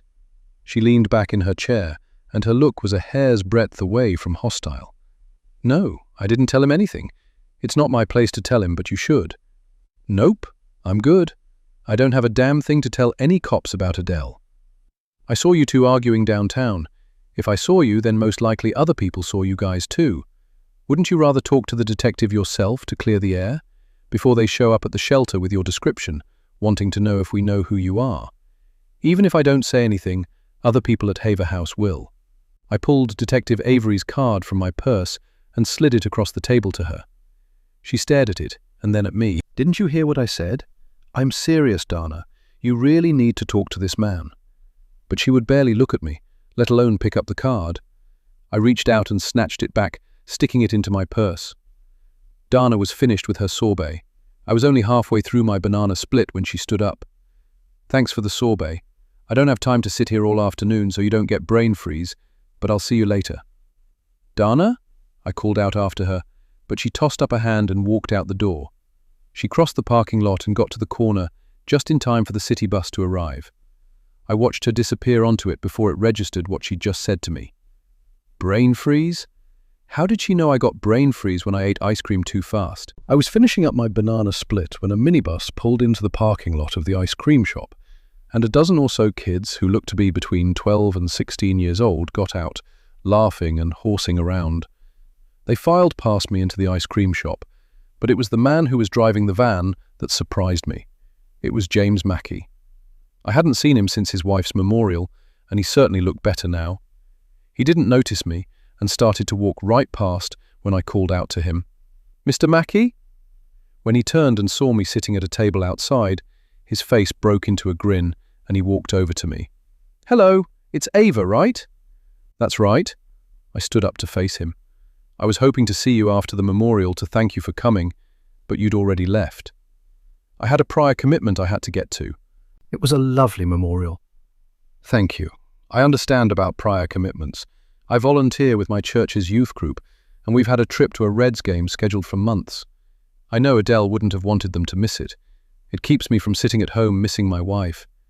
It sure didn't look like he'd been missing her when he'd been in clench with Selma Ross, but I quickly pushed that thought away. With the state of my marriage, who was I to judge? "What church do you belong to? Looks like you guys had fun." "Grace United. We did have fun even though the Reds lost." We both laughed, and I noticed another person get off the bus and approach us.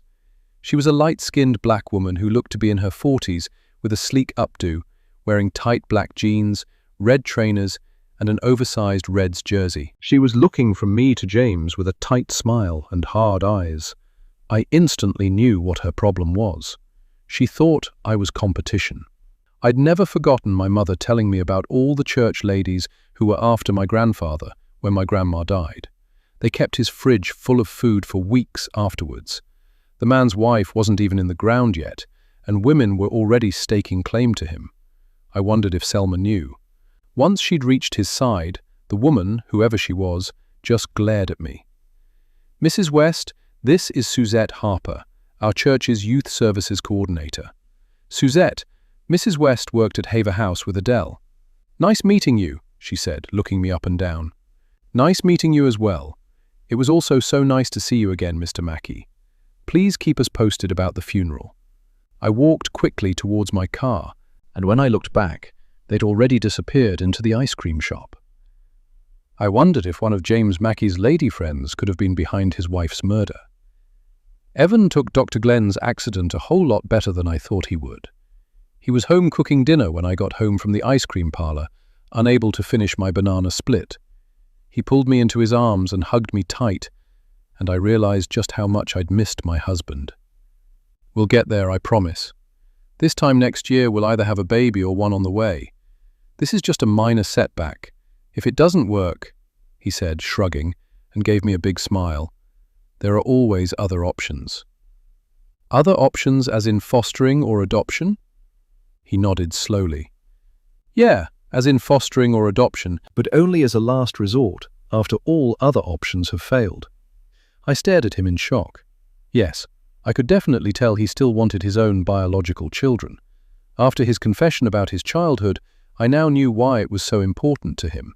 But this turnaround gave me hope, and I squeezed him back. "I love you. And I love you. If we didn't have a guest, I'd swing you over my shoulder, take you upstairs, and show you how much I love you." "Well, it's not like she hasn't heard us lately." "Seriously? 'Cause that's not creepy at all." He pulled back from me and gave me a horrified look. "Speaking of which, where is our guest?" I wasn't about to tell him that she took off and left me at the ice cream shop, or what she said about the brain freeze. I hadn't told anybody about my suspicions, least of all Evan. Not sure. I know she was at the library earlier. Maybe she's still there. Well, if she's not back by dinner, I'm eating her share of barbecue chicken. I outdid myself, babe. He headed over to the oven and pulled out a big casserole dish of baked barbecue chicken, setting it on top of the stove. The spicy aroma quickly filled the entire house. Next, he pulled out a dish of macaroni and cheese, and my mouth watered even though I was still full from my banana split. Mainly, though, I was thinking about what Dana had said. The only way she would have known about my brain freeze is if she was indeed Brooke. But there were other things that weren't adding up either. I was getting a headache trying to wrap my head around it all. "Why don't I whip us up a salad?" I told him as I pulled salad fixings out of the refrigerator. "By the time I get done, If Dana's not here, we can go ahead and eat, and I'll put her plate in the fridge." Sounds like a plan to me.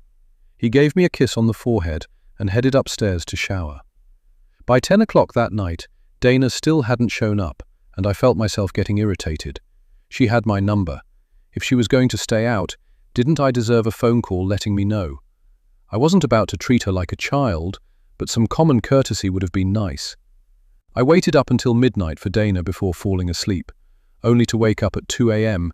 and not be able to go back to sleep. I hadn't given her a key, so there was no way for her to get back into the house. Sure enough, I went down to the kitchen and saw her asleep on one of the deck chairs on our back patio. I got irritated all over again, wondering why she didn't just ring the doorbell or call me so I could let her in. As I stood over her, looking down at her sleeping form, I realized this was probably something she was used to, sleeping rough. I remembered her telling me she'd slept in the woods after she left Haver House. I reached down to touch her shoulder to wake her, when I saw her eyes were open and she was staring at me. I snatched my hand back. "Sorry, I thought you were asleep. Why didn't you call me? I would have let you in." She sat up and yawned, stretching her arms and rubbing her eyes like a little kid, just like Brooke used to do when she had sleepovers at my house. It was so hard to wake her up, but when she was awake, she always looked confused for a few minutes, just like Dana did now. It didn't seem like she knew where she was, and she looked around with an alarmed look on her face before recognizing me and giving me a sheepish look. "I didn't mean to be gone so long. Where were you? I was getting really worried." A look of irritation flashed in her eyes momentarily. She stood up and walked past me into the house. It was late and I was tired, but I realized I needed to put some ground rules in place if she was going to continue staying with us. "Well, are you hungry? Your dinner is in the fridge. I can heat it up for you." "Thanks, I'm starving." Once I'd heated up her plate of dinner, I sat with her at the kitchen table while she ate. When she was finished, she finally answered my question. I was looking for a new place to crash. It was on the tip of my tongue to ask her why she felt the need to leave so soon when she had no job and no money, but I decided to leave it alone. "And did you find one?" "No. The money I got from selling my car won't cover the first and last month's rent anywhere in this town. I can't even afford to rent a room right now. Plus, they all want proof of employment to show you can pay your rent." "I can't loan you," I began. "I'm not borrowing money from you," she snapped. "Not a loan, not gifts, nothing. What I need right now is a job. Can you help me find one of those?" When she saw the look on my face, her tone suddenly changed. She was instantly embarrassed. "I'm sorry, Ava. I appreciate everything you've done for me. I'm just really kind of desperate right now." The wobble in her voice told me she was close to tears. I briefly looked away so she could pull herself together. I was honestly at a loss as to how to help her, and her not having a picture ID wasn't helping anything. I'm sure she was probably eligible for some kind of assistance, but again, she needed identification. "You have my word that I will help you get back on your feet any way I can. Let me ask around at the shelter tomorrow." I grabbed her plate to rinse it and put it in the dishwasher when another thought hit me. "You said you got your license renewed, right?" "Yeah, why? What address did you give them to send your new license?" "I gave them my old address over in Dayton, but I've been calling and calling my landlady and can't get a hold of her." "I can drive you over there tomorrow to check and see if they sent it."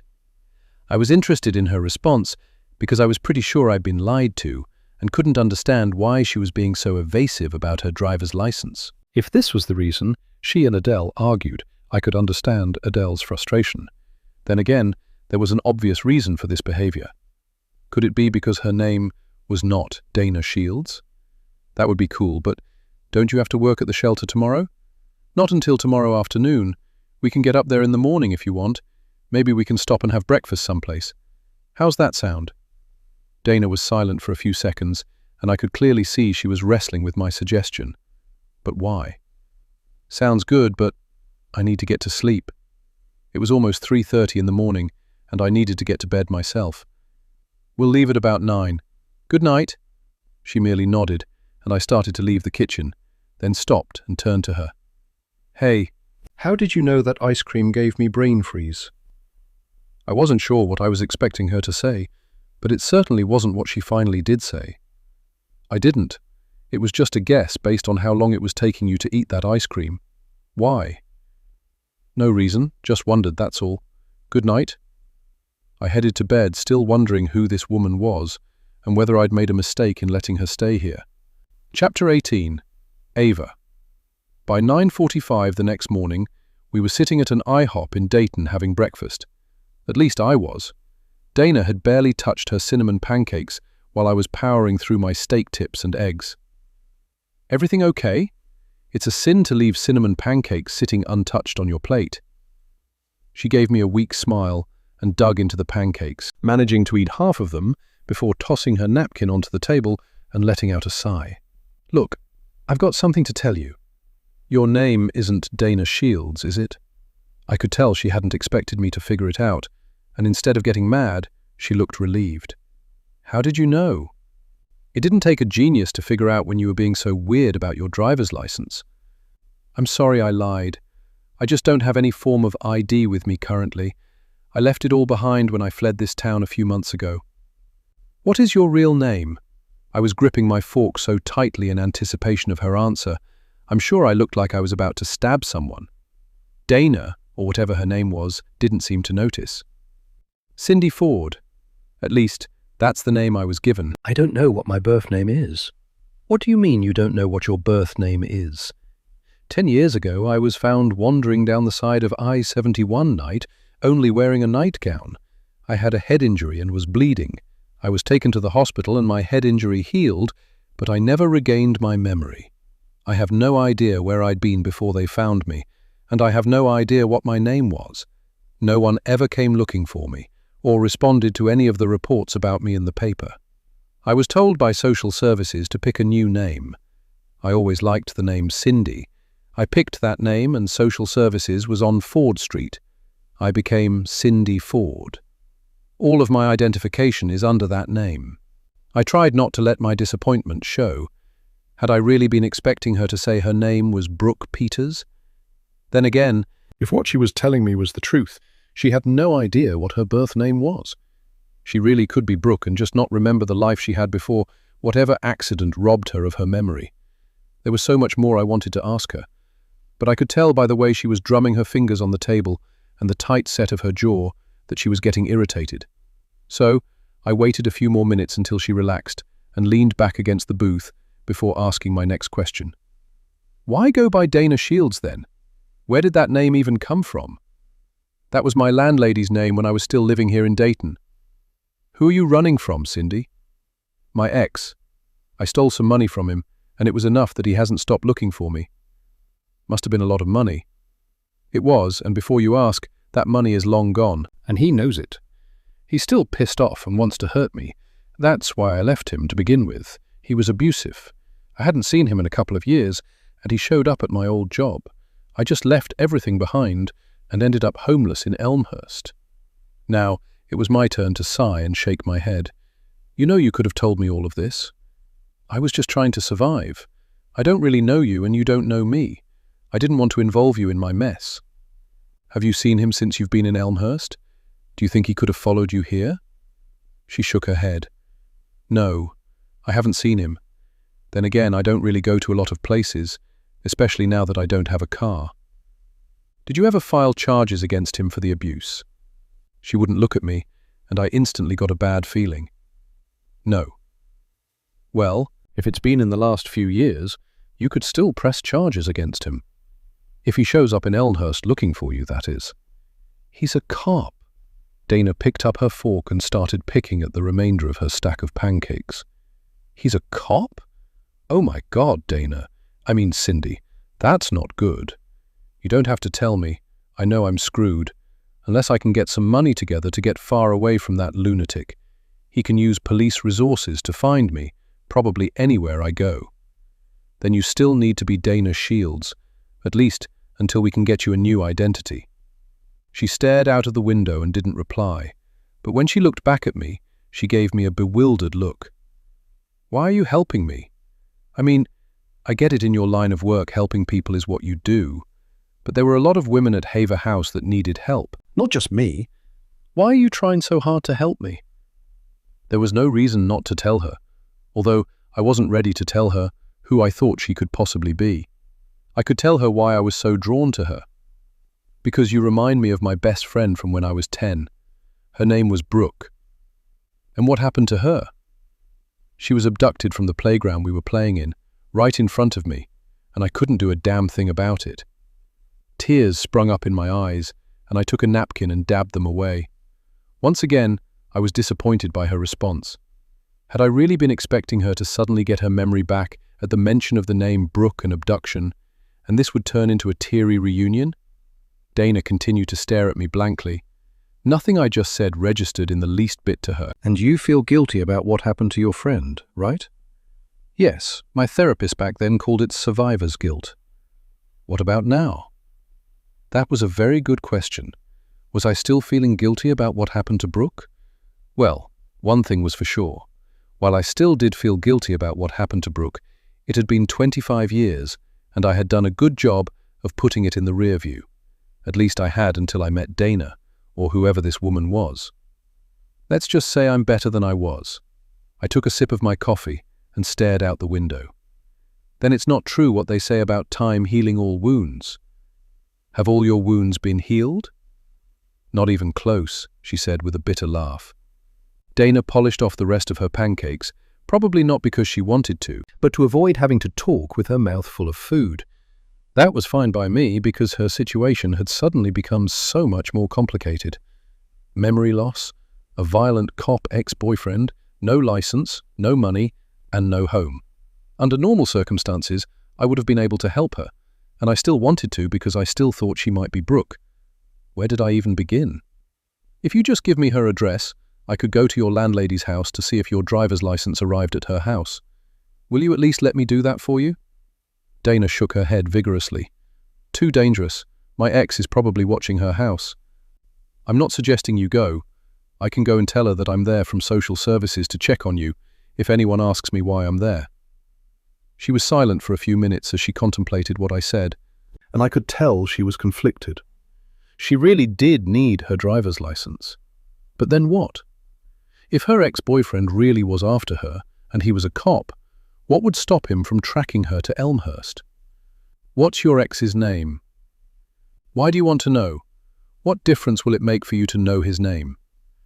Up until that point, Dana had had my sympathy, but now she was dodging questions and being evasive. A knot of apprehension was forming in my stomach. All right, I'll leave it alone, and you're right. We don't want him tracking you to Elmhurst. At some point, though, you're going to have to try and get your license. Can you keep calling your landlady to see if she'd be willing to mail it to you? Yeah. She nodded in agreement, clearly relieved. But I wasn't going to try to make her go to this woman's house. I can keep trying. I guess we came here for no reason. Probably best to get home. We left with me wondering if this had been the plan all along, to deter me from going to this woman's house. What was she hiding? Thanks, Ava. I know I'm not easy to deal with, but I really appreciate all your help. She got into the passenger side of my car, and once I was behind the wheel, I turned to look at her. I don't even know what to call you anymore. Do you still want me to call you Dana, or would you prefer I call you Cindy? You can call me Dana. I left Cindy behind when I came to Elmhurst. Back in Elmhurst, I told Dana I needed to go to the shelter and dropped her off at the library. Then I proceeded to look up the address of the real Dana Shields. I needed to know who the hell was living in my house, and maybe this woman could tell me. Chapter 19. Leah. I couldn't get Natalie Hammond's stump of a missing pinky finger out of my head. I wished I'd never gone to see her. If she were telling the truth, that meant she had owed money to some very dangerous people. How far was I willing to go to uncover the truth of what really happened 25 years ago? One thing was for certain. If I got on the wrong side of these people, I might not survive to even make a documentary. I came to this town with a clear vision of how I wanted to make this documentary, but now I found myself on another path. Time to pursue another angle. Chapter 20. Ava. Only one Dana Shields was listed on the internet white pages. She lived in a dicey area near downtown Dayton that made me hesitate over parking my car in front of the two-story house that had once been white. Now, most of the paint was hanging in strips, exposing warped wood underneath. The majority of the houses in the neighborhood were in a similar condition, but I could tell that this had been an affluent neighborhood 75 years or so ago. A brown and white pit bull mix in the next-door yard jumped on the fence and wagged its tail. I walked over and patted him on the head, and he licked my hand. "He likes you," said the elderly woman sitting on the porch of the house in question. I hadn't even seen her there, and the sound of her voice made me jump. "He's very sweet." I gave the dog a final pat on his head before returning my attention to the middle-aged white woman in a wheelchair. She wore a pink tracksuit with fluffy black house slippers. She peered curiously at me from beneath a white baseball cap that hid most of her hair. "Are you Ms. Shields?" "Depends on who's asking, and don't say a salesperson because I have no money." "No, ma'am. I'm here to ask you a question about a former tenant of yours, Cindy Ford." "Is she okay?" "She's fine. Would I be able to come up on the porch and talk to you about her?" "Come on up." I walked up the cracked stone path that led to her porch and carefully walked up the steps onto the porch, avoiding the places that were missing wooden slats. "What did you say your name was?" "I'm sorry, my name is Ava West." "And you're a friend of Cindy's?" Should I tell her the woman that she knew as Cindy was using her name and identity in Elmhurst? I had no idea if I could trust this woman, even though Dana seemed to, so I told her a form of the truth. "I'm her social worker. She applied for benefits a while back, and I'm here to assess her eligibility." "Is she home?" "You're out of luck if you're looking for Cindy because she's long gone. I haven't seen her in months. She rented my upstairs apartment and skipped out on the rent. Loaned her my car because she said she had a job interview in Indiana and would be back in a few days, and I ain't seen her since." "Did you report her missing or your car stolen?" "Why? Damn thing was on its last legs, and as you can see," she slapped the arm of her wheelchair, "I have no use for a car. Not when DoorDash and Instacart exist. And I'm not related to her. She's an adult and can do and go anywhere she wants." I got the impression from certain things she told me that she had been in an abusive relationship. Could her leaving have had something to do with the man she was involved with? "The man she was involved with?" Dana Shields snorted with laughter. "Cindy lived here for 5 years and I never knew her to date anybody. She kept to herself, went to work at her job over at Phil's Diner and came home. I don't even think she had any friends. I certainly never saw her getting any visitors." "Do you know where Cindy was before she came to live here? Is she from Dayton? Shouldn't you know that? Didn't you say she applied for some assistance? Wasn't there some kind of application that would have told you that?" "Yes, I'm just checking up on what she filled out on her application." She took a sip from a glass of what looked like iced tea sitting on a table next to her. No clue where she came from. She just turned up here a few years ago, needing an apartment to rent. "My son Donnie's in prison and won't be getting out anytime soon. He lived in the apartment upstairs, and I needed a renter to help pay my bills. I rented to her against my better judgment, and she was a good tenant. Quiet, clean, and kept to herself. Best of all, she paid her rent every month on time. I couldn't believe it when she skipped out on me and left me high and dry. Are you sure you don't know where she is?" The welcoming smile that had lured me up to the porch was gone now, replaced with a suspicious glare. "Ma'am, I assure you I wouldn't be here if I knew where she was." "Yeah," she said, looking me up and down. "I guess that makes sense." "And no one has come looking for her since she skipped out on the rent?" "Not a single soul. I just figured she slipped back into the same crack she crawled out of when she turned up here. Did she leave anything behind that could point to where she could be now? Nope, because if she did, I'd be making sure I got my money back. How? Small claims court. Just as soon as I find out where she is, I'm going to be filing those papers. I'm on disability and it barely covers my expenses. I need my $600. So, if you see her, I'd appreciate it if you would tell her that. I certainly will, ma'am. Thank you for talking to me. I headed back to my car feeling like the biggest sucker, But I was still holding out hope that some part of her story could be true. I got in my car and pulled out my phone to pull up Phil's Diner on Google and found out it was 4 blocks from where I was now. Maybe someone there would know or remember Cindy. Phil's Diner was a hole in the wall, a block from downtown Dayton. When I walked in, an older black woman with box braids wearing a blue uniform told me I could sit anywhere. 2 minutes later, she was back with a glass of water and a menu. "I'll be back to take your order in a sec, sweetie." I started to tell her that I was there to talk to the owner, but she left so quickly I didn't have a chance. 2 minutes later, she was back. I ordered a piece of banana cream pie, even though I wasn't really hungry after my big IHOP breakfast. "I'll be right back with that pie." The server, whose name tag read Brenda, turned to go, but I stopped her. "Hey, I was wondering if Cindy was working today." Brenda gave me a startled look before shaking her head. "Cindy left here months ago. A damn shame, too, because she was a really good server, could wait on multiple tables, and would even fill in the kitchen when our cook was out sick." "Well, I haven't seen her in a while, and had no idea she was no longer here." "You a friend of hers?" "More like an acquaintance." "That sounds about right. As long as I knew Cindy, she never had any friends. No boyfriends, no girlfriends, no friends, nothing. Sometimes I wonder if that's the best way to be." There it was again. Cindy not having any friends or family. Could she have been telling the truth when she told me about being an amnesiac found wandering down the side of I-70? I thanked Brenda and watched her head off to greet another customer, and then dug into my pie, savoring the creamy goodness, when an older white man slid into the booth opposite me. He was of medium build and looked to be in his early 50s, with thick brown hair going grey at the temples and a bushy moustache. He wore a blue and grey plaid button-down shirt and jeans. "Sorry to bother you, ma'am, but I couldn't help but overhear you talking to Brenda about Cindy. Do you know where she is?" "It's Ava West." I held out my hand across the table for him to shake, and his face reddened with embarrassment. "I'm sorry. I'm Henry Cox. I own the place." "You mean Phil's Diner isn't owned by a man named Phil?" I said it with a smile, because Henry Cox looked so tense. "Phil was my dad." He instantly relaxed and gave me a small smile. "This is a family-owned diner.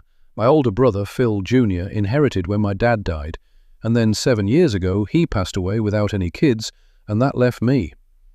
And you guys make a mean banana cream pie."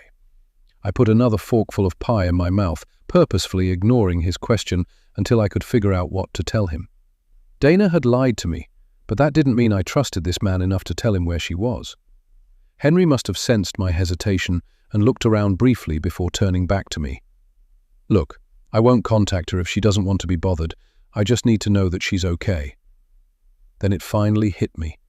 This man had a thing for Dana/Cindy or whoever the hell she was.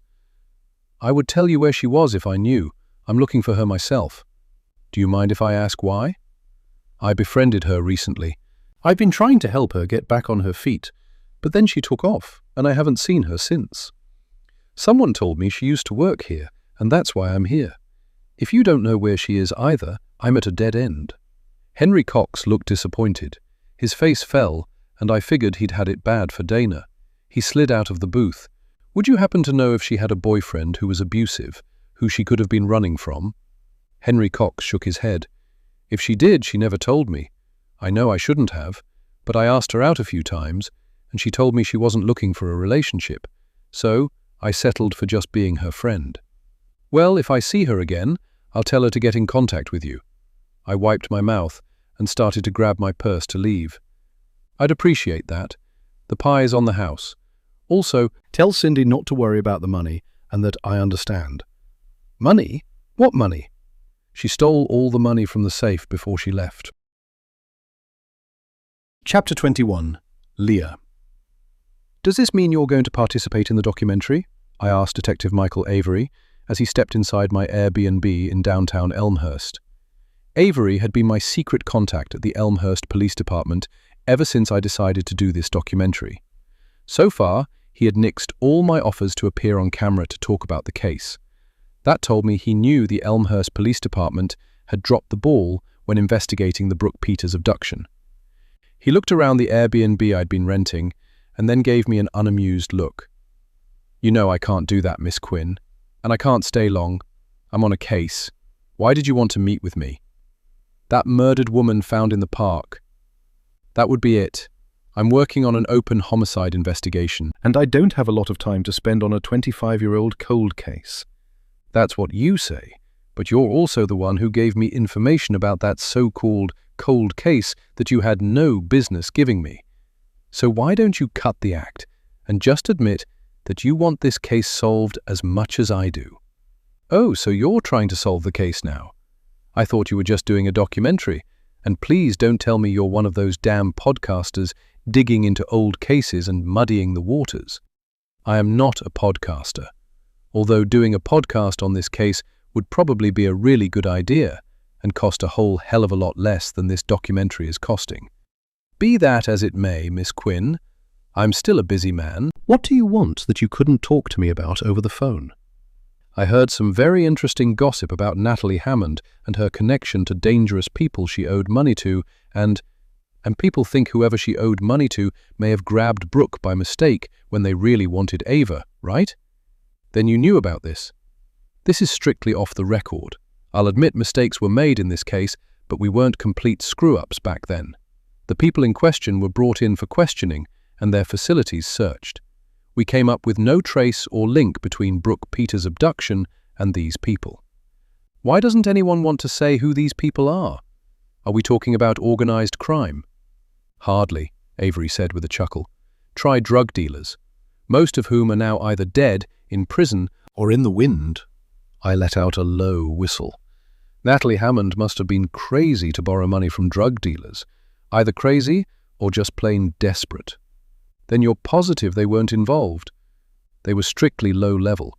There was no trafficking involved, mostly drugs and guns and money laundering." "What made you look into them in the first place?" "Brooke's brother Sam got mixed up with these losers. He was selling weed and got robbed. He also owed these people money, and we thought maybe there might have been a connection, but there wasn't. He was lucky he just got off with a beating from them. He had to tell his mother what he was doing, and she paid them back the money he owed them, but we never found a connection to Brooke being abducted. That completely knocked me for a loop. I hadn't heard anything about Sam Peters dealing drugs. Everything I'd heard about him was that he'd been a straight A student and a protective older brother." "What about the father, Nate? Did you ever track him down? I heard Julia threatened to kill him over something he did to Brooke." "Now that's a new one on me. I hadn't heard that. All I ever heard was that Nate Peters was a junkie and out of the picture for good. No one had seen him in years, never could track him down. It's like he disappeared into thin air. No activity on his social security number, zero social media presence, just gone, and that was a few years before Brooke was abducted." "Are we done?" He was antsy to be gone, and I wondered what would happen to him if his superiors knew he was feeding me information, although not a ton of it, to be honest. "Just one more question." He was already at the door and turned and gave me a slightly annoyed look. "Why are you helping me? You act like this case is a lost cause, but yet you're here. Why?" "This case was my first case as a detective, but I wasn't the lead. I didn't have much authority. A missing 10-year-old black girl wasn't the priority it should have been, and it's bothered me ever since. I'm hoping this documentary will jog somebody's memory so we can finally find out what happened to that little girl." He left, not bothering to close the door behind him. I shut and locked the door, more determined than ever to find out what happened to Brooke Peters. Chapter 22. Ava. Henry Cox was the third person to tell me that Dana was a thief. Granted, she hadn't stolen directly from her former landlady, but she'd skipped out on a $600 rent, which amounted to the same thing, not to mention stealing the woman's name and car. Henry Cox was so lovesick, he was willing to overlook the fact she'd stolen money from the diner safe. She most likely used that money to live off of, but why would she be bothered to steal change from Adele's desk? Aside from bus fare, what could she have done with several dollars worth of change? Haver House had laundry facilities, so she didn't use it at the laundromat. Adele clearly had not wanted to admit to any connection to Dana. Had she lied about the change? Unfortunately, given Dana's history, I had to believe that Adele was telling the truth. I tried to pull up any articles about a woman with amnesia found wandering along the highway. Dana said it had been 10 years ago, and most news articles, even online, were archived at that point, and I had to pay for a subscription to access the newspaper's archives. I guess I could have gone to the public library to look at their newspaper archives, but right now I didn't have time. I was running late for my afternoon shift at the shelter. When I arrived, the first person I saw was Selma. Our eyes met, and mine shifted away from her as I gave her a tight smile and held up a hand in greeting before heading into what we were still calling Adele's office. Selma followed me into the office and closed the door behind her, and my heart fell into my stomach. Whatever was going on between her and James Mackey was none of my business. "Can I talk to you, Ava?" "Sure, what's up?" I sat down behind the desk, and Selma took the seat in front of the desk. I saw you and James during the memorial service here in this office," I blurted out. I hadn't intended to say anything about what I'd seen, but I couldn't get the image of them out of my head. I knew it was going to be a problem while I continued to work here. Wow, okay." She looked completely mortified, but quickly recovered her composure and sighed. "Look, Ava, you have no reason to believe me, but I never slept with James. We bonded over our love of vintage cars. I own a 1965 Camaro. We both belonged to the same vintage car club and became friends. An attraction developed, and I know I should have shut it down, but I was newly divorced and lonely, and things just went farther than they should have." Did Adele know? If she did, she never said anything. The night of Adele's memorial was the first time I'd seen James in over a month. Seeing him in so much pain, I got a little carried away. I shouldn't have kissed him. I remembered the way I'd seen her lips pressed against his neck and his hand on her lower back. Either she was lying to me or to herself, probably both. Trust me, Ava, I know how this looks and how bad it makes me look. This is hard to believe, but James really loved Adele. Over the years they had grown apart, and I think our friendship filled the void that was missing in his marriage. I am not justifying what happened. I know it was wrong, and like I said, I never slept with James. I understand if you no longer trust me, nor want to work here anymore. Her voice sounded very strong and assured, without the hint of a tremble or a crack, but she looked like a wreck, with dark circles under eyes, swollen from crying. This isn't how I wanted things to be. Whatever was going on in James and Adele's marriage, as well as Selma Ross's choices in her private life, were none of my business. Selma, I love working here and would like to continue, so please don't think whatever may or may not have been going on with you and James Mackey has any bearing on my desire to work here. Before you ask, I have not told Detective Avery what I saw in this office the night of Adele's memorial service, but I hope you have, because I'm not the only one who's noticed how close you and James are. I think Detective Avery needs to hear all about that from you and not someone else."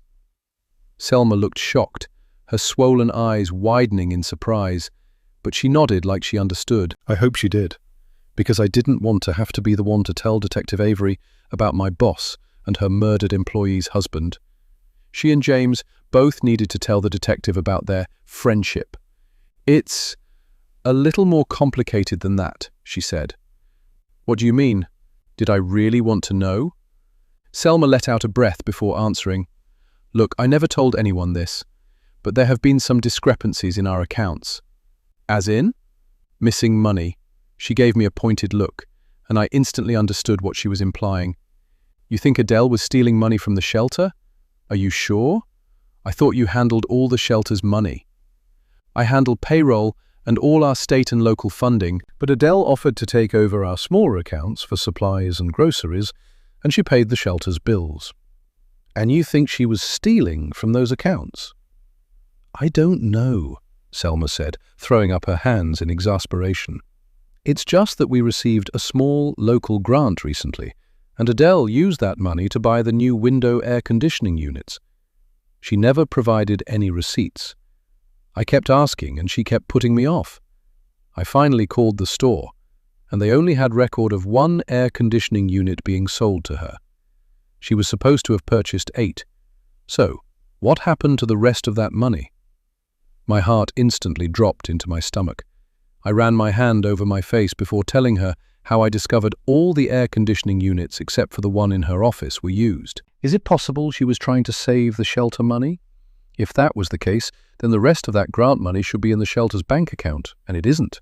She had to have pocketed it. I'm afraid of how this will look if I tell Detective Avery. I don't want him thinking I'm smearing Adele's reputation because I had the hots for her husband. He'll think... Her voice trailed off, and she didn't need to finish her sentence. She knew what she'd just told me made her a suspect in Adele's murder. He still needs to know, Selma.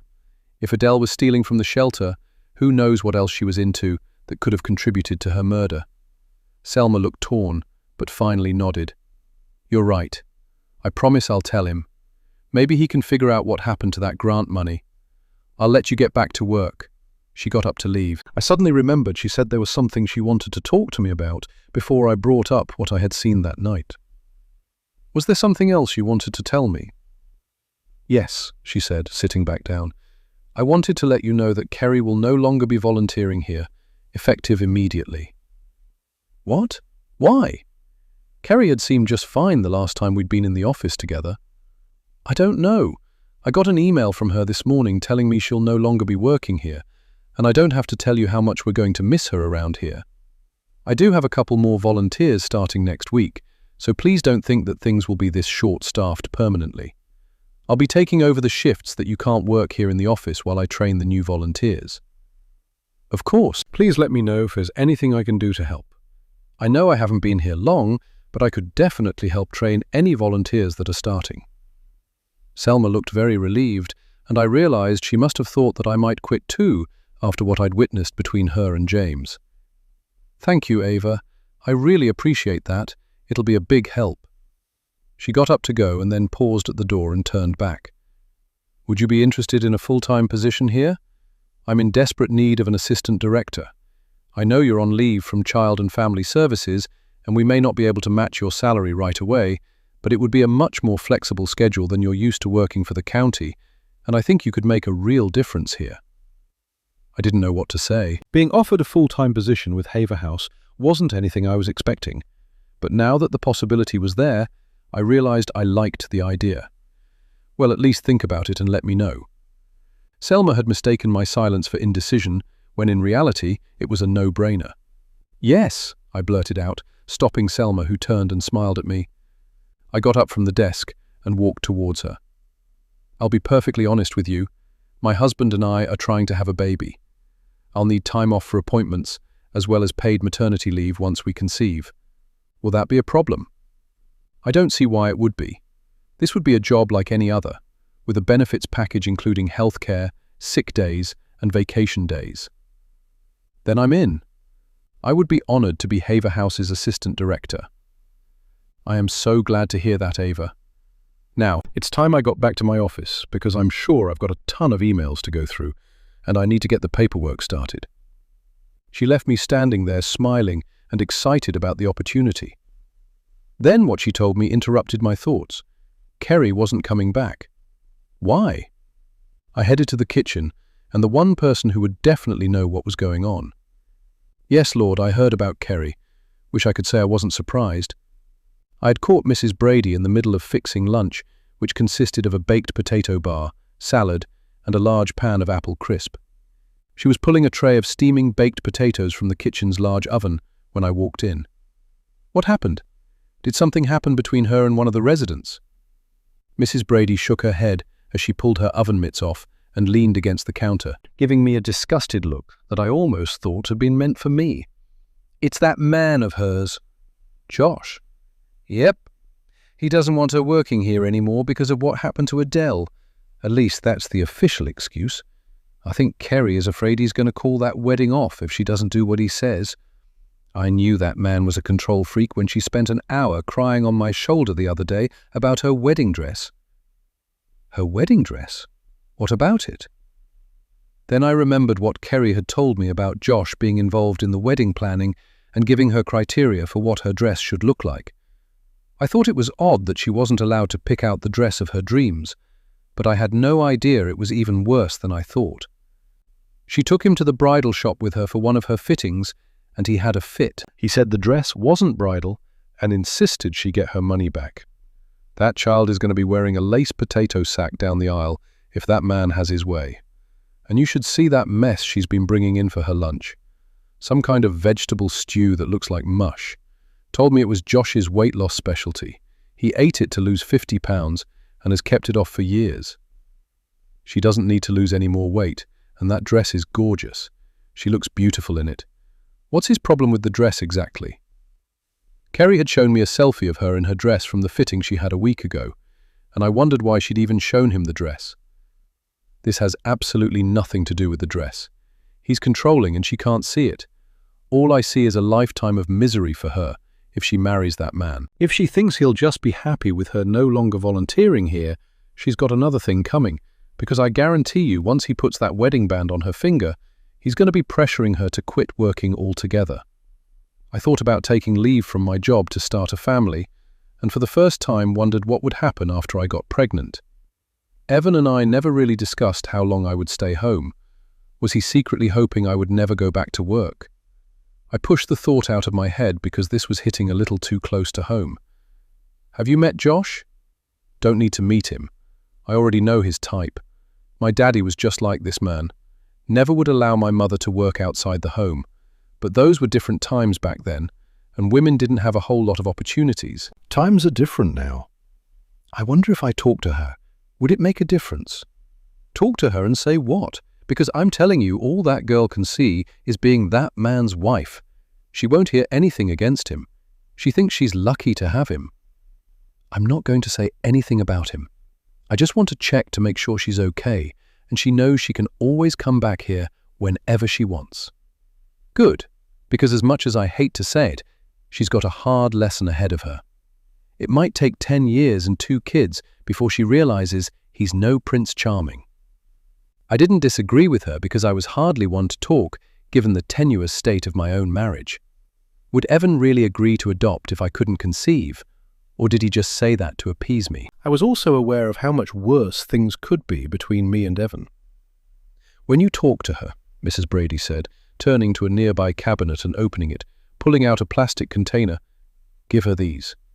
She handed me the container, which turned out to be full of lemon bars. By the time I tracked Kerry coming out of her last class of the day at Elmhurst Community College, I had eaten almost half the lemon bars. Ava? What are you doing here? The colour drained from her face. She looked around quickly before pulling me into the now empty classroom. I came bearing gifts from Mrs. Brady. Selma told me you weren't coming back. Are you really not coming back to volunteer? I sat the now half-empty container of lemon bars on one of the desks, but Kerry barely glanced at them. Sorry I didn't say goodbye, but I talked it over with Josh, and he feels like the shelter might not be the safest place for me to be spending time until they catch whoever killed Adele. So, I'm focusing on my wedding and my course load. I'm sorry you came all the way down here. I hope you weren't trying to convince me to come back, because my mind is made up. In all the time I had known Kerry, I had never known her to be anything but friendly, kind, and caring. But the woman standing before me looked like she lost even more weight since the last time I've seen her. She was on edge and clearly not happy that I was there. Given what Mrs. Brady had told me about her fiancé, she had to be under a lot of stress trying to please this man as well as keep her obligations to her job. I wanted to grab her and give her a big hug, but I knew she wouldn't appreciate it. You know you're always welcome to come back at any time, right? Selma offered me the position of assistant director, and I'm going to take it. Kerry's face instantly lit up, reminding me of the Kerry that I knew, but then the sound of a voice behind us from the doorway instantly wiped the smile off her face, and she looked even more tense than when I arrived. Are you ready to go, hun? The man in the doorway was a medium-height, medium-build white guy with thinning brown hair and a sharp-featured face, the thin lips of which were now pressed into a hard line at the sight of me. I had assumed Josh was Kerry's age of late 20s, but this man looked a good decade or so older than her. Honey, this is my former co-worker from Child and Family Services, Ava West. Ava, this is my fiancé, Josh Turner. So nice to meet you, Josh. I stuck out my hand for him to shake, which he did, reluctantly. I also noticed that his grim expression quickly turned into a charming smile that didn't quite reach his eyes. I could almost see the thoughts running through his mind. He was wondering exactly who I was and what I was doing there. Nice to meet you, Ava. You wouldn't happen to be related to Evan West, would you? Yes, I'm his wife. How do you know Evan? We went to high school together. We were both on the wrestling team. Really? I didn't realize Evan played sports in high school. In fact, Evan didn't talk much about his past at all, and now I knew why. I'd been right. If Josh had gone to school with Evan, he'd be 41, more than a decade older than Kerry.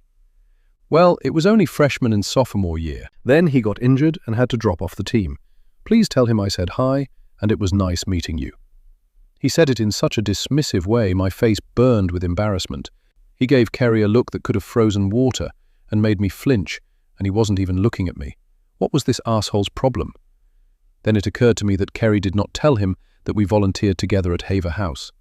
She simply told him that we used to work together at Child and Family Services. Why the lie? I figured if Kerry was lying to him, it was for a good reason, and I didn't want to get her into any more trouble with him than she probably already was. He was eyeing the container of lemon bars with a frown on his face. It was so nice to see you, Ava. It's been too long. Kerry pasted a phony smile on her face and started edging towards the door, but Josh wouldn't be rushed. How long has it been? Josh looked from Kerry to me. Not since her going away party when she left to come to work here last year. I just happened to be in the building. I passed by and saw her.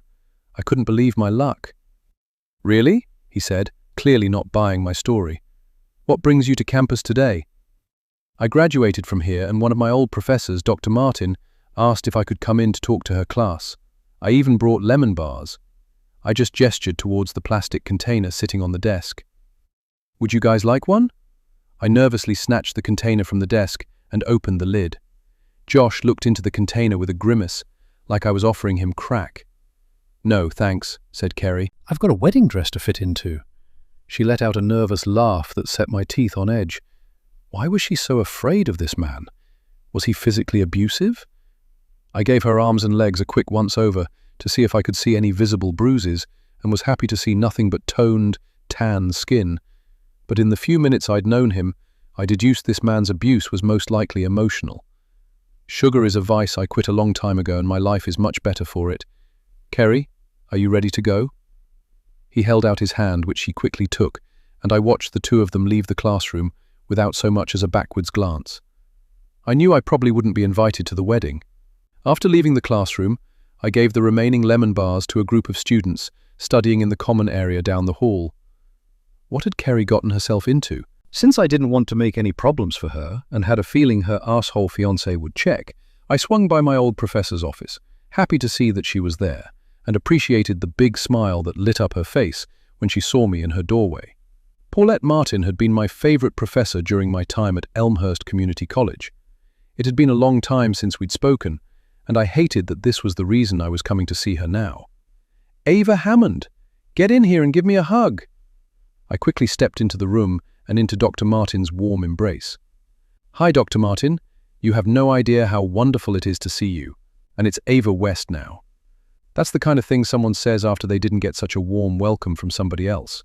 Let me guess. Josh Turner? How did you know? Because I saw him and Kerry walk past a few minutes ago and he was chastising her like a child for not telling him she knew you. Are you kidding me? What is up with that guy? Why would he care if she knew me? Aside from being a colossal controlling jerk with an ego as big as Texas and as fragile as peanut brittle, I'm not sure. You know, there was another woman that he was dating here before he met Kerry. She had to leave the state to get away from him. A few people tried to warn Kerry about him, but she wouldn't listen. Not much we can do if she doesn't want to hear it. Dr. Martin shook her head, settled herself back behind her desk, and waved me into the chair in front of it. I just came to check if she was okay, because she quit the women's shelter we both volunteer at. But he was acting so weird, and she never mentioned that she knew me from Haver House, so I figured I better keep my mouth shut about that. By the way, if he happens to come by here and ask if I spoke to one of your classes, can you please just tell him yes? I don't want to make any more trouble for Kerry. It's nice to see you, Ava, but you didn't have to ask me that. I would have backed you up no matter what. Isn't Haver House where that woman who got killed in the park worked? Yes, I worked with her. She was a sweetheart. No one knows why she was even in the park. Last I heard, the police have no suspects or a motive. You know her husband works here, right? James Mackey works here. He's one of our part-time adjuncts. He teaches life skills. I figured he was out on leave because of what happened to his wife, but I saw him heading into class this morning. I didn't know that. Is the adjunct's office still on the 5th floor? I might pop up and see how he's holding up. No, they moved it because of construction. It's down in the basement. I'm headed that way to class, so I'll walk you out. We were about to leave when another question popped into my head. Hey, do you know what kind of church Josh Turner belongs to? Kerry told me that he was a man of faith, and that was one of the things she loved about him. Dr. Martin snorted with laughter. I wouldn't exactly call the place he goes every Sunday a church, but if that's what she wants to call it, whatever. What do you mean? She pulled open a drawer in the filing cabinet next to her door and riffled through one of the folders, pulled out a pamphlet and handed it to me. He was leaving these all over campus until he was told to stop. It was a brochure for some place called The Infinite Horizons. I flipped through it and quickly realized it had very little to do with traditional religion of any kind. It was more like a series of self-help classes for everything from weight loss to drug addiction, touting hard physical labor, saunas, and dietary changes to free oneself from destructive behavior. But it was the logo on the front of the brochure that made me do a double take. It was a star-shaped symbol. It looked exactly like the birthmark on the back of Dana's right shoulder. You okay? Dr. Martin put a hand on my shoulder when I continued to stare at the brochure. Yep, let's go. I tucked the brochure into my purse and followed Dr. Martin out the door. After Dr. Martin and I parted ways, I took the elevator to the basement. I'd never had a reason to come down here when I was a student, and was glad because it was dimly lit with water-stained carpeting and concrete walls painted industrial grey. Having to work down here must feel like punishment. I followed the sound of voices, passing by some group study rooms, a classroom, and the speech lab before finding the adjunct instructor's office. The office was 2 classrooms where the wall had been knocked out to make one big space filled with cubicles for about 30 people. A young woman with glasses was coming out as I was walking in and gave me a smile. Can I help you? Yes, I'm looking for James Mackey. Is he here? The young woman's smile instantly turned into a smirk as she looked me up and down. I knew exactly what she was thinking. She thought I was one of James's admirers. How many women like Selma did he have special friendships with? He's got class until this afternoon. If you want to leave him a note, his cubby is in the back right corner. She left before I could thank her, and I stared after her, wondering how many other women were showing up here looking for James to offer comfort and condolences. Even if I hadn't been told where James's cubby was, I would have been able to find it by the sheer abundance of condolence cards, flowers, and stuffed animals covering the top of the desk. There was even a large fruit basket sitting on his chair. Not sure why I'd even come. I was about to leave when I spotted something familiar in his trash basket next to his desk and plucked it from the trash. It was a framed degree, just like the one I'd found in Adele's office, showing that James Mackey had received his medical degree in psychiatry from Prime University in Las Vegas, Nevada. James never mentioned being a psychiatrist, too. Why hadn't he mentioned it when I'd asked about Adele's psychiatry career? And why was this in the trash? I turned to go and almost jumped out of my skin to see an older white woman with grey hair in a sleek chignon carrying a platter of cookies. She didn't look happy to see me and sized me up like I was competition. He's in class until this afternoon, I told her, for lack of anything better to say. I know James's schedule. And you are? I worked with his wife Adele and stopped by to see how he's doing.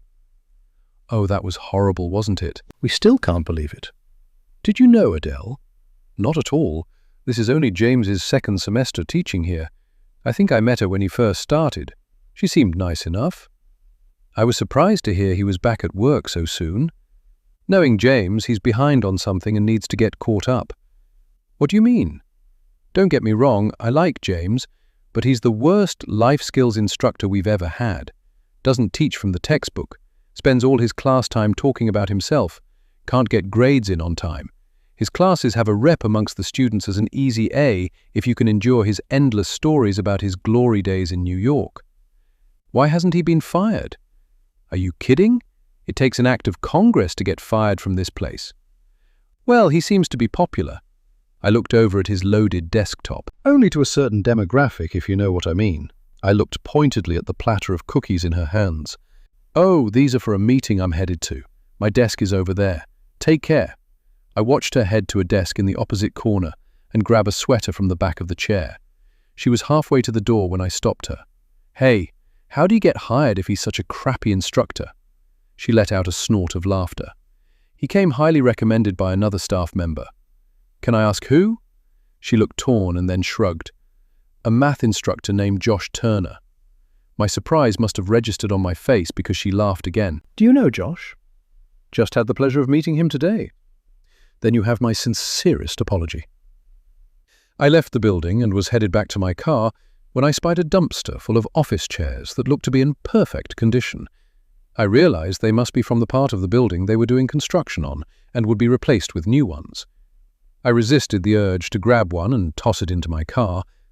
Then I saw what was written on the underside of each chair. Property of ECC. The same thing had been written on each of the air conditioning units at Haver House. ECC were the initials of Elmhurst Community College, meaning the units must have been the old units the college had gotten rid of. If that was the case, James Mackey had to have been in on Adele stealing that grant money. What else had those two been up to? Chapter 23. Leah.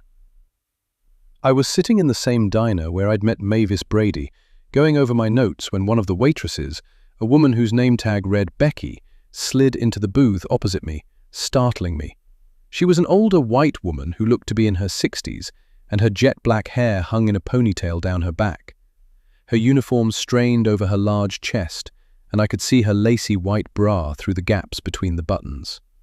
Her face was slightly flushed, and she gave me an apologetic look. "I am so sorry, ma'am, but could I talk to you for a minute?" She looked around quickly, making sure there were no customers waiting at the hostess station. But it was 2:30 in the afternoon, and I was the only one in the diner. The lunch rush was over, and it was way too early for dinner. Sure. I sat my pen down and closed my notebook to give her my full attention. What can I do for you? Well, she said, looking around once again before giving me her full attention. I couldn't help but overhear when you were in here talking to Mavis Brady. Are you really doing a documentary about that poor Peters girl that got abducted? I am. Did you know Brooke Peters or her family? I was trying to remain calm because I had a feeling this woman was about to tell me some very valuable information. Not me, but I know someone you need to talk to. And who is that? I found myself leaning forward in my seat, causing Becky to lean back in hers. My cousin Vivian Barnes. Why would I need to talk to your cousin? Because for 25 years, she swore that she saw Brooke Peters a good 2 months after she was abducted, but no one, including the police, would believe her. Now that knocked me for a loop. I thought she was going to tell me that the Peters family ate regularly in this diner and had some kind of heartwarming story to share about them. But nothing prepared me for this. I just stared at her without speaking, too shocked to say anything. I already told her about you being in here with Mavis the other day and that you were doing a documentary. She's really anxious to talk to you. She slid a piece of paper across the table to me with a phone number scrawled on it, with the name Vivi underneath. Just give her a call any time. She's hoping to hear from you. Becky quickly slid out of the booth to go seat a couple that had just walked in. I stared at the scrap of paper before snatching it off the table, hoping it wasn't too good to be true. It wasn't. An hour later, I was at Vivi Barnes's home. We sat out on her back patio with lemonade and sugar cookies and watched her 2 granddaughters, Callie and Kaylee, play in the backyard. I'd already been there for 20 minutes, and Vivi had yet to tell her story. I could tell she was hesitant, probably because of what Becky had told me, that no one had believed her. "Your cousin Becky said you've been telling the same story for 25 years, I prompted, hoping she would finally tell me what I had traveled all the way across town to hear. "I'm sorry, this is just still so hard for me, even after all of these years." She picked up her lemonade glass to take a sip, and I noticed her hands trembled slightly. So I settled myself in for as long as it took, not wanting to push her away in my excitement to get her story. "You just take your time, Mrs. Barnes. I've got all evening." "Well, I've just got a couple of hours. My youngest daughter Hannah lives over at that homeless women's shelter, Haver House. I take care of her daughters during the day while she works, and then we all go have dinner with her when she gets off." Vivian Barnes lived in a very spacious ranch home, which I'm sure probably had at least 3 bedrooms. I wondered why her daughter and granddaughters were living in a homeless shelter. She must have read my mind. I'd have them here in a heartbeat if it weren't for Hannah's addiction issues. I already went through it with her sister Crystal. I can't have that in my home again. She's doing well right now, but that could turn on a dime, just like it did for her sister. "Where's her sister Crystal now?" I asked, not really caring about the answer, just trying to be patient until she told me what she had to tell me about Brooke Peters. "Dead. They said it was an overdose. I didn't believe it then, and I don't believe it now. Crystal is the reason why I saw Brooke Peters 2 months after she was abducted." "What do you mean?" My heart started hammering in my chest, and I willed myself to calm down. Like I said, Crystal was an addict. She was my oldest and got caught up with a man who got her hooked on drugs. She was only 20 at the time, and I blame me and my husband Earl for sheltering her too much. As soon as she was old enough, she went wild. She went from being her class valedictorian to her first stint in rehab in just 2 years. We tried everything. Court-ordered rehab, interventions with the entire family and her friends, letting her go to jail for drug possession. None of it worked. Finally, Earl had enough when she stole one of his shotguns and tried to sell it for drug money. He put her out of the house and told her she couldn't come back, and we couldn't have anything to do with her until she got herself together. But she didn't? Not then. I'm not sure where she went or what happened to her, but 2 years later, she showed back up on our doorstep looking healthy, saying that she had gotten a job that she loved that kept her so busy, that it was such hard work she didn't have time to think about drugs. Earl let her stay for dinner, and we had the best time with her since before she graduated from high school. I honestly thought it was the start of a new beginning for us as a family. My daughter Hannah was in her final year of high school, and I was so happy that Crystal had gotten herself together so she could be there for Hannah, who had been missing her like crazy over the 2 years she'd been gone. What happened? A few months later, she was found dead on the side of the road out in the county. I couldn't bear to go identify her body with Earl, and when he came home from the morgue, he was never the same again. He said she looked like she'd weighed all of 80 pounds and was covered in bruises and calluses. "I am so sorry," I said softly, resisting the urge to squeeze her hand. "What was her cause of death? An overdose?" "No, starvation and dehydration. She'd starved to death. They tried to tell us that she was so high she must have forgotten to eat and starved to death. But I read that autopsy report, and there were no drugs or alcohol in her system." A sob escaped her throat, and she buried her face in her hands. I let her cry for a few minutes, but a shriek from the girls caught her attention, and she immediately pulled herself together. "Calm down, girls, I told you about all that screaming." But the girls were having too much fun to pay attention to their grandmother, and their peals of laughter continued to fill the air. "I am so sorry for your loss, Mrs. Barnes. But what does this have to do with Brooke Peters?" Vivian Barnes sighed, took off her glasses, wiped her eyes and cleared her throat before continuing. "The last time we saw Crystal, she said she had been working on a farm. She didn't say where the farm was or who owned it. Every weekend after her funeral, Earl and I would drive around out in the county, approaching farms with her picture, to see if any of them had employed her. We didn't get lucky until we found one about 10 miles away called Infinity Farm. We went up to the gate and saw that it was heavily padlocked, and we couldn't get access to the road up to the farm, but there was a bell you could ring. I stood there and rang it.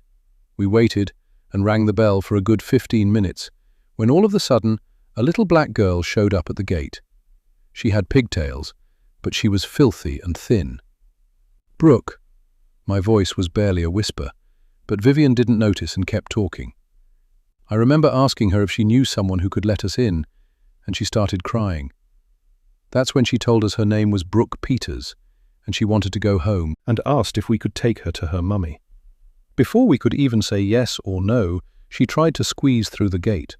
She almost made it when a young guy with a shotgun showed up and snatched her, dragging her off screaming. We showed him Crystal's picture, and he told us he had no idea who she was and that we needed to get off the property before he set his dogs on us. I listened to the story and didn't realize that I was barely breathing until I got a little light-headed and sat back in the seat, letting out my breath. What did you do? Nothing we could do. We were trespassing and we had to leave. You better believe we reported what we saw to the police, because as soon as she told me what her name was, I remembered that there was a little girl that had been abducted from a park in Elmhurst named Brooke. We actually showed back up on the property 2 hours later with the police. The same man showed up with a little black girl with him, who said she was just kidding and that she was sorry. She never made eye contact with us. I knew immediately it was not the same little girl. I'm no racist, she said defensively, draining the rest of her lemonade. I'm not one of those white people that thinks all black people look alike. That was a completely different little girl than the one we saw just a few hours before. Let me guess. The police told you to stop wasting their time and accept the fact that your daughter died because of her addiction, right? Not only that, she continued, indignantly slamming her glass onto the table. They said if I bothered those people again, they would charge me with trespassing and wasting police time. Did you leave them alone? I went back a week later, parked on the road and walked up to the property. This time, the gate was unlocked because there was nobody there. They were all gone, and they never came back. They took Brooke Peters and any answers they had about my daughter's death with them. Unbelievable, I said for a lack of anything better to say. Earl died 5 years ago, and I made him a promise on his deathbed I would find out what happened to our girl. Hannah was just as lost as her sister and never got over her death. She started using drugs as a coping mechanism, and I'll be damned if I see her end up like her sister. We were silent for a few minutes as we watched the girls play. I was still trying to wrap my head around everything that Vivi had just told me, but I realized this woman wanted something from me that I wasn't sure I could give her. What is it you're hoping to accomplish by telling me all of this? Vivian Barnes's head whipped around so fast it surprised me. She was staring at me so intently it was like she was staring a hole into my soul. Put me in your documentary. Let me tell my story. Maybe we can kill 2 birds with 1 stone because there's nothing you or anyone can say to me that will convince me what happened to my daughter and what happened to Brooke Peters aren't connected, and the answer is out somewhere on that abandoned farm. I should have been excited to have Vivian's story, but did I want to open this can of worms? This wasn't a bigger plot twist than the possibility of the people Natalie Hammond owed money to could have kidnapped Brooke by mistake. If I put Vivian Barnes in my documentary, she would essentially be accusing the Elmhurst police of incompetence for not getting a warrant to search Infinity Farm. On the flip side, how could I not put her in the documentary after what I had just been told? It was certainly a compelling enough story, but was it true? I thought about the case file that Detective Avery had let me take a peek at.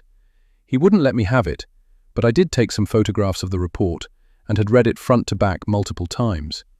Numerous people claimed they'd seen Brooke as far away as California, but there had been no mention of what Vivian Barnes claimed she saw that night when she and her husband went to Infinity Farm. Which is why, after I left Vivian's house, I drove out to the address she gave me for Infinity Farm. It was, indeed, abandoned, but there were cameras everywhere at the entrance and signs warning that trespassers would be prosecuted. I parked across the road from the padlocked gate where Vivian said she and her husband encountered the little black girl who said her name was Brooke. In the field next to where I was parked was a large billboard announcing a new housing development coming soon called Bristol Estates, with homes starting at $275,000. Tears filled my eyes as I thought about how scared and desperate that little girl must have been to beg strangers to take her home to her mummy. What had happened to her once they dragged her away from that gate? As I sat in my car, I pulled out my phone, pulled up a browser, and searched for Infinity Farm. Only finding one mention of it in publicly accessible records of registered businesses, but it didn't give me any information on the owner of the business.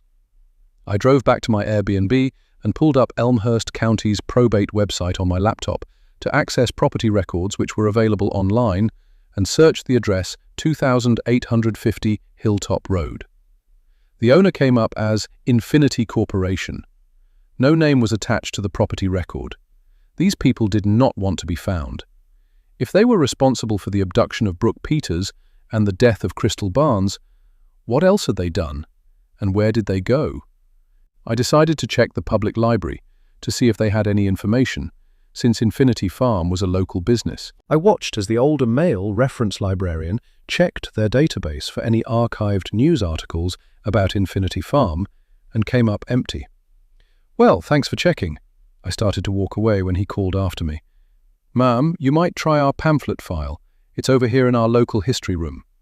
He got up from behind the counter and gestured for me to follow him into a small room across from the reference desk.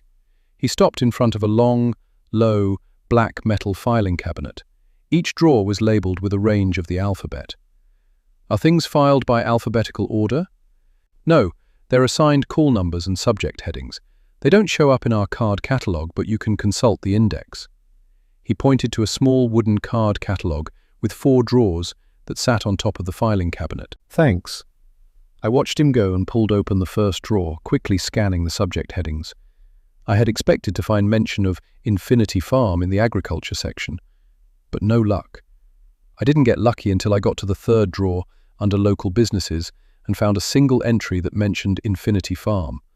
Unfortunately, what I thought was going to be a brochure about the farm turned out to be a faded, yellow, single-page flyer for a business called Helen K's Herbals, a store that sold herbal remedies for all kinds of conditions, from colds to hair loss, owned by a woman named Helen K. Sykes. There was a tiny notation at the bottom of the flyer, letting customers know that the herbs Helen K. used were sourced from Infinity Farm. Apparently, Infinity Farm had been a working farm that grew medicinal herbs. I saw there was an address for Helen K's Herbals. I drove past it on my way back to my Airbnb, only to find that small storefront, located between a laundromat and a tattoo parlor, was now a barber shop. I gave up and went home. Chapter 24. Ava. When I got home that night, I was happy to see Evan and Dana working together to make dinner.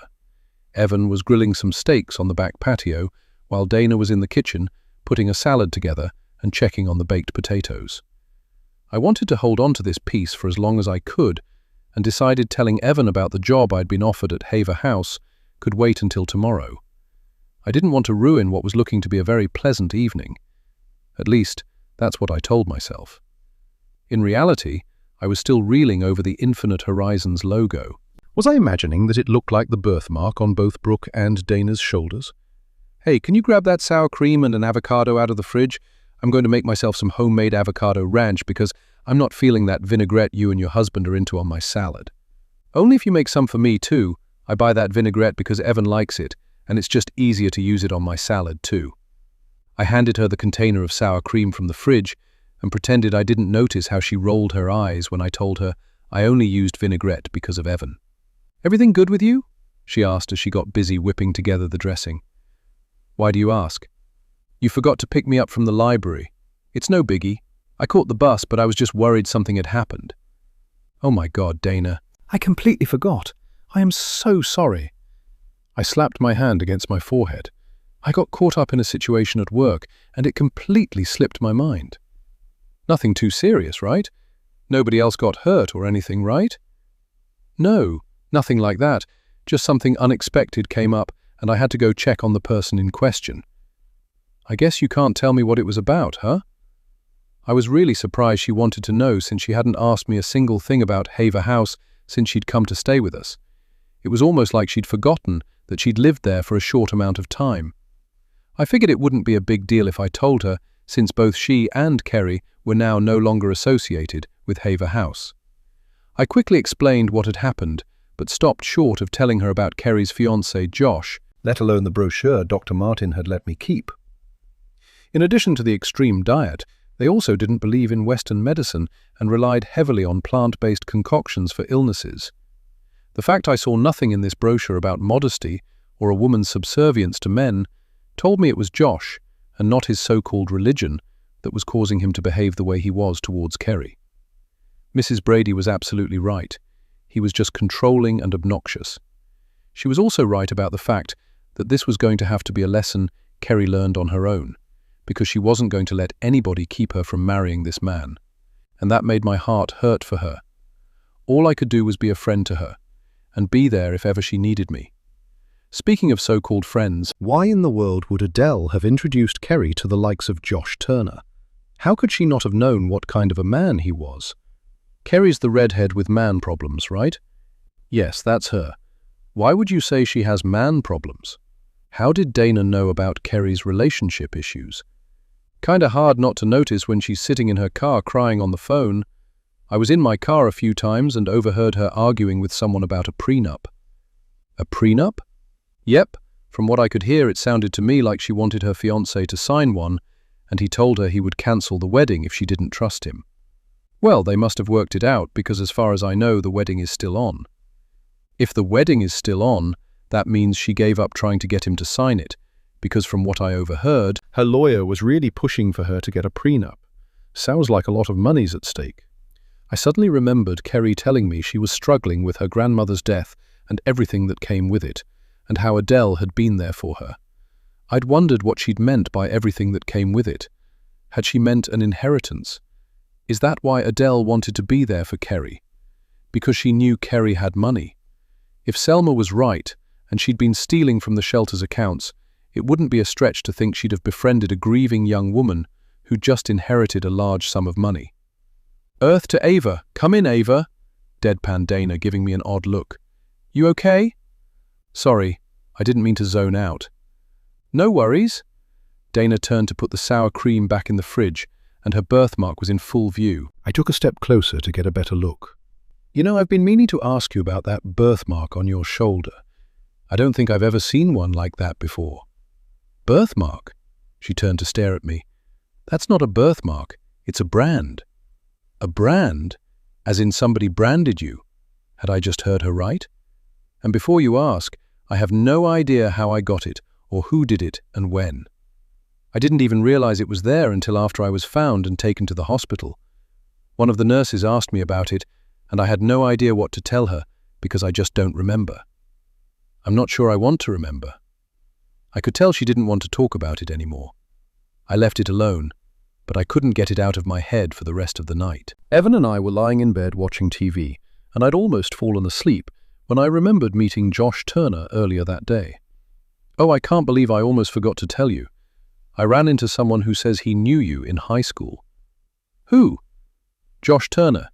He's the fiancé of that girl I used to work with named Kerry, remember her? I remember enough about her to know she's too nice to be involved with Josh Turner. Where the hell did she meet him? They both teach at ECC. I didn't know you went to high school with him. Was he any nicer back then? That dude has always been an asshole. We also went to elementary school together, and he was an entitled little jerk even then. He said you guys were on the wrestling team together. You never told me you wrestled in high school. That's because my wrestling career didn't last very long, and Josh Turner is the reason why. All right, I sat up, giving him my full attention. Out with it. What happened between you two back in high school? The whole wrestling team was at a party at our coach's house after we qualified for the state championship. Josh's parents let him do whatever he wanted, but the rest of us had curfews and had to be home by midnight. Josh had his mom's minivan.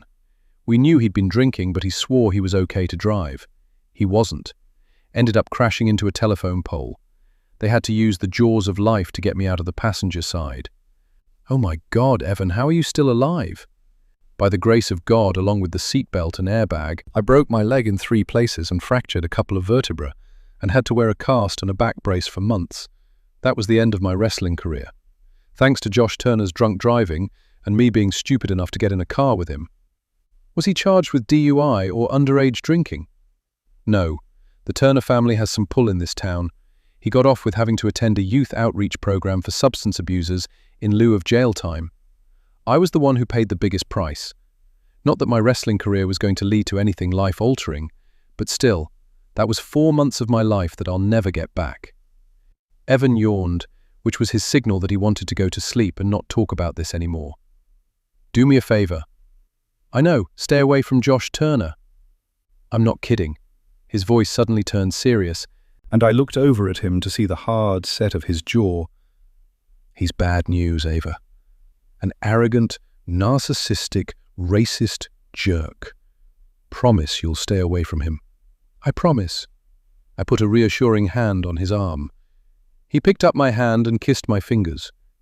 That Josh was a jerk was pretty obvious. If he was racist, why had he recommended James Mackey so highly for the life skills instructor position at ECC? We kissed goodnight. I turned out the light on my bedside table, plunging the room into darkness, and settled myself against my pillow, feeling even more sorry for Kerry than I already did. Chapter 25. Dana. Dana stood on the sidewalk staring at the two-story brick colonial, wondering if she had the nerve to ring the doorbell. It was after midnight, and a conversation was in order with the owner of this house. She marched up the driveway and rang the doorbell. Seconds later, a disembodied female voice came over the doorbell camera. "Yes? Can I help you?" "I know you can see who it is.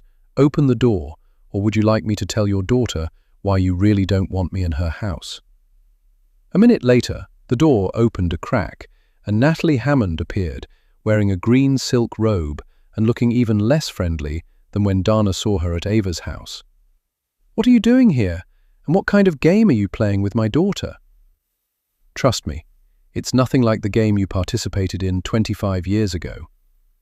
Natalie opened the door wider, looking quickly up and down the street, like somebody gave a damn who was visiting her in the middle of the night. "Come in and make it quick." Dana stepped inside a nice, tidy foyer with bright white walls and a chandelier hanging from the ceiling that looked like a work of art. "I've actually got all the time in the world because I know you don't want to end up like Adele."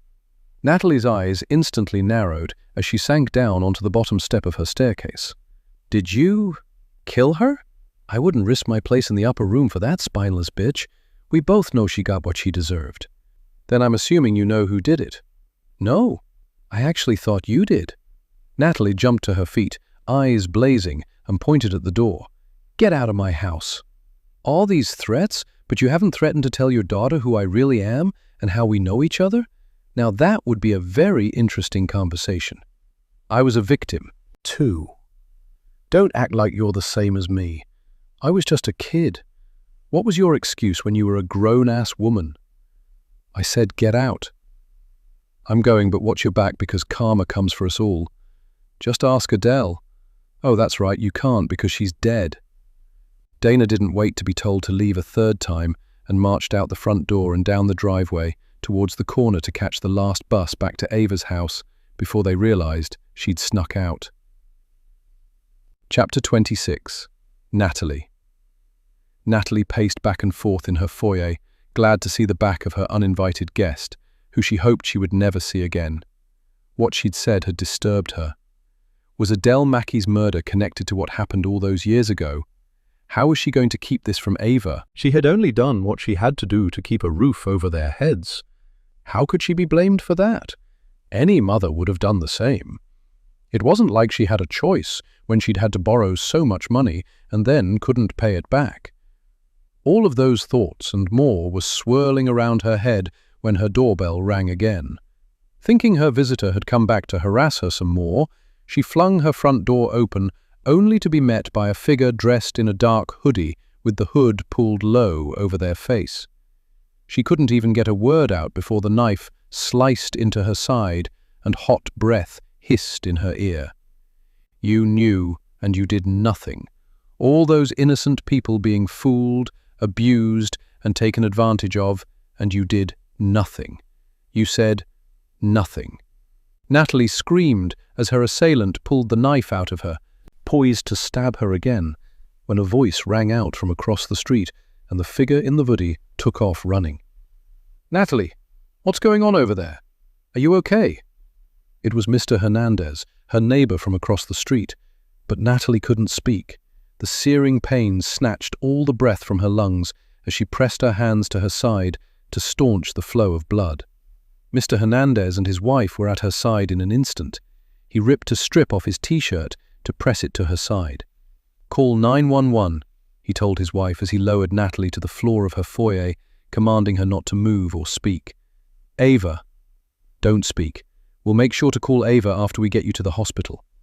Tell her, I'm sorry," was the last thing Natalie said before it all went black. Chapter 27. Ava.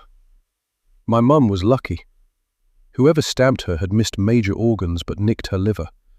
Another few millimeters and the knife would have penetrated her gallbladder. I've been practically living in her hospital room for the past 2 days, trying to wrap my head around who in the world would have wanted to kill my mom. She didn't seem to have any idea either. Mom said she had no memory of the attack beyond opening her front door. They had her on pain meds, so trying to get any kind of conversation out of her was difficult. The newspapers were having a field day connecting what had happened to my mom to Adele Mackey's murder, theorizing that some kind of serial slasher was stalking Elmhurst. My mom's doorbell camera hadn't been charged in months, so, while she was able to use it to see who was at her door, the camera was not recording and didn't pick up her attacker. When I checked the doorbell camera app on her phone, I saw the camera had registered 2 people at her door within 9 minutes of each other. One of these people was definitely her attacker, as Mr. Hernandez, her mom's neighbor, had seen the person at mom's door when he'd been rolling his trash dumpster down to the curb. He thought the person was a man in a black hoodie and jeans who ran off on foot as soon as he yelled across the street. Police had already been to take my mom's statement, but realized they would have to come back later, as she was still groggy from surgery and couldn't remember much of anything. Thankfully, the police had an officer stationed outside her door in case the freak who stabbed her tried to come back and finish the job. I was thankful she was still alive and felt horrible for getting so irritated with her the last time she'd been to the house. Dana has been a godsend, cooking up food and bringing it to the hospital for Evan and I, and keeping an eye on the house. She wouldn't come into my mom's hospital room, and I figured it was probably because my mom had been so rude to her when they met. "Ava?" My mom was attempting to sit up, wincing at the effort it took. I was out of my seat instantly, crossing the room in 2 strides to get to her side. "Mom, don't try to sit up. Let me just adjust the bed for you." I grabbed the remote that controlled the bed, pressing the button, and gauged by my mum's facial expression how far to raise the bed before her wound started bothering her. "Do you want some water?" "No, but can you scratch my back for me? I don't want to rip my stitches trying to reach it, and it's driving me crazy." "Can you lean forward just a little?" My mom grimaced as she leaned forward just enough for me to get my hand behind her back.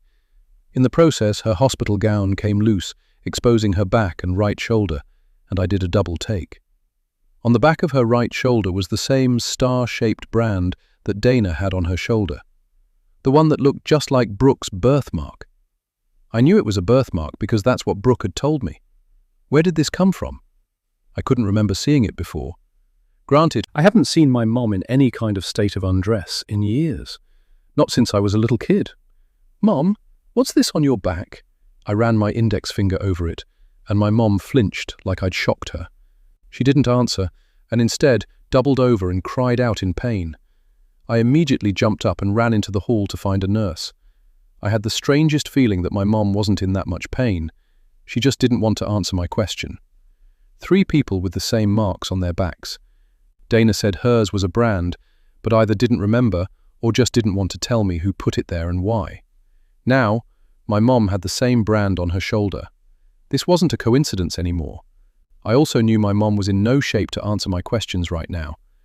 But there was one person I could ask, even though I had promised my husband I'd stay away from him. The nurse gave my mum more pain meds, which put her to sleep, and I stretched out on the couch in her room and shut my eyes. I was asleep and dreaming in minutes. Chapter 28. Ava and Brooke. July 2000. "What's that on your back?" Ava asked, reaching out to touch the raised star-shaped mark on the back of Brooke's right shoulder. It was darker than the rest of her light brown skin. "That's my birthmark. My mom told me I got it from my dad. He had one just like it on his arm." "Does it hurt?" "No. I've had it since I was a baby. Lots of people have them. Don't you have one?" "No. I guess I'm just boring." Both girls laughed. Ava was spending the night at Brooke's house, something she'd rarely been allowed to do. But lately, Ava had the feeling her mother might have a boyfriend. She pushed the thought out of her head, because if her mom had a boyfriend, it meant she and her father were definitely getting a divorce. Her father wouldn't be coming home, and they wouldn't be a family again. She'd overheard her mom talking and laughing on the phone to somebody, and then when she let Ava spend the night at Brooke's, she cooked up a big dinner that wasn't meant for her. Ava knew something was up, and she was glad she wasn't in the house that night, because she didn't want to be a part of whatever it was. She didn't want to meet any man trying to take her dad's place. Even though her dad had stopped calling her like he used to, he was still her dad, and she missed him. Here, now you've got one too. Brooke reached out and pressed something onto the back of Ava's right shoulder. Ava reached behind her and pulled it off to see what it was. It was a small circle of brown construction paper. Brooke had put a tiny piece of tape on the back and drawn a star shape with a black ballpoint pen on the front. When Ava gave Brooke a weird look, her friend burst out laughing. "What's the matter? Now you've got a birthmark just like me. Don't you like it?" Brooke started tickling her, and soon both girls were shrieking with laughter until Brooke's mother Julia called up the steps, commanding them to settle down. Chapter 29. Leah. Detective Michael Avery just stared at me, not speaking, when I confronted him about Vivian Barnes's story. He looked away embarrassed, as well he should be. We were sitting in my car around the corner from the Elmhurst Police Department. I brought him a coffee to lure him out, which was now sitting untouched in my cup holder. "I'm not sure what else we could have done, Miss Quinn. We had no legal recourse to search that farm after another little girl swore she was the one who'd talked to Vivian Barnes and that she never told Mrs. Barnes her name was Brooke Peters. Did Mrs. Barnes also tell you the little girl was with her mother when she talked to the police? It's been 25 years, Detective. She can't be expected to remember every detail." I was reaching, and I knew it. But Vivian Barnes absolutely believed she'd seen Brooke at that farm, and I believed her. You also have to remember that Vivian Barnes was a grieving mother looking for answers about her daughter's death. And you didn't find it at all odd when she swore it was a different little girl to the one she saw? Even Mrs. Barnes agreed that it was late and it was dark. She admitted she could have made a mistake. I know you had to have noticed the thick glasses she wears. She has a pretty serious vision impairment which, if I'm remembering correctly, prohibits her from driving at night. Take all of that into consideration and pour a heaped helping of emotional distress on top of it, and it's a recipe for an honest mistake. You didn't find it suspicious at all when the people living on that farm just up and left without a trace. That looks pretty damn guilty if you ask me. Why would they just leave like that? Was the farm searched after they left? Again, we would have to have a warrant, which we had no reason to get. Was this what you meant when you said mistakes were made in this case? And if it was up to you, things would have been done differently. He sat stone-faced and refused to answer, then finally looked over at my big tote bag, which was lying on the console between us slightly open, and I realized what he was thinking. "Don't worry, I'm not recording this, so your answer will be strictly off the record." Then hell yes. I wanted to take a team in and search that farm top to bottom for that little girl, but like I said, my hands were tied because I wasn't the lead. I was a rookie detective and had to do what I was told. I was told to back off and not go back out to that farm, and I backed off. Why do you think that was? Did someone on the force have a connection to that place that they didn't want exposed? Infinity Farm was a very big contributor to Senator Kirk Conrad's campaign at the time, so yes, I'm sure that had more to do with it than the lack of evidence. That's not to say I didn't do my due diligence, at least to the best of my limited abilities. He picked up the cup of coffee, which had to be cold now, took a swig, grimaced, and set it back in the cup holder. "You mean you went out and searched on your own behind the backs of your superiors?" "I did." And? And nothing. I found no trace that Brooklyn Peters had ever been on that farm. Now that's not to say she couldn't have been there because I was only one guy sneaking around in the dark with a flashlight, and there were only so many places I could get to in one night. Lots of locked doors and no idea what was behind them. I left that farm fairly certain that that little girl was not there. Any idea where they could have gone? No, and, to be honest, they may not have actually gone anywhere. They may have just disbanded their operation and everyone associated with that farm moved on to other places. Is there any way I can find out who owns Infinity Corporation? I can't find any information about them. Just because a business has the word corp at the end of it doesn't mean it was actually registered and licensed as a real corporation. I'm guessing that's what happened here. They probably weren't a real corporation. Just because someone has a business card doesn't make them a business owner. Well, that's just great. The biggest lead I have in the documentary, and I can't find anything about them. Do you think it's a good idea to track these people down? If they did abduct a 10-year-old 25 years ago, then they're capable of anything, and you might not want these people to know you're looking for them. Detective, I have survived more than you will ever know. I think I can handle myself, but thanks for your concern. He gave me a neutral look and then shook his head. Just be careful, and don't say I didn't try and warn you. Hey, I said before he could get out of the car. Is it true what they're saying about a serial slasher in Elmhurst? No comment. So what happened to Adele Mackey and Natalie Hammond aren't connected? I wouldn't tell you if they were. Have a nice day, Ms. Quinn, and watch your back. He got out of the car and took off down the alley to get back to the police station. A chill ran down my spine because I knew a warning when I heard one. When I got back to my Airbnb, I realized Avery's claim that Infinity Corporation might not be a real business simply didn't feel right. Since I'd found out next to nothing about who was behind Infinity Corp, I took another route. I hopped on my laptop and did an internet search for the address of Infinity Farm. With the exception of the address showing up in multiple online realty sites, I came up with a single mention in the Elmhurst Daily Citizen from 5 months ago under the Probate Court's Property Transfer section, stating that the address in question, 2570 County Creek Road, had transferred from a Helen K. Sykes to a Kerry Sykes. Helen K? Why did that name sound so familiar? Then I remembered and grabbed my phone. I'd taken a picture of the flyer I'd found at the library for Helen K's Herbals. Though the flyer didn't mention her last name, I was pretty sure this was the same Helen K. Apparently, she hadn't just sourced her herbs from Infinity Farm, she owned it. Excited at having finally caught a break, I did a search for Helen K. Sykes, only to find her obit. She died at the ripe old age of 85 6 months ago, and Kerry Sykes was listed in the obit as her grandchild and only survivor. My heart deflated like a punctured tire. Helen K. was dead, and whatever she may have known about Brooke being on that farm died with her. Would her granddaughter know anything? I found Kerry Sykes's LinkedIn page, showing an attractive redhead in her late 20s. Her bio said she was born in Elmhurst and raised in Cleveland. She currently taught at Elmhurst Community College. She wasn't even living here when Brooke was abducted, but it couldn't hurt to talk to her. I found her office phone number and campus email address on the college's website and called. There was no answer, so I left a message and then called the Department of Arts and Sciences and asked about her. "Are you one of her students?" asked a woman with a nasal voice who answered the phone.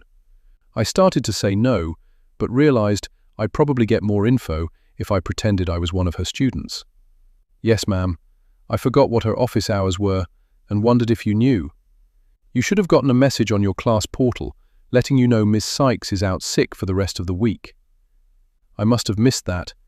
Thanks. I hung up, disappointed I wouldn't be able to talk to this woman anytime soon. Chapter 30. Ava. The sound of shattered glass and our alarm going off woke Evan and me after midnight.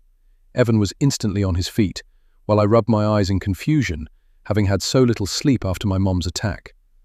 "What the—" "You stay here. I'm going to check it out." Evan grabbed a gun from the nightstand on his side of the bed. I hated that gun, but he insisted we needed it. Normally it was locked in a gun safe. When and why did he move it to the bedside table? I heard him calling me from downstairs. I immediately got up, threw on my robe and slippers, and quickly headed down the steps. I stopped at the sight in front of me. Dana was standing at the back door like she had been the night I'd found her sleepwalking. Only this time she had put her arm through the glass and was bleeding profusely. Evan was trying to staunch the flow of blood with a kitchen towel, while Dana stood there staring straight ahead, clearly still asleep, as blood trickled down the inside of her forearm onto the floor. "Dana!" Evan shouted right in her face. That seemed to do the trick, because she finally woke up, looked down at her arm and all the blood, then started screaming. I rushed over and pulled her into my arms as Evan continued to apply pressure to the gash. We both carefully maneuvered her over to a kitchen chair, trying to avoid the broken glass on the floor. It was close to 4 in the morning when we got back from the ER. It took 20 stitches to close the cut in Dana's arm. We were all exhausted, and I helped her into clean clothes and into bed. Evan had barely said a word the entire time, and I waited to ask him what I really wanted to know until after we were behind the closed door of our bedroom. "Why is your gun out of the safe?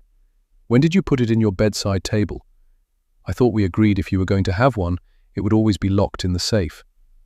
That was before you brought a stranger I don't know from Adam into this house. Now, I find out this woman has mental health issues. What the hell were you thinking, Ava?" I hesitated for a moment, but it just made no sense anymore to hide how I was feeling and what I was thinking regarding Dana. I sat down next to him on the bed. I couldn't face him. "Evan, I think Dana might be Brooke." "Brooke? Are you serious right now? How the hell can she be Brooke?" When I continued to stare at my hands and refused to answer him, he got up and knelt in front of me, taking my hands in his. "Babe, look at me," he commanded, until I finally raised my tear-filled eyes to his. "I'm sorry. I should have told you about this when I first suspected, but I really do feel like she's Brooke. She's about the same age. She has the same birthmark on the back of her right shoulder, and she even has an old stuffed turtle named Willa, just like Brooke had when we were kids." Evan let out a sigh and then stood to sit next to me again, wrapping his arm around me. I laid my head against his shoulder. All of those things could just be coincidences. If they aren't, Then where has she been for 25 years? she told me she doesn't remember much of her life before 10 years ago when she was found wandering down the side of a highway, and she still has no idea who she is or where she came from. That sounds awfully damned convenient if you ask me. I stood up abruptly and glared down at him. "You think she's dead, don't you? So did you before you started volunteering at Haver House and met this woman who could be anybody. Didn't you tell me she doesn't even have any kind of picture ID? Don't you think I know how this all sounds, but something in my spirit is telling me that this woman is Brooke. And if she is, I have to help her because—" I couldn't continue as a sob tore out of my throat, and I buried my face in my hands and wept. Evan pulled me into his arms and stroked my hair. Because you couldn't help her the day she was abducted. "I know, babe. I know how guilty you felt all of these years because you couldn't help Brooke that day, but you've got to stop this. I don't know who the woman in our guest bedroom is, but I guarantee you she is not Brooke, and you're going to tear yourself apart trying to fix something that can't be fixed." I couldn't deny his logic and was too tired to try. "And we've got another problem." He reached out and tucked a strand of hair behind my ear. "What now?" I groaned, not wanting to hear about any more problems. "Your mom is getting out of the hospital at the end of the week. I don't think she's going to want to go back to her house right now. She can't be by herself, and our guest bedroom is occupied. Don't you think it's time Dana found another place to stay?" I know you want to help her because you think she's Brooke, but family comes first. I fell asleep that night, with Evan curled around me, realizing he was absolutely right. At the same time, I knew my need for answers wasn't something that was going away anytime soon. Chapter 31. Ava. I managed to track Josh Turner down 20 minutes before his office hours ended. He shared a small office on the 3rd floor of Roslyn Hall with another math instructor who was working at her computer with headphones on and had her back to us. Having another person in the room was probably the only reason why Josh Turner was as civil as he was when he looked up and saw me standing in the doorway. He smiled like it caused him physical pain. I took that as my cue to walk on in. "Mrs. West? What a surprise. What brings you to my part of campus? Dr. Martin's office is in Collins Hall." "I know that, but it's you I came to see." "Me?" He was genuinely surprised. "Are you thinking about taking a math class?" "No," I said with a laugh, and parked myself in a chair by his desk uninvited. I quickly glanced at his desk, which was actually 2 desks pushed together. There was a computer with a double monitor on one side, and on the other side, piles of books, papers, file folders, and framed photographs of him with groups of people.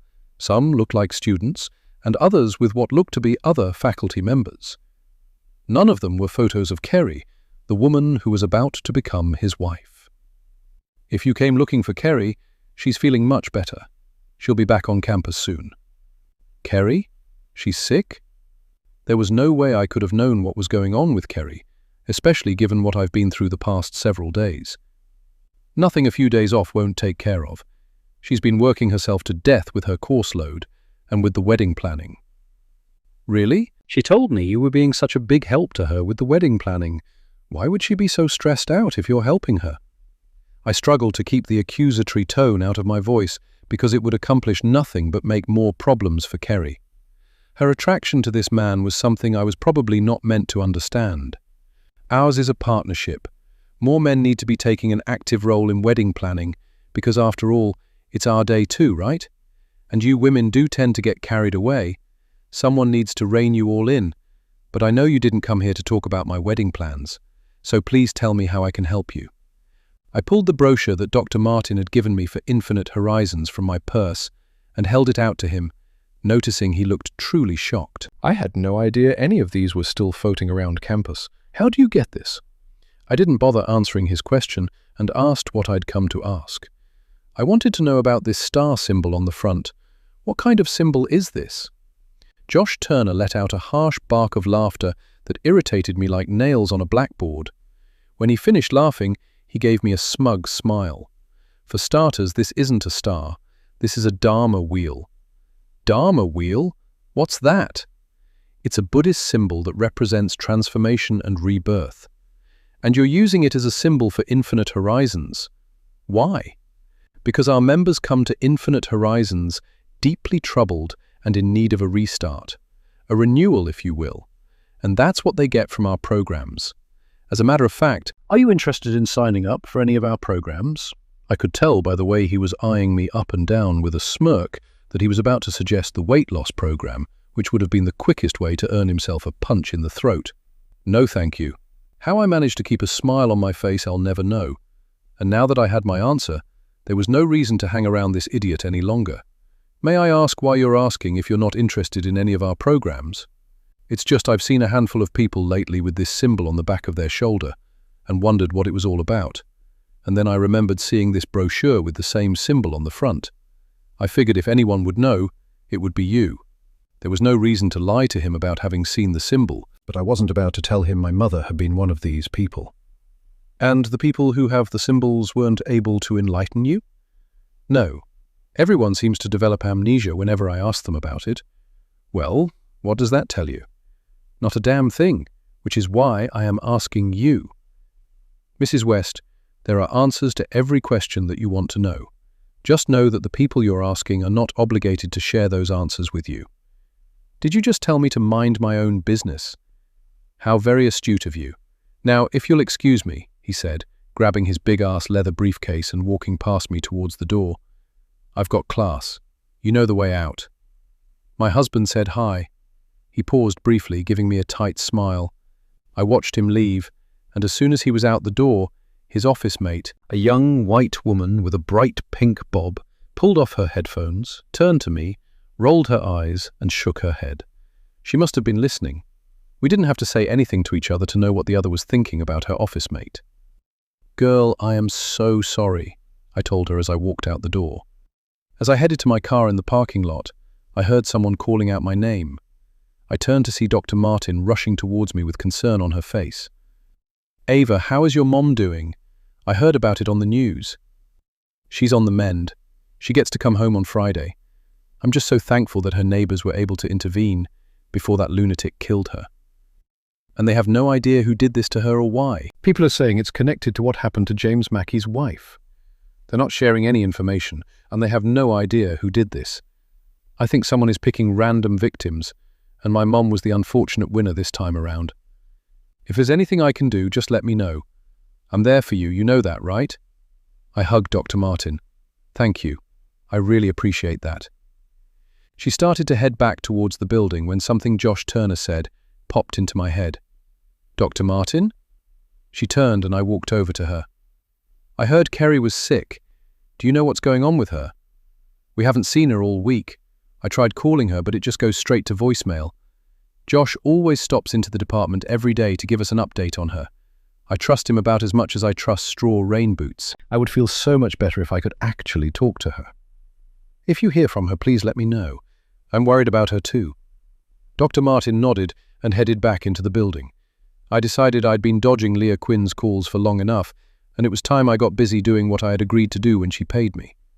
I was now sitting in the dining room area of the Airbnb in downtown Elmhurst, where she was renting while she was working on her documentary about Brooke. It was just the two of us. I didn't know why I thought there would be a camera crew there. It was just Leah and I sitting across from each other at the dining room table. I had a mic clipped to the lapel of my blouse, as did Leah. There were 3 cameras, one behind me facing Leah and one behind Leah facing me, as well as one sitting on top of the dining room table to capture a side view of both of us as we talked. I'd like to thank you for agreeing to sit down for an interview, Ava. I know this has to be such a hard time for you, with what's going on with your mom. Is she going to be all right? Physically, yes, but we're all afraid whoever did this might come back. I'm just relieved Elmhurst police officers are guarding her room around the clock. But I'd like to request that you don't include anything about my mom's attack in the documentary. Of course not. This is strictly about Brooke's abduction, Leah assured me, making me feel a bit more relaxed.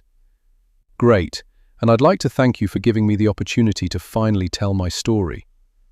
I actually meant it, especially now that I thought there was every possibility that Brooke was alive and had found her way home to Elmhurst. It was not my intention to reveal this revelation on camera. It wanted to cooperate fully with the documentary, and then, when it came out, sit Dana down, have her watch it, and then share my theory with her afterwards. I was hoping the documentary would jog something that would unlock her memories as Brooke. Well then, are you ready to get started? Leah had a remote in her hand that I assumed turned on the cameras. I nodded. I was suddenly nervous and took a quick sip of my bottled water sitting on the floor next to my chair. Tell me about your first memory of Brooke. We met when we were both 8 years old and in the 3rd grade at Pleasant Street Elementary School. Brooke was very popular, outgoing, and fun-loving. She was a really sweet little girl. She was in a bigger circle of friends that I had at the time, but over the next couple of years that circle dwindled until it was just me and Brooke. By the time we were 10 years old, we were best friends. And everyone loved Brooke? Absolutely. Everyone loved that little girl. She was so special. I could already feel the lump in my throat and the tears forming in my eyes. This was going to be hard to get through, so I took a deep breath and straightened my spine. Otherwise, I would be having to take breaks every few minutes, and I wanted to get this over with. Leah seemed to sense my emotional state and paused before the next question to give me time to pull myself together. What were some of Brooke's favorite things to do? She loved being outdoors. She loved exploring the woods near our neighborhood, and she loved animals. She couldn't wait until she was 12 because that's when her mom told her she could have a dog. She loved watching the Nickelodeon channel. Even Stevens and Rugrats were her favorite shows, and she loved to swing. She was always challenging me to swing set races. I only ever beat her one time. Leah would probably love hearing about me beating Brooke in that swing set race, which led to our being in the park that day. I'd certainly punished myself enough over the years about winning that race. If I'd let her win, would she still be here? But I wasn't about to bare my soul in that way on camera for anybody. Would you say that Brooke was a happy, well-adjusted little girl? Yes, I would. She always had a smile on her face and a laugh that made everyone around her laugh too. So far, nothing I had told Leah Quinn had been a lie. But there was another side to Brooke, one that I didn't like much and thankfully didn't see often. With the 6-year age gap between her and her brother Sam, and with her being the youngest, Brooke was spoiled and could be difficult to deal with when she didn't get her way. There was a time the year before her abduction when her mom took us to the movies, and we couldn't agree on what to see. She'd wanted to see Stuart Little, and I wanted to see The Iron Giant. We'd gotten into a huge argument, and neither one of us got to see what we wanted. Brooke's mom took us to see Inspector Gadget instead, and Brooke refused to speak to me the entire time we were there. And I didn't see her for 3 days afterwards. Then one morning she popped up at my front door, all smiles, acting like she hadn't thrown the biggest tantrum over not getting to see the movie she wanted and blamed me. But that was Brooke, and I accepted the fact that sometimes she wasn't very nice. I wasn't going to bring up that side of her, because even though she was 10 years old, some idiots out there in the viewing public would say she deserved what she got for not always being nice. How well did you know Brooke's family? Not as well as I knew Brooke. Her brother Sam was a teenager. I rarely saw him because he was always with his friends. Her mom was really nice, but she worked 2 jobs to support the family. I never knew her dad because Brooke told me he'd died in a motorcycle accident when she was 6. Are you sure about that? In my research into the Peters family, I never found an obit for Nathaniel Peters. Was she kidding? Why would Brooke lie to me about something like that? I don't know how to explain that. Brooke had a picture of her father on his motorcycle in her bedroom, and I distinctly remember asking her about the picture. That's when she told me her father had died, and she barely remembered him. Leah Quinn didn't look up from her notes to acknowledge what I'd just said, and I was inexplicably angry. Are you putting that in a documentary? Leah picked the remote up from the table and switched off the cameras. Whatever you say here today on camera will be edited, and your contribution will be shared for you to review. Anything you don't want to appear in the documentary, you'll have a chance to let me know, and I will edit it out if you don't feel comfortable sharing it. Is that okay with you? That's fine, but I was telling the truth when I said I thought Brooke's father was dead. If he's not, then I don't understand why her mother would have told her that. My research into the Peters family uncovered rumors of abuse. Abuse? You mean Brooke's father abused her? According to the rumor, Brooke's father did something to hurt her, so her mother banned him from ever seeing her again and told Brooke that he died.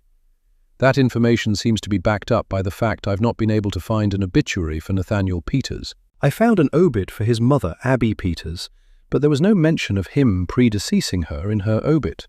He had an older brother who predeceased the mother. So, there's no one that I can ask about his whereabouts currently. I felt sick. Why would a father hurt their child?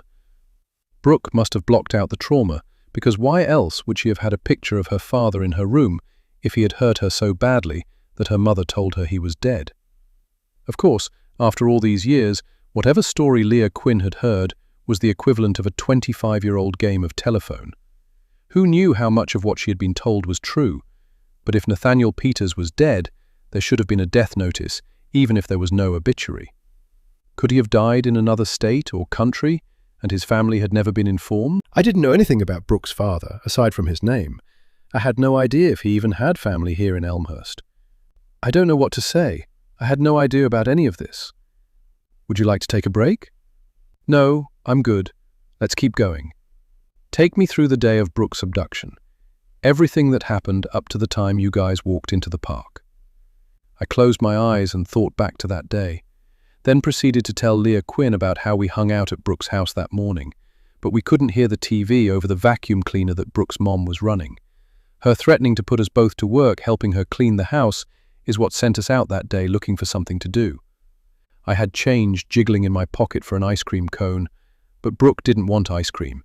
She wanted payback. I had beat her in our last swing set race, and she wanted a rematch.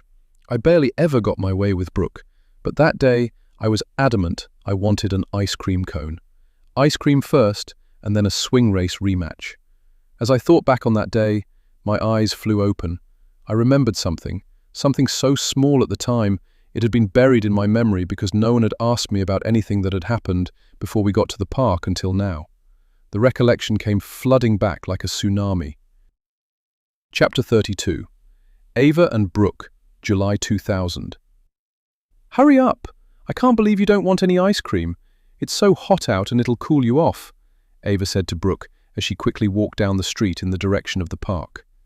There was an ice cream truck permanently parked at the entrance to the park, and Ava could already feel the chocolatey goodness of the ice cream melting in her mouth.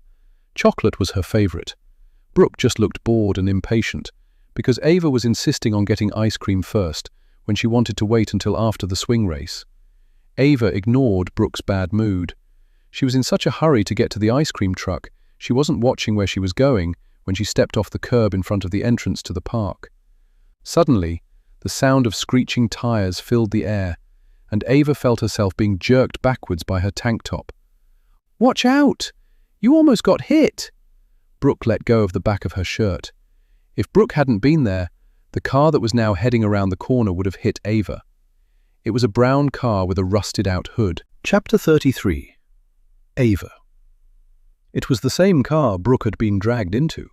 Her abductor's car had almost hit me that day. They had been following us, probably looking for an opportunity to snatch Brooke. I suddenly remembered something else. The face of another little black girl looking out the back window at me as they drove away. Her big brown eyes were wide with fear.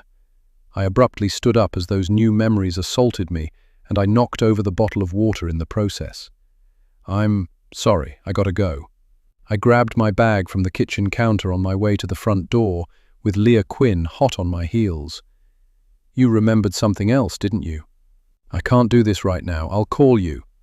I hurried out of the house like I was being chased by the devil. I couldn't get the key into my ignition because my hands were trembling so badly. Brooke's abduction hadn't been a random crime of opportunity. Her abductors had been stalking us. How long had they been following us that day? Who was that other little girl? And how could I have forgotten all this? I leaned against the headrest and thought back on when I'd been in therapy after Brooke's abduction. I'd been struggling in school at the time and overheard my therapist telling my mom that the trauma I'd experienced could be affecting my memory and ability to retain information.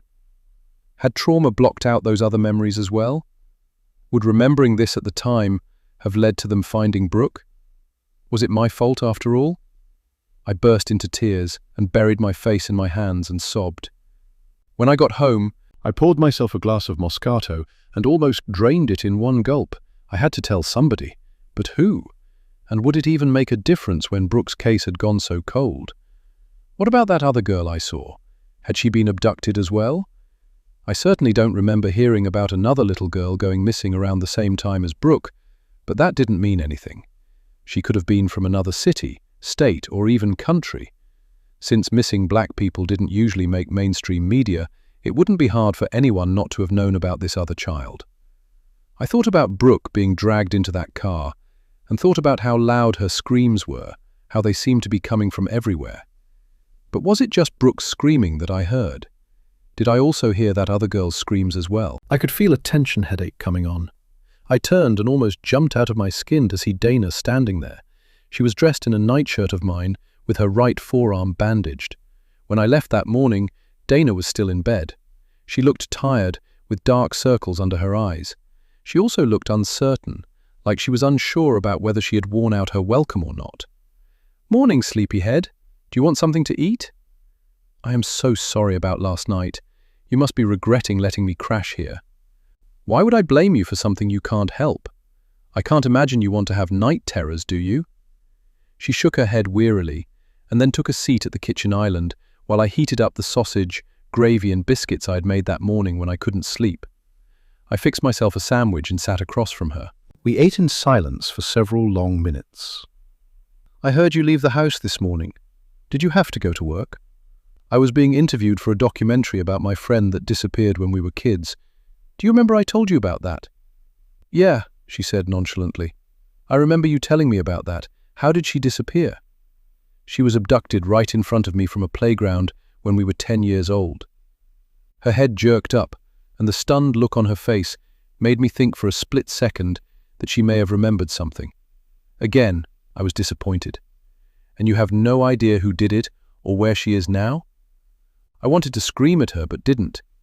Her case remains unsolved. No trace of her has ever been found in 25 years. "Seriously? That is messed up." I couldn't hold it in any longer, and finally asked the question I'd wanted to ask her at IHOP. "You know your stuffed turtle, Willa? What about her? You said you'd had her since you were a kid, right? But you also told me you didn't remember anything beyond 10 years ago, when you were found wandering down the highway. So, how do you remember always having Willa?" I wasn't asking because I was trying to catch her in a lie. I was asking because I thought she might remember being Brooke and just didn't feel safe admitting it. It sounded like an accusation, and Dana took it as such as she let out a sigh, wiped her mouth, and tossed her napkin on her plate. "I had her when I was found. Since she looked so old, and the nurses at the hospital told me I refused to let her go, I just assumed I'd had her for a long time. I can tell you think I'm lying. I knew this wasn't a good idea. She hopped off the stool and headed for the stairs. Where are you going? I can't stay here. I'm sure helping me is filling some kind of void in you, but I can't stay here if you have to question every single thing that comes out of my mouth. What do I have to do to get you to trust me? I do trust you, Dana. It was just a question. You're allowed to ask me questions, and I'm happy to let you stay here. I'm just trying to make sense of your situation. Though, if this is how you're going to be every time I'm confused about something you told me, then maybe it would be best if you left. I was bluffing, of course. I didn't want her to leave, but there was something about her that triggered the same kind of annoyance in me as Brooke did when she and I were kids, when she wasn't getting her way. Back then, she had gotten used to me doing everything she wanted. The only problem was when I pushed back, but she never stayed mad at me for long, and once I was willing to stand up to her, the tantrums reduced. It was working with Dana as well. She stood poised at the bottom of the steps, then turned to me. Her eyes were filled with tears. She sank down onto the bottom step. I don't want to leave, but I don't want to fight with you either. You have no idea how thankful I am that you're letting me stay here. So you can ask me anything you need to, but I can't answer how I came to have Willa, because I honestly don't remember. It's okay. Come back and finish eating. I don't have to go into the shelter today, so we can do whatever you want to do.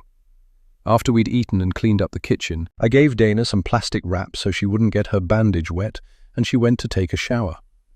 While she was in the shower, I took the opportunity to look around her room. She didn't have much, and hadn't even bothered to hang up the few items of clothing I'd lent her. Willa the turtle was lying against the pillows of her made-up bed. I picked her up. It was the first time I'd had a chance to closely examine her since I'd seen her. I examined every inch of her threadbare exterior and froze. There was a small spot on Willa's front foot. It was from when Brooke had Willa on the table at school during lunch and tipped over her juice box.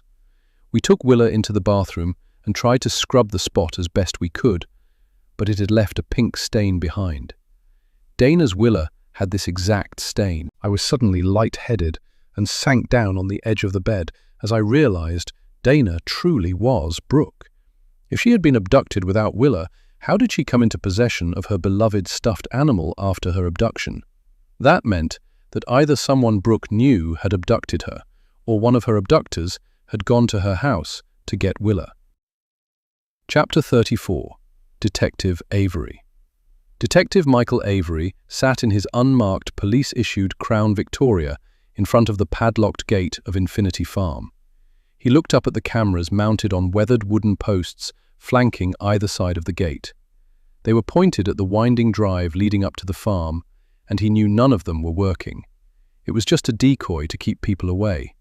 Reluctantly, he got out of the car, wondering for the millionth time what the hell he was doing there, and why he had let Leah Quinn get under his skin so badly. He didn't know what he was hoping to accomplish by coming here, other than making himself feel better. He had some bolt cutters in his trunk. It wouldn't take much to cut through the rusty lock, but he wanted to leave no trace of his visit. Instead, he climbed the gate and almost had it cleared before falling flat on his face, realizing he was way too old for this shit. The place hadn't changed much over the years since he'd last been here, except for the decay, the overgrown grass, the thick spider webs on the outsides of the windows, and the rusted-out farm equipment. He walked into a large barn with single beds lined up on either side and shone his flashlight up into the loft of the barn and saw even more beds up there. Pulling the barn door open all the way flooded the space with light. He looked around the room, but the beds were stripped and the mattresses and pillows left behind were covered in mold. Nothing had been left behind save for a few stray bobby pins, a man's plastic shaver crusted with rust, and a child's tennis shoe. He picked it up, and a large spider came scuttling out. Dropping the shoe, he kicked it against the wall. More spiders exited the shoe. Clearly children had been here, but had one of those children been Brooke Peters? He walked through the barn to the doors on the opposite end, noticing the 2 horse stalls on either side at the back of the barn. What he found next shocked him. A late-model blue Hyundai had been parked in the stall on the left. It wasn't nearly as dusty and grimy as everything else in the barn. Someone had recently left this here. The car was locked, and whoever had left it here had driven straight through the barn door and parked it in the stall. The barn had tire tracks in the dust, which he had walked right through without noticing. It shouldn't have surprised him that people were hiding things here. He was sure plenty of the locals knew that this place was sitting empty and wouldn't hesitate to hide stolen items. He was in the process of looking through the car's windows when he noticed it. The foul stench of decomp. It was coming from somewhere inside the car. He pulled his phone from his back pocket to call it in, while he tried to decide what excuse he could give for him being there. An hour later, the barn was officially a crime scene. The first officers on the scene managed to open the trunk to find the decomposing body of a man. At least, everyone thought it was a man. The body had been in the trunk in a barn in the hot August heat. Avery was surprised the body was still intact as he held a napkin to his nose to block out the stench that now filled the barn. So far, a search of the car yielded no identification that might tell who this guy was. Even the license plates had been removed, but Avery could tell by the lack of dust and grime on the car and by the tracks in the dust on the barn floor, the car had not been there for very long. Was the dead guy in the trunk the owner of the car, or just the unfortunate victim of whoever owned it? A search of the other buildings on the property showed that someone had been living in one of the sheds behind the main farmhouse. They found a sleeping bag, a plastic gallon jug of water, some canned goods, beef jerky, and some protein bars. Avery bent to pick up a protein bar wrapper and remembered seeing one that looked just like it inside the trunk. He had a feeling the guy in the trunk had been squatting in the shed, but how did he end up in the trunk? And who the hell was he? "Detective Avery," said a young uniformed officer. "We got a hit on the VIN number for the car." "That fast?" His eyebrow lifted in surprise. "Was it reported stolen?" "No, sir. The car is registered to Dana Shields, aged 61, of Dayton, Ohio." He thanked the officer and asked him to text him the address because he knew at some point that day he was going to make the trip to Dayton to talk to Dana Shields about how her car ended up in Elmhurst, Ohio, hidden in a barn with a dead guy in the trunk. Chapter 35. Ava. I insisted on taking Dana shopping for some new clothes because she'd lost the key to the bus station locker where the rest of her things were. The only place she would agree to go was the Goodwill near my house, where she picked out a couple of pairs of jeans, a sweatshirt, 2 t-shirts, some new underwear and a bra, a pair of sneakers, and some sandals. Once we were back home, she told me she was tired and went upstairs to take a nap. I went to do a load of laundry and found something shiny glinting up at me from inside the washer as I loaded it. It was a locker key. After I started the washer, I headed back upstairs to tell Dana I'd found her locker key. She didn't answer when I knocked, so I peeked inside to find she was fast asleep.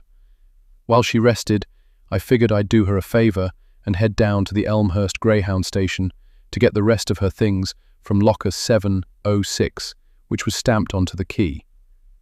I found the locker easily enough, but was surprised to see that the only thing it held was her rolling suitcase. I wondered what she'd done with the laundry basket she had. I grabbed the rolling suitcase and put it in my trunk, then realized it would be the only time I could look through her things without her knowing. Not sure what I was looking for, I cautiously unzipped the red suitcase and lifted the lid and was met by the smell of unwashed clothes. Everything in the suitcase looked to have been tossed in a hurry. Nothing was folded. Nothing was clean. Dried mud caked on the soles of a pair of high-top tennis shoes had flaked off, making everything inside the suitcase even dirtier. I wrinkled my nose and was about to close the lid when something else caught my eye. I saw the outline of a book or something in the lid pocket of the suitcase. I reached in and pulled out a thick manila envelope, then pulled out the contents. I flipped through and my heart started to pound. They were printouts of newspaper articles. A big stack of just about every article that had ever been written about Brooke's abduction. Something fell out from between the pages of the articles and fell onto the floor of my trunk. I stared at it, already knowing what it was before I reached out to pick it up. It was a driver's license showing a much younger Dana. Only her name was Simone Riley, and the license had expired 10 years ago. Hadn't she said she was found wandering down the side of a road with no memory 10 years ago? How could that be when I was holding proof of who she was then? Then I noticed something else that broke my heart, and angry tears filled my eyes. It was the date of birth listed on the license, February 5th, not April 23rd, which was Brooke's birthday. What shocked me even more was the year. Brooke had been born in 1990, like me. The woman I'd opened my home to, Simone Riley, was born in 1982. She was 43, not 35. I knew the chances of her being Brooke were slim, even though I'd convinced myself otherwise, but I still felt like the biggest fool.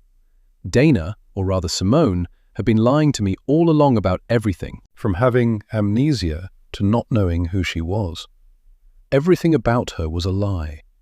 Was it because she was a con woman who had targeted me, knowing I would be vulnerable enough to take her in if I thought she was my missing best friend?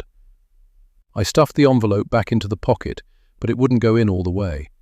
I reached inside and pulled out a wadded-up red tank top. Then I realized the tank top wasn't red. It was tan, and the front of it was stiff with dried blood. But whose blood? Dana had gotten blood all over herself the night before when she'd cut her arm, but her suitcase had been in the bus station locker for days, and I hadn't noticed any cuts on her that would have created a blood stain this large. So, whose blood was this? All I knew is I needed answers, and I planned on getting them. I closed my trunk and tossed the envelope onto the passenger seat and tore out of the bus station parking lot so fast I almost clipped a car turning into the lot. When I got home, I marched straight up the steps and flung the door to the guest bedroom open, only to find it empty. Whoever had been staying in my house, eating my food, and taking advantage of my hospitality, was gone, with only an envelope left on the bed. It read, "I'm so sorry, Ava. It's safer for both of us if I go. Thank you for everything. But here's something you need to know." Inside the envelope was an old, faded Polaroid picture. It showed a group of men and women, with an older man standing in the middle of them. His arms were around the shoulders of the boys on either side of him. The photo was so grainy, I could barely make out the faces of any of the other people, but I recognized the man in the middle of the picture. It was James Mackey. Chapter 36. Leah. I was in the middle of my 5th cup of coffee of the day, editing the video footage that I had gotten so far from the handful of people who'd agreed to be interviewed for the documentary. Every so often I would look at my phone or at the door, hoping maybe Ava West would come back to finish her interview. So far, she hadn't, and she also hadn't answered any of my texts to see if she was all right. What the hell happened? Everything was going so smoothly, and then all of a sudden all the color drained from her face, and she bolted. I went over the footage, and what I'd asked her again and again, but could not figure out what I had said or done to cause this reaction. Clearly, she'd remembered something when I'd asked her to go over the day Brooke had been abducted. Her odd reaction was triggered when she was telling me about her and Brooke walking to the park. As I was getting up to put my coffee cup in the sink, my phone beeped with a text. I snatched it up thinking it was Ava rescheduling her interview, but it wasn't. It was a text from Detective Avery, and all it said was, "Turn on the news." Most people I know got their news from social media these days, but I knew that's not what Avery was talking about, and switched on the flat screen on the wall directly in front of the couch, flipping through the channels until I found a local news station. As soon as I saw the picture of police cars in front of Infinity Farm, I sank down onto the couch in disbelief. According to a female reporter standing across the road from Infinity Farm, a body had been found on the property that had yet to be identified. Not surprisingly, the reporter brought up the connection between the report of the sighting of Brooke Peters at the farm 25 years ago. Was she implying that the body found at Infinity Farm was Brooke Peters?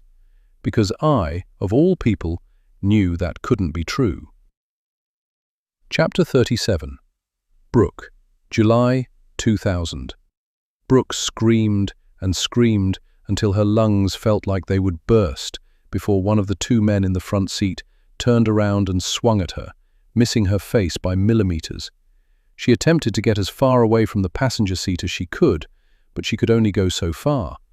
To her left was another black girl who looked about her age. She had wedged herself so tightly into the corner of the back seat and was so rigid with fear she looked like she might break apart if Brooke touched her. "Shut the hell up," shouted the man who had grabbed her at the park, the one she had foolishly thought had puppies to show her. The man driving was black and had a blue baseball cap on. "I want to go home! Take me home!"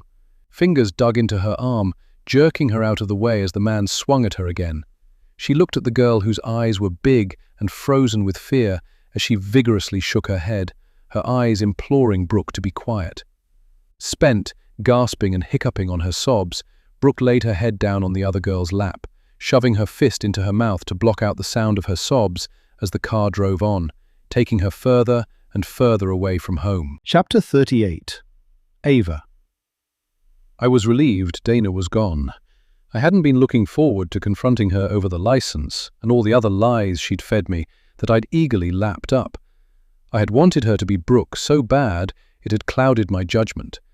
I also knew that meant I wouldn't be getting any answers from her about why she'd lied, let alone why she'd left me the photo. Did it have something to do with Adele's murder? Was she trying to tell me James Mackey had killed his wife? I was so confused and did something I probably shouldn't have. With no one else to talk to, I found myself unloading everything on Evan as soon as he walked through the door. She had a driver's license all along? An expired one? There's a name on there different to the two names that I knew she went by at some point in the past. Dana Shields was her landlady's name. Dana said Cindy Ford was the name she took after they found her, and she couldn't remember who she was. How could she not know who she was and still have a driver's license with the name Simone Riley on it? And she can't be Brooke. I couldn't even look at him when I said it. Why? She's too old. Look, Ava, I know you were trying to help this woman because you thought she might be Brooke, but from everything you've told me, she just sounds like a straight-up con woman who targeted you because she knew she could get your sympathy. Have you looked around the house to see if she's stolen anything? I was so shocked to come home and find our guest gone that it hadn't even occurred to me to check to see if she had taken anything. Evan and I made a quick search of the house. He took the upstairs, I took the downstairs. I couldn't spot anything missing, but when Evan came down the stairs, the look on his face said it all. "What is it?" My voice was barely a whisper. "My gun. I never put it back in the safe. It was still on the bedside table, and now it's gone." I grabbed my cell phone from my purse. "Who are you calling?" "The police. This needs to be reported.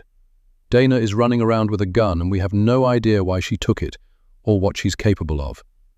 Evan snatched my phone out of my hand and put it in his pocket so it was out of my reach. "You can't do that, Ava." "What do you mean I can't call the police? You got your gun rights back, didn't you? You said you petitioned the court, right?" "Not exactly." "What do you mean, not exactly?" "I petitioned the court. They denied me. I don't have my gun rights back yet, but I'm working on it, I swear." I just stared at him with disbelief. I had believed him. Why wouldn't I? He was my husband. I trusted him.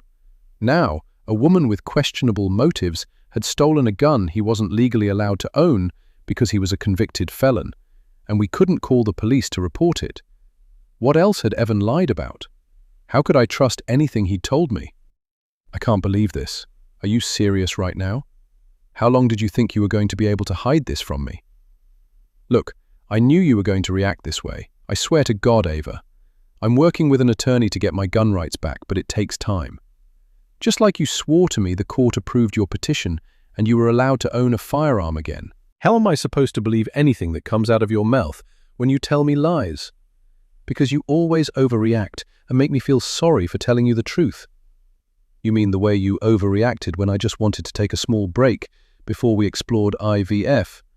Then all I did was mention adoption and you acted like I'd shot you, Evan. You barely spoke to me for weeks. Now you have the nerve to stand here and tell me that I'm overreacting when I find out you lied about having your gun rights back. Please explain that to me so I'll understand." "I told you what that was about. You said you understood." "Fine." I let out a breath and tried to calm down. "I understand about your past and why you didn't want to adopt. But why did you lie about your gun rights? Why do we even need a gun in the first place?" He stared at me, quickly realizing I wasn't going to let him off the hook, and sighed. "I got it for protection because I was being threatened." "Threatened? Threatened by whom?" Josh Turner. His voice was flat, and he couldn't look me in the eyes. Josh Turner. What in the hell, Evan? Why would... He's my half-brother, Ava. I stared at him, too shocked to speak, and waited for him to continue. I've known he was my brother since middle school, but he only found out he had a half-black half-brother a year younger than him 6 months ago, when he paused and cleared his throat, when our mother died. She cut him out of her will, but left me $250,000. He's pissed and has been trying to get me to sign that money over to him ever since. That's the real reason I've had to take construction jobs out of town. He knows I'm a felon. Hell, everyone I went to school with knows.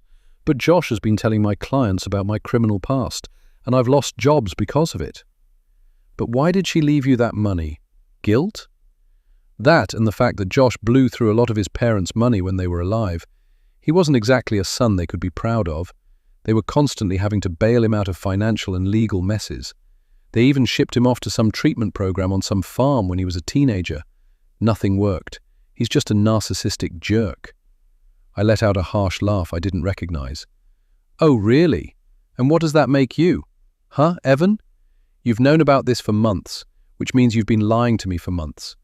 Were you ever going to tell me any of this? I specifically asked you about where you were going to get the money for the IVF treatments, and you copped an attitude and flat out refused to tell me, and then made me feel horrible for asking. So, if your big brother Josh is a narcissistic jerk, then you're a lying jerk. It must run in the family. Babe, please. He tried to touch me, but I batted his hand away. Please don't call the police about the gun, Ava. I'll fix it. I promise. He followed me to the front door, but before I left, I turned to stare at him. I don't think this can be fixed. I just need to get out of this house right now, and it would probably be in your best interest not to be here when I get back. Ava! Come back!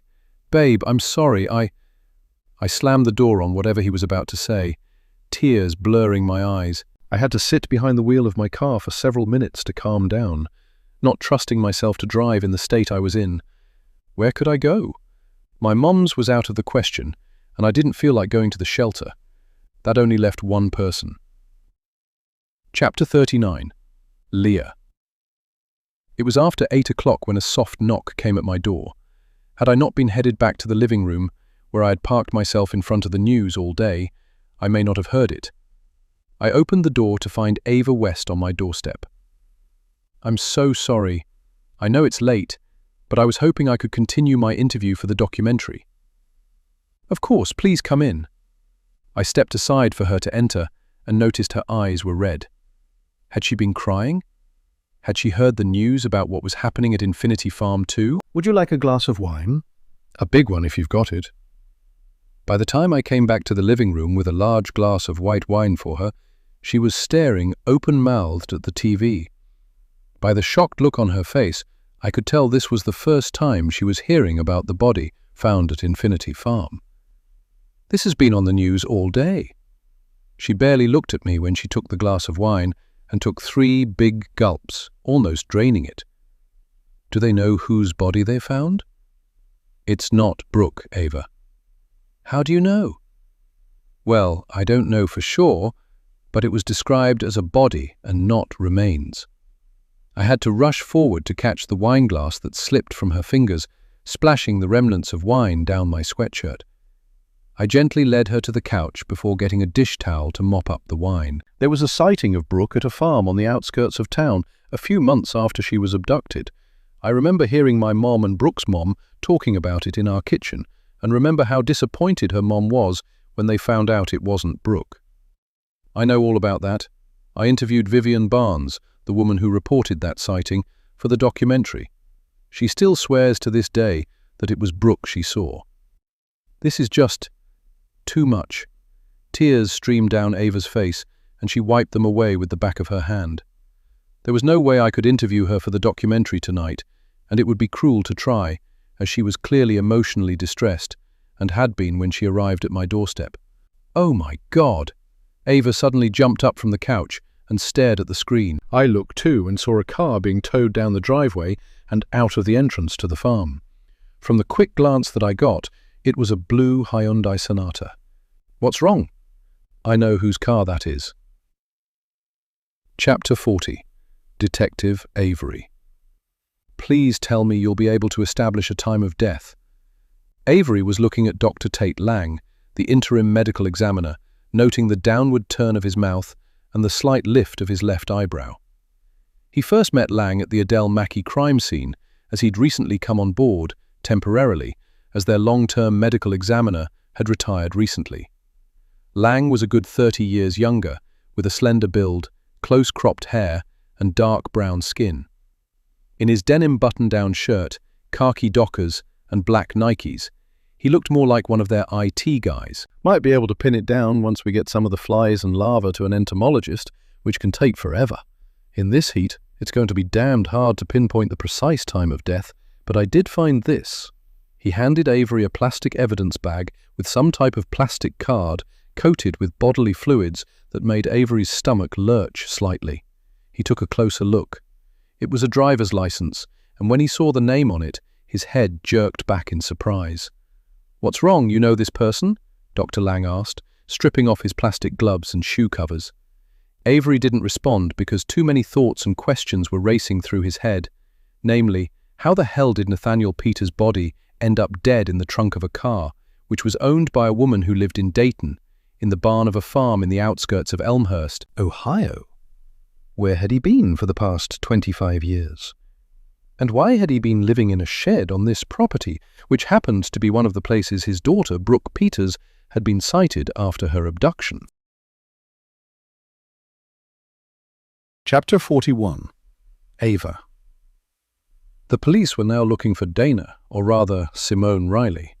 Leah had called Detective Michael Avery, but he was too tied up at the crime scene at Infinity Farm to come and take my statement, and sent 2 uniformed officers instead. I told them everything that I knew, even gave them her driver's license, but stopped short of telling them about the gun. I didn't want my husband to lose everything despite the fact I was extremely angry and disappointed in him. In my heart of hearts, I really didn't think Dana was a threat. She was out in the streets alone again now, and probably needed the protection. I told the officers that came and took my statement that I didn't think she was involved in whatever happened at Infinity Farm, but I wasn't sure I really believed it. She told me she sold the car. But how could she have sold it when it didn't belong to her? She couldn't have had the title. She'd borrowed the car from the real Dana Shields and never brought it back. In her note, she said it was safer for both of us if she left. What had she meant? The news had since reported the body found in the car had been a man. Was that who Dana had been running from? Or was whoever she was running from responsible for the man in the trunk? 10 minutes after the officers left, the doorbell rang and Leah answered it, coming back into the kitchen with a pizza box. "I ordered this while you were giving your statement. Please stay and help me eat it. I only got a large because I had a coupon, and I'm a sucker for a deal." "You don't have to ask me twice. I'm starving." Between the 2 of us, we devoured the herb and butter pizza like we hadn't eaten in days. "This is really good. I'm usually a loaded toppings pizza kind of girl. I'm not much of a meat eater except on holidays. I'll eat turkey and ham if it's offered to me." I was instantly reminded of Dana, who also didn't eat much meat. Once we finished the pizza, I helped her clean up the kitchen, which took all of 5 minutes, as there were no dishes to wash, and we settled ourselves back on the couch. I wondered how long I could stay here and not have to go back home. If I knew my husband, he had not heeded my request for him to leave, and was probably waiting for me at home to plead his case and prove he wasn't a lying arsehole. "What was that you gave the officers?" Leah was sitting on the couch at the opposite end, facing me with her legs crossed. I saw no reason not to tell her. "The driver's license of the identity thief who's been living in my house for the better part of a week. I met her while I was volunteering at Haver House Women's Shelter. And..." I took another sip of my iced tea, nervous and feeling like the biggest fool. "And what?" prompted Leah. "Go ahead, you can tell me. This is just between me and you and not for the documentary," she assured me when I just stared at her. I was helping her because I thought she might be Brooke. After everything that happened, and finding out about all her lies, it made me feel slightly sick to admit this to Leah. I'm not sure what I expected her to say, but I didn't expect Leah to stare at me with something very close to horror on her face. What? Why would you think she was Brooke? I went on to explain all the reasons why I'd thought the woman I'd met at Haver House and had known as Dana Shields was my missing best friend, Brooklyn Peters. Leah sipped her water and stared at me wide-eyed, like she was a Girl Scout sitting around the campfire, and I was the Scoutmaster telling horror stories.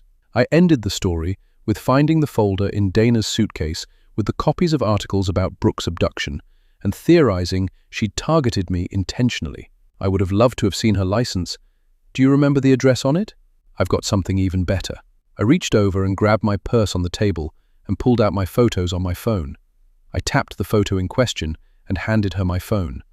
I took a picture of the license after I found it. The instant Leah laid eyes on Simone Riley's license, I swore all the color leached from her skin and she looked ashen. With trembling hands, she reached out and grabbed her water glass from the table to take a sip, only to find it empty. What is it? Do you know her? No! Her voice came out a harsh bark, and I gave her a startled look. Sorry, and no, she said, sounding more like herself. She just kinda looks like someone I knew back in the day, and it just surprised me, that's all. But I know it can't be her. Why? She paused for a few seconds before answering. Because she's dead. And why did you want to know what Simone's address was? Why had things gotten awkward when I'd shown her the license? Because she might still have family at that address who might know where she is. Are you up for a road trip? It's almost 11. I don't think now is the time to go knocking on strangers' doors. All they can do is either not open the door or slam it in our faces. We won't know until we try. So, are you up for it or not? I got up and grabbed my purse. Let's go before I change my mind. Chapter 42. Brooke. September 2000. Brooke lay on the dingy twin bed that she shared with Mika, trying hard to cry quietly before she got into trouble. Tamika sat at the end of the bed, crying too. I can't believe you tried to leave me. What were you thinking? Brooke instantly sat up and looked at her friend. Both girls were thin and dressed in their work clothes. Dirt crusted their fingernails, and calluses had formed on their fingers and palms from working on the farm from sunup to sundown. A tray with 2 bowls of vegetable stew and hunks of sourdough bread sat on the floor next to the bed. I was trying to get us help, Mika.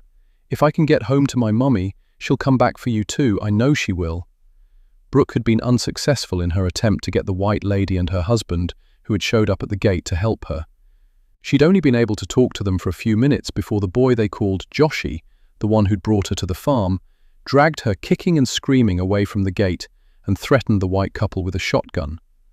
Hours later, they'd come back with the police. They'd made Mika's mum, Nikki, take her to the gate to tell them that she was the girl the couple had seen and that her name was not Brooke Peters. Now, days later, Brooke was being shunned for bringing the police to the farm, and they even told Mika not to speak to her, even though they shared a bed and had become instant best friends due to their circumstances. Brooke didn't have anyone but Mika. Her dad had been there when she first got to the farm, but he left less than a week later, and she'd been told he wasn't coming back. Brooke remembered her old life when she'd had another best friend, sweet, funny Ava, who was always excited to see her and always up for an adventure. She wondered what Ava was doing now, wondered if her parents ever got back together or if she had a new best friend now. She was desperate to see Ava, her mom, and brother Sam again so much. It was like a constant ache in her chest. But she couldn't leave Mika. Not now, when, just that morning, she'd been told her mother Nikki, who she'd arrived at the farm with the year before, had left and didn't want her anymore. Mika had been crying all day, and Brooke could tell her friend was terrified she was going to be left there all alone. So Brooke decided right then and there she would not try and leave again unless she could take Mika with her. Once they both calmed down, they ate the same dinner they'd been eating for months, along with the stale bread, washing it down with a cup of water. The barn door flew open, startling them. It was night-time, but Brooke could see a large white passenger van parked outside and saw some of the other residents of the farm climbing into it. "Time to go, ladies! Put these on and hurry up about it." One of the men who worked as a guard on the farm tossed them a plastic bag of clean clothes. Brooke looked down at the bag of clothes and then up at the man. "Where are we going?" "Well, because of your little stunt down by the gate, we need to leave tonight. You've got 5 minutes to change your clothes and get your asses in that van. And don't make me have to come get you unless you want to end up like Crystal."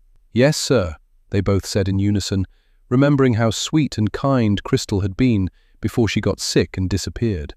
Late one night, Mika had nudged Brooke awake and dragged her over to the barn door, where they'd peeked out and witnessed one of the guards carrying Crystal to the van.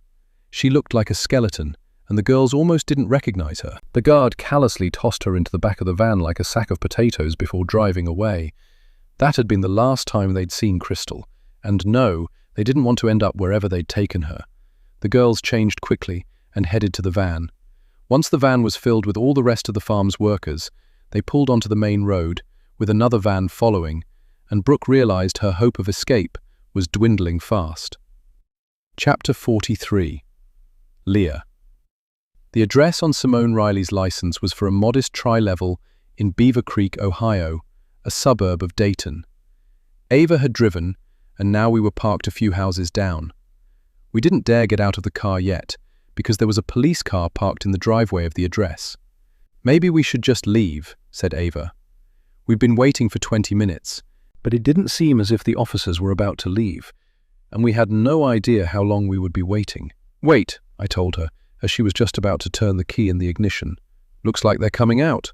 Sure enough, 2 uniform officers were getting into the police car, and a minute later were backing out of the driveway. Ava and I looked at each other. Were we really about to do this? Bother some stranger about someone connected to this address? Let's get this over with. Ava got out of the driver's side, slamming the door shut behind her as I scrambled out of the passenger seat to follow her. Who are we going to tell these people we are? I was so used to having to bend the truth to get people to talk to me, I couldn't help but feel like we were flying blind. "I don't know about you, but I'm going to tell them the truth. That Simone Riley has been living with me and lying to me, and I want to know who the hell she is." She marched right up to the grey front door with 2 large black terracotta pots of orange marigolds sitting on either side of it, and rang the doorbell. An elderly woman, who looked to be in her 70s, answered the door. She was tall and imposing, with bright white hair that was in sharp contrast to her dark brown skin. She didn't look so much angry as she did weary. "It's going on midnight. What in the world do you want?" Instead of answering, Ava pulled up the picture of Simone Riley's driver's license up on her phone and held it up to the woman's screen door and watched as her eyes widened in shock. "You know my daughter? Your daughter lived with me and told me nothing but lies in the process. I'm just trying to figure out who she is and where she went, because she stole something from my house and I need it back." Simone Riley's mother looked beyond tired. I could tell that as far as her daughter was concerned, this was far from her first rodeo. "Come on in then." She stepped away from the door, and I tailed Ava into the house. We followed the older woman up the steps into a living room area with white carpet and oversized brown leather furniture that looked old but well taken care of. The house smelled like apple cinnamon candles and a perfume I hadn't smelled in years. Shalimar. My mom used to wear it, and I had to blink back tears as the unexpected memory hit me hard. In between the living room and the kitchen was a dining room where she gestured for us to sit. "I'm Ava West, and this is Leah Quinn," Ava said as she sat down at the oak dining table with me sitting right next to her. "I am Amelia Riley. Simone is my oldest." "When was the last time you saw Simone?" I asked. "I haven't seen my daughter in 25 years. I know she must have done something, or you wouldn't be here, right? First the police, and now you two. What has she done?" I sat there and listened to Ava explain to Amelia everything that she had experienced with her daughter and why the police were looking for her. If I expected Amelia Riley to be upset, I was disappointed. "You know, those cops never told me exactly why they were here looking for her. Just wanted to know if she was here. Thank you for explaining why they came looking for my child." "Ma'am, can I ask why you haven't seen Simone in 25 years?" I asked. Amelia Riley got up and went into the living room to a bookcase housing knickknacks and photos and grabbed a framed photo. She set it on the table before sitting back down herself. It was a photo of a young black boy with close-cropped hair and a big smile, who looked about 12. "This is my son Amari. This was the last school photo taken of him before he died." "I am so sorry, Mrs. Riley." Ava had picked up the picture and stared at it before handing it to me. "What happened to him?" I handed the photo back to Amelia, who laid it face down on the table. "He and Simone were over at the school playing basketball when the little boy she was dating showed up to tell her he'd changed his mind about taking her to the prom. She was 17 and Amari was 12. While she was busy arguing with her boyfriend, Amari was shooting hoops, and the basketball rolled out into the street. He ran out between two parked cars to get it and was hit and killed instantly. It was an accident, but Simone blamed herself for his death, and her life has been in freefall ever since." "Meaning?" prodded Ava. "Meaning drugs, alcohol, petty theft, anything and everything that would dull her pain. Even though she caused problems between me and her father that led to our divorce, she was always welcome here, no matter what trouble she got herself into. I'd already lost one child. I didn't want to lose another one, but that's exactly what happened." "And you haven't heard from her lately?" I asked. "No, I haven't. The last time I saw Simone, she seemed to be in a much better place. She had a job she enjoyed and had been getting treatment to straighten herself out, and had stopped all that drinking and drugging. She was excited for her future for the first time in years. But—" her voice trailed off, and she shook her head. "What happened?" Ava leaned forward and touched the other woman's arm. "That's just it. I don't know. She never came back. Until those cops showed up here tonight, I didn't know if Simone was dead or alive." This sounded exactly like what Vivian Barnes had told me about her daughter, Crystal. "Did Simone say anything about working for a place called Infinity Farm?" Amelia Riley thought hard before replying, "Infinity Farm? No, I don't remember her saying anything about any Infinity Farm. What's that?" "I'm still looking into it, but that's where the car your daughter stole from her landlady ended up." "Lord have mercy," Amelia mumbled under her breath. There wasn't a whole lot left to say, and I couldn't tell if Ava was satisfied with this woman's answers or not, but it was late. It was time we both left. "Thank you so much for your time, Mrs. Riley." I stood up and Ava looked at me in surprise, which told me she had more questions, but I doubted anything else Amelia could tell us would be helpful. "You said she took something from you?" She directed her question to Ava, who nodded. "A gun." "Oh my God." Her hands flew to her mouth. "Why would she steal a gun? What is she planning to do?" Amelia Riley looked close to tears, and I mouthed, "Let's go," to Ava, who reluctantly stood up. "Is there anybody we can call for you? I hate to leave you like this. I don't think you should be alone." Ava shot me a look that made me flinch. "I'll be fine, young lady. Are you two women of faith?" She looked from me to Ava, and Ava quickly nodded. I was relieved not to have to answer that question, as I wasn't sure what I believed in. "Yes, ma'am," Ava confirmed, subtly nudging me in the arm, and I grudgingly nodded as well. "Then the best thing you can do is pray for me and Simone. Pray that God has mercy on us." "Why did you do that? I had more questions for her." Ava shot me a disgusted look once we were back in the car. "What more could she have told you that would change what has already happened? What answers are you still looking for? For starters, I'd ask her about this." She thrust her phone at me, and I saw a picture of a dingy old stuffed animal. It could have been a turtle, but it was hard to tell. Something about it sparked a memory that I instantly snuffed out. "You wanted to ask her about an old stuffed animal?" I realize now that the woman I knew as Dana is not Brooke. But how the hell did she come to have Brooke's favorite stuffed animal, Willa the turtle? "You think there was only one of these turtles ever made? There are millions of those things mass-produced, and lots of kids have them." I could tell Ava wanted to argue with me, but I was tired, and it was late, and even though it had been my idea to go on this little expedition, I was mentally worn out. The drive back to Elmhurst was silent, and I could tell Ava was not happy with me. By the time we got back to my Airbnb, she seemed back to her old self. "It's late. Why don't you crash here on the couch until the morning?" "Thanks, Leah. And sorry about earlier." "You have nothing to apologize for. I get it. I do." She had no idea just how much I got it. It was almost 3 o'clock before I settled into a troubled sleep, waking at 7:45 the next morning to find the pillow and blanket I'd given Ava folded neatly on the couch. She was gone. It was a little while before I noticed that my folders full of notes on Brooke's case, which had been on the dining room table, had been disturbed, including the one detailing Mavis Brady's story about Ava's mom, Natalie. Shit.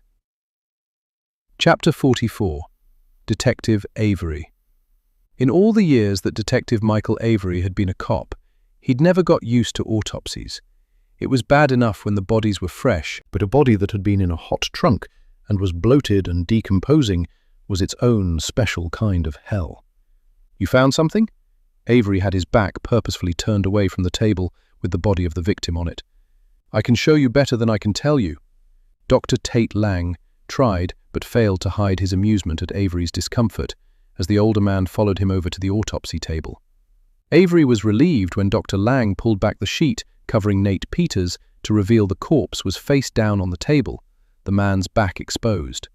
It was covered in raised, round scars. What the hell is all that? He took a step closer to the table and leaned in, with his hand over his nose and mouth. Brands? Avery looked up at the young doctor, not sure he'd heard him right. You mean someone branded this man? Exactly. And before you ask, each brand represents a different spiritual meaning. Such as? This one, said Lang, pointing to a brand on the back of the victim's right shoulder, is a Dharma wheel, and we've also got the Tree of Life, a lotus flower, the moon. But what do they all mean? Avery was too impatient to listen to the laundry list of symbols branded onto Nate Peters' back.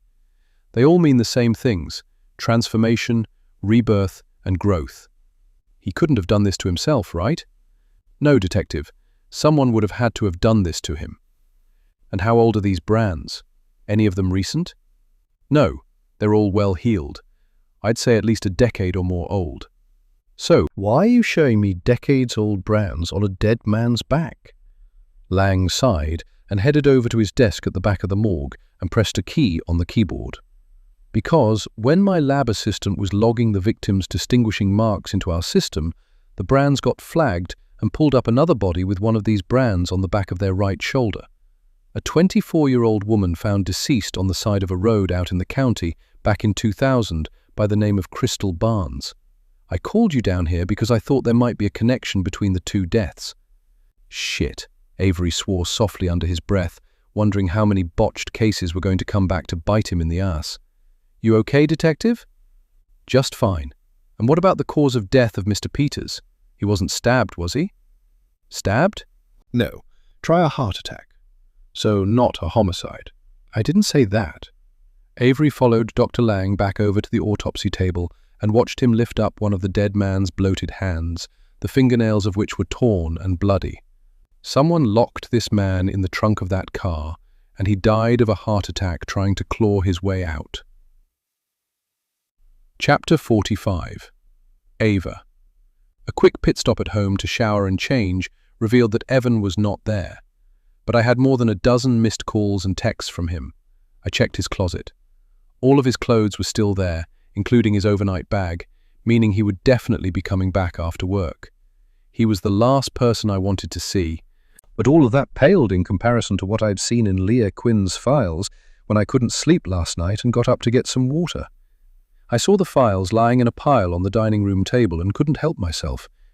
I read all the statements from people she'd interviewed about Brooke's case, most of which I had already heard before. It wasn't until I got to her notes from talking to Mrs. Brady that it caught my attention, and I was nauseous by the time I'd finished reading the account of how my mom owed people money and she couldn't pay it back. These people may have taken Brooke by mistake when I was the original target. If that was the truth, it would explain so much. I distinctly remembered my mom looking so sad and agitated whenever Brooke's name came up.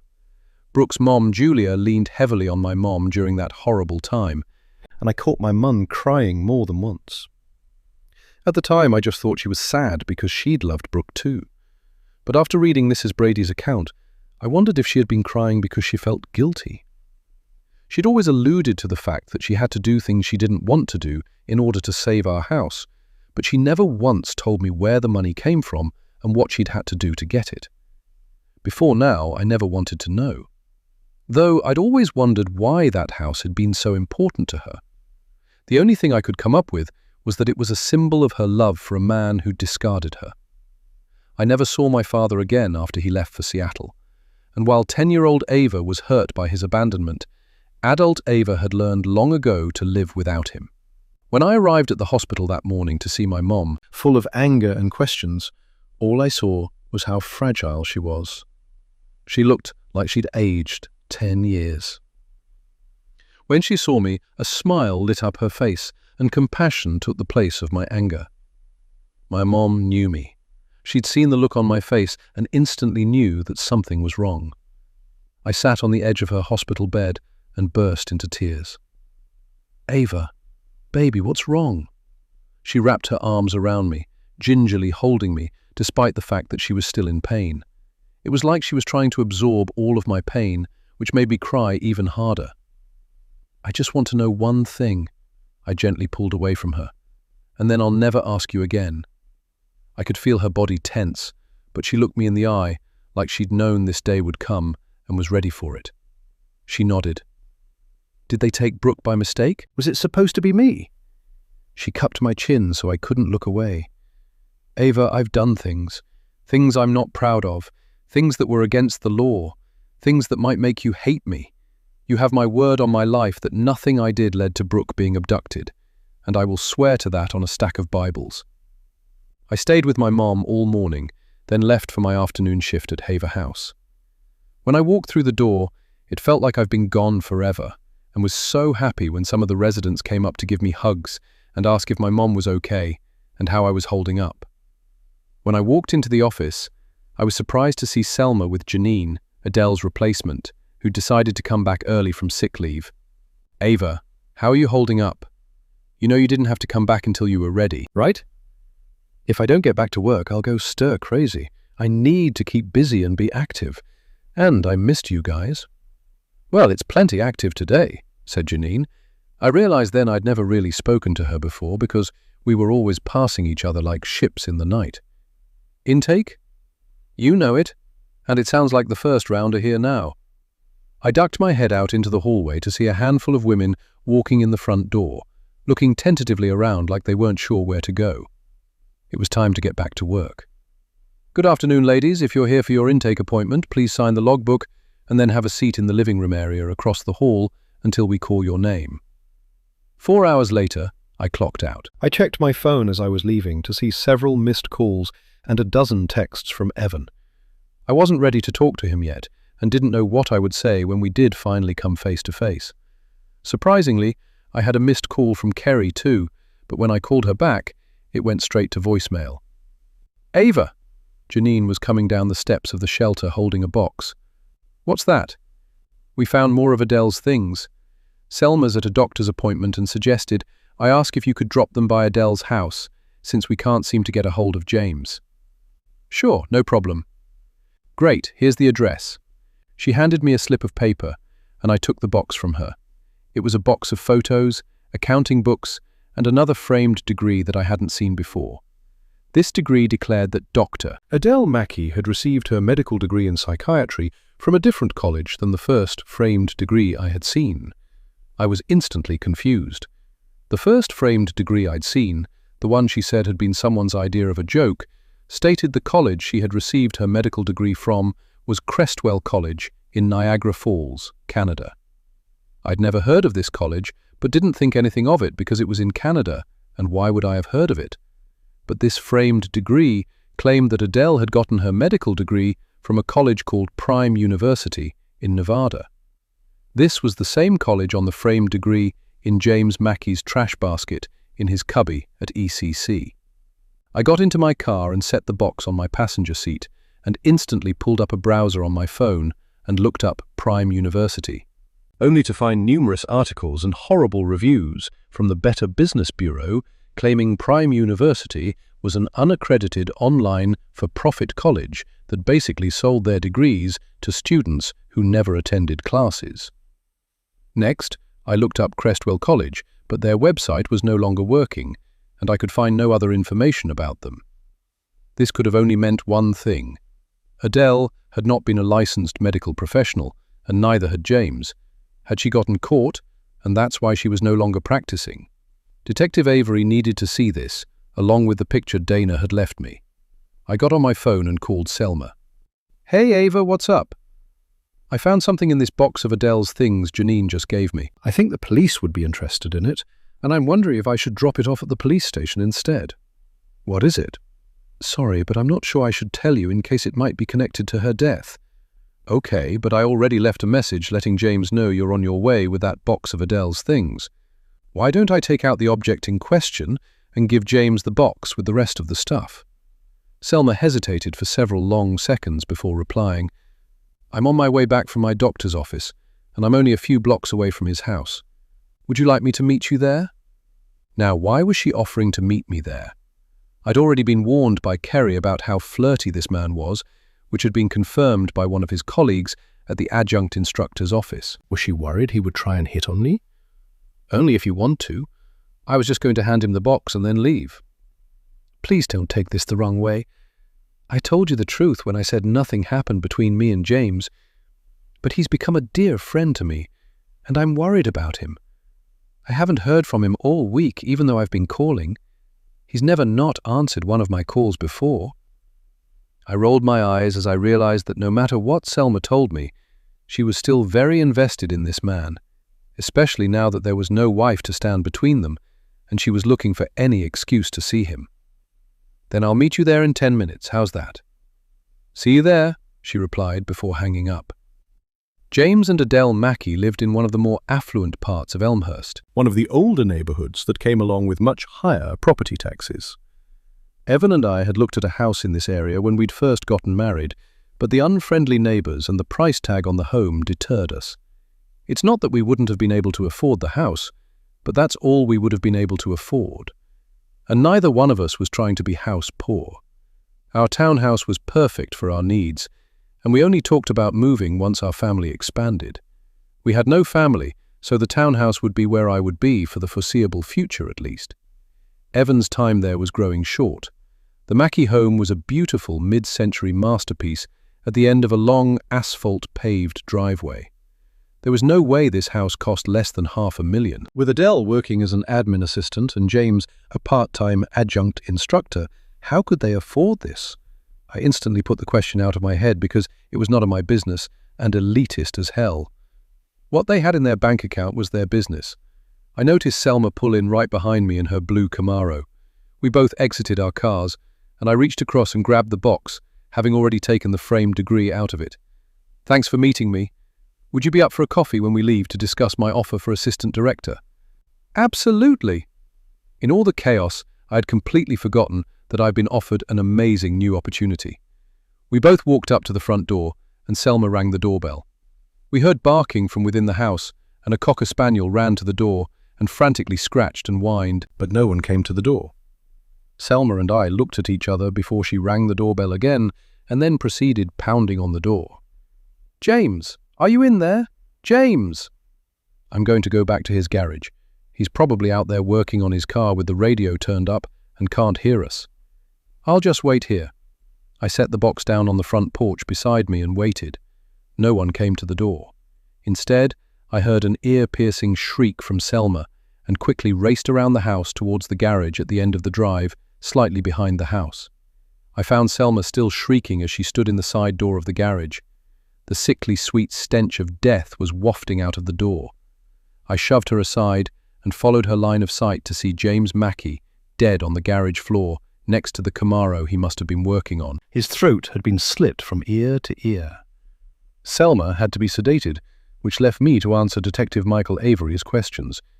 Avery looked beyond exhausted himself, with dark smudges under his eyes. "We meet again, Mrs. West. I hear your mother is going to be released Friday, is that right?" "Yes, and I know you're busy, but now there's a second person who's been killed with a knife. There would have been a third if my mom's neighbor hadn't interrupted her attacker. This has to be the work of a serial killer, right?" "Maybe. I can't confirm that definitively. Everyone wants to throw around the term serial killer, but we don't want to cause unnecessary panic, and that's why we are very careful before we start flinging that term around." I just stared at him and sighed. Although I didn't know why I felt so frustrated, as the police had protocols to follow, even in the face of overwhelming evidence pointing to what should have been an obvious conclusion. He knew this was a serial killer, but hadn't been given clearance by his boss to admit it. I dealt with it on more than one occasion in my job as a social worker, and it frustrated me to no end. I might have some information you can use, at least, in Adele's murder. Might also have something to do with what happened to James, I told him, instead of berating him for not seeing the obvious.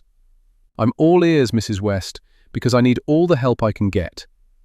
I retrieved the phony degree from my car and handed it to him. This is the second framed degree that I found showing Dr. Adele Mackey, having received a medical degree in psychiatry. I saw a similar one in James Mackey's trash basket at ECC. Did you know he taught there? I did. But what does it have to do with the Mackey's deaths? One of the colleges was shut down for being a degree mill, basically, and the other one doesn't seem to have existed. Could be some of her former clients may have found out and been very angry, because I'm sure if they had a psychiatry practice, they weren't treating people for free.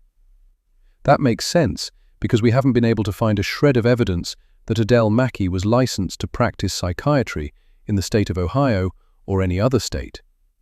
Now you know why.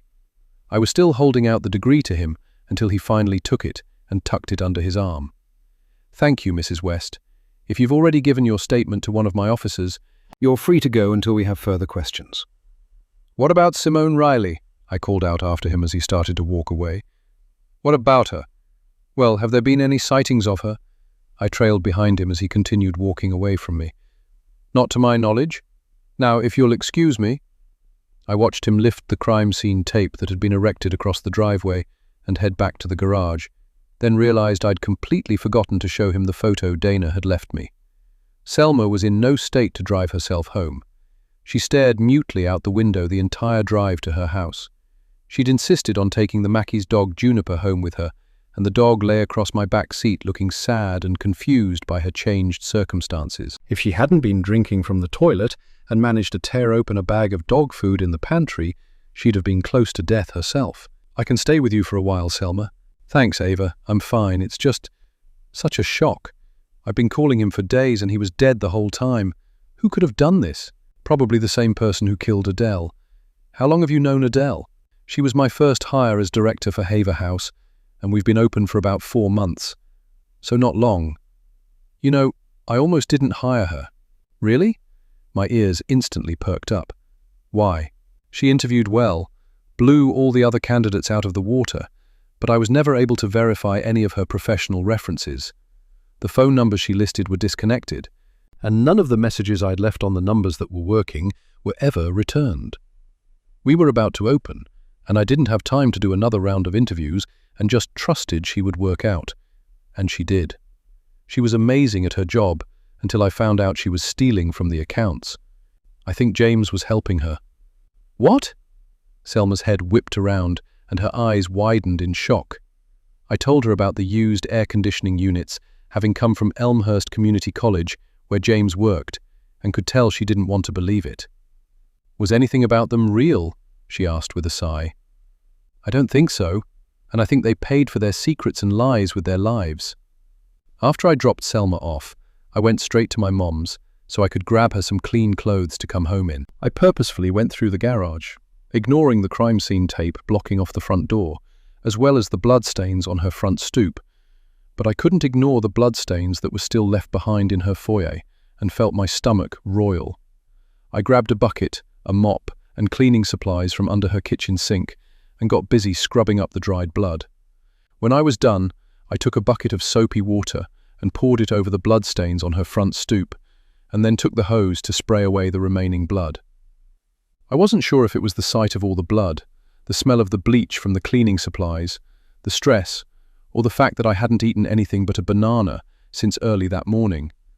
But once I straightened up after putting the cleaning supplies back under the sink, a wave of nausea hit me hard, and I had to run to the powder room in the foyer, barely making it before heaving my guts up. Afterward, I gargled and splashed cold water on my face before heading up the stairs to pack my mom some clothes. Within 10 minutes, I'd gathered toiletries, underwear, shoes, and an outfit for my mom to wear home. I searched her closet for something to put it all in and found her work travel suitcase. It was way too big, so I went in search of an overnight bag. I ended up having to pull a stepladder from the hall closet to search the upper shelves of her closet, which were filled with purses and shoe boxes. Not finding what I was looking for, I got off the stepladder and then searched the back of the closet, only to find a lone cardboard box with what looked like canvas tote bags folded up and sitting on top. I soon discovered half the box was filled with old files and brochures. Annoyed and overheated from being in the hot closet, I pulled the box out to search it more thoroughly. Underneath the folded tote bags, the box was filled with glossy brochures with a smiling couple on the front. It was James and Adele Mackey. Only their names in these brochures were Jonathan and Annette Mosby. They were standing outside a house that wasn't the one they lived in, a small brick ranch near a wooded area I didn't recognize. I flipped through it and found out it was a drug treatment program called Infinity's Children. The glossy brochure, which was the equivalent of a magazine, showed pictures of the people in the program, with most of them teenagers and young adults.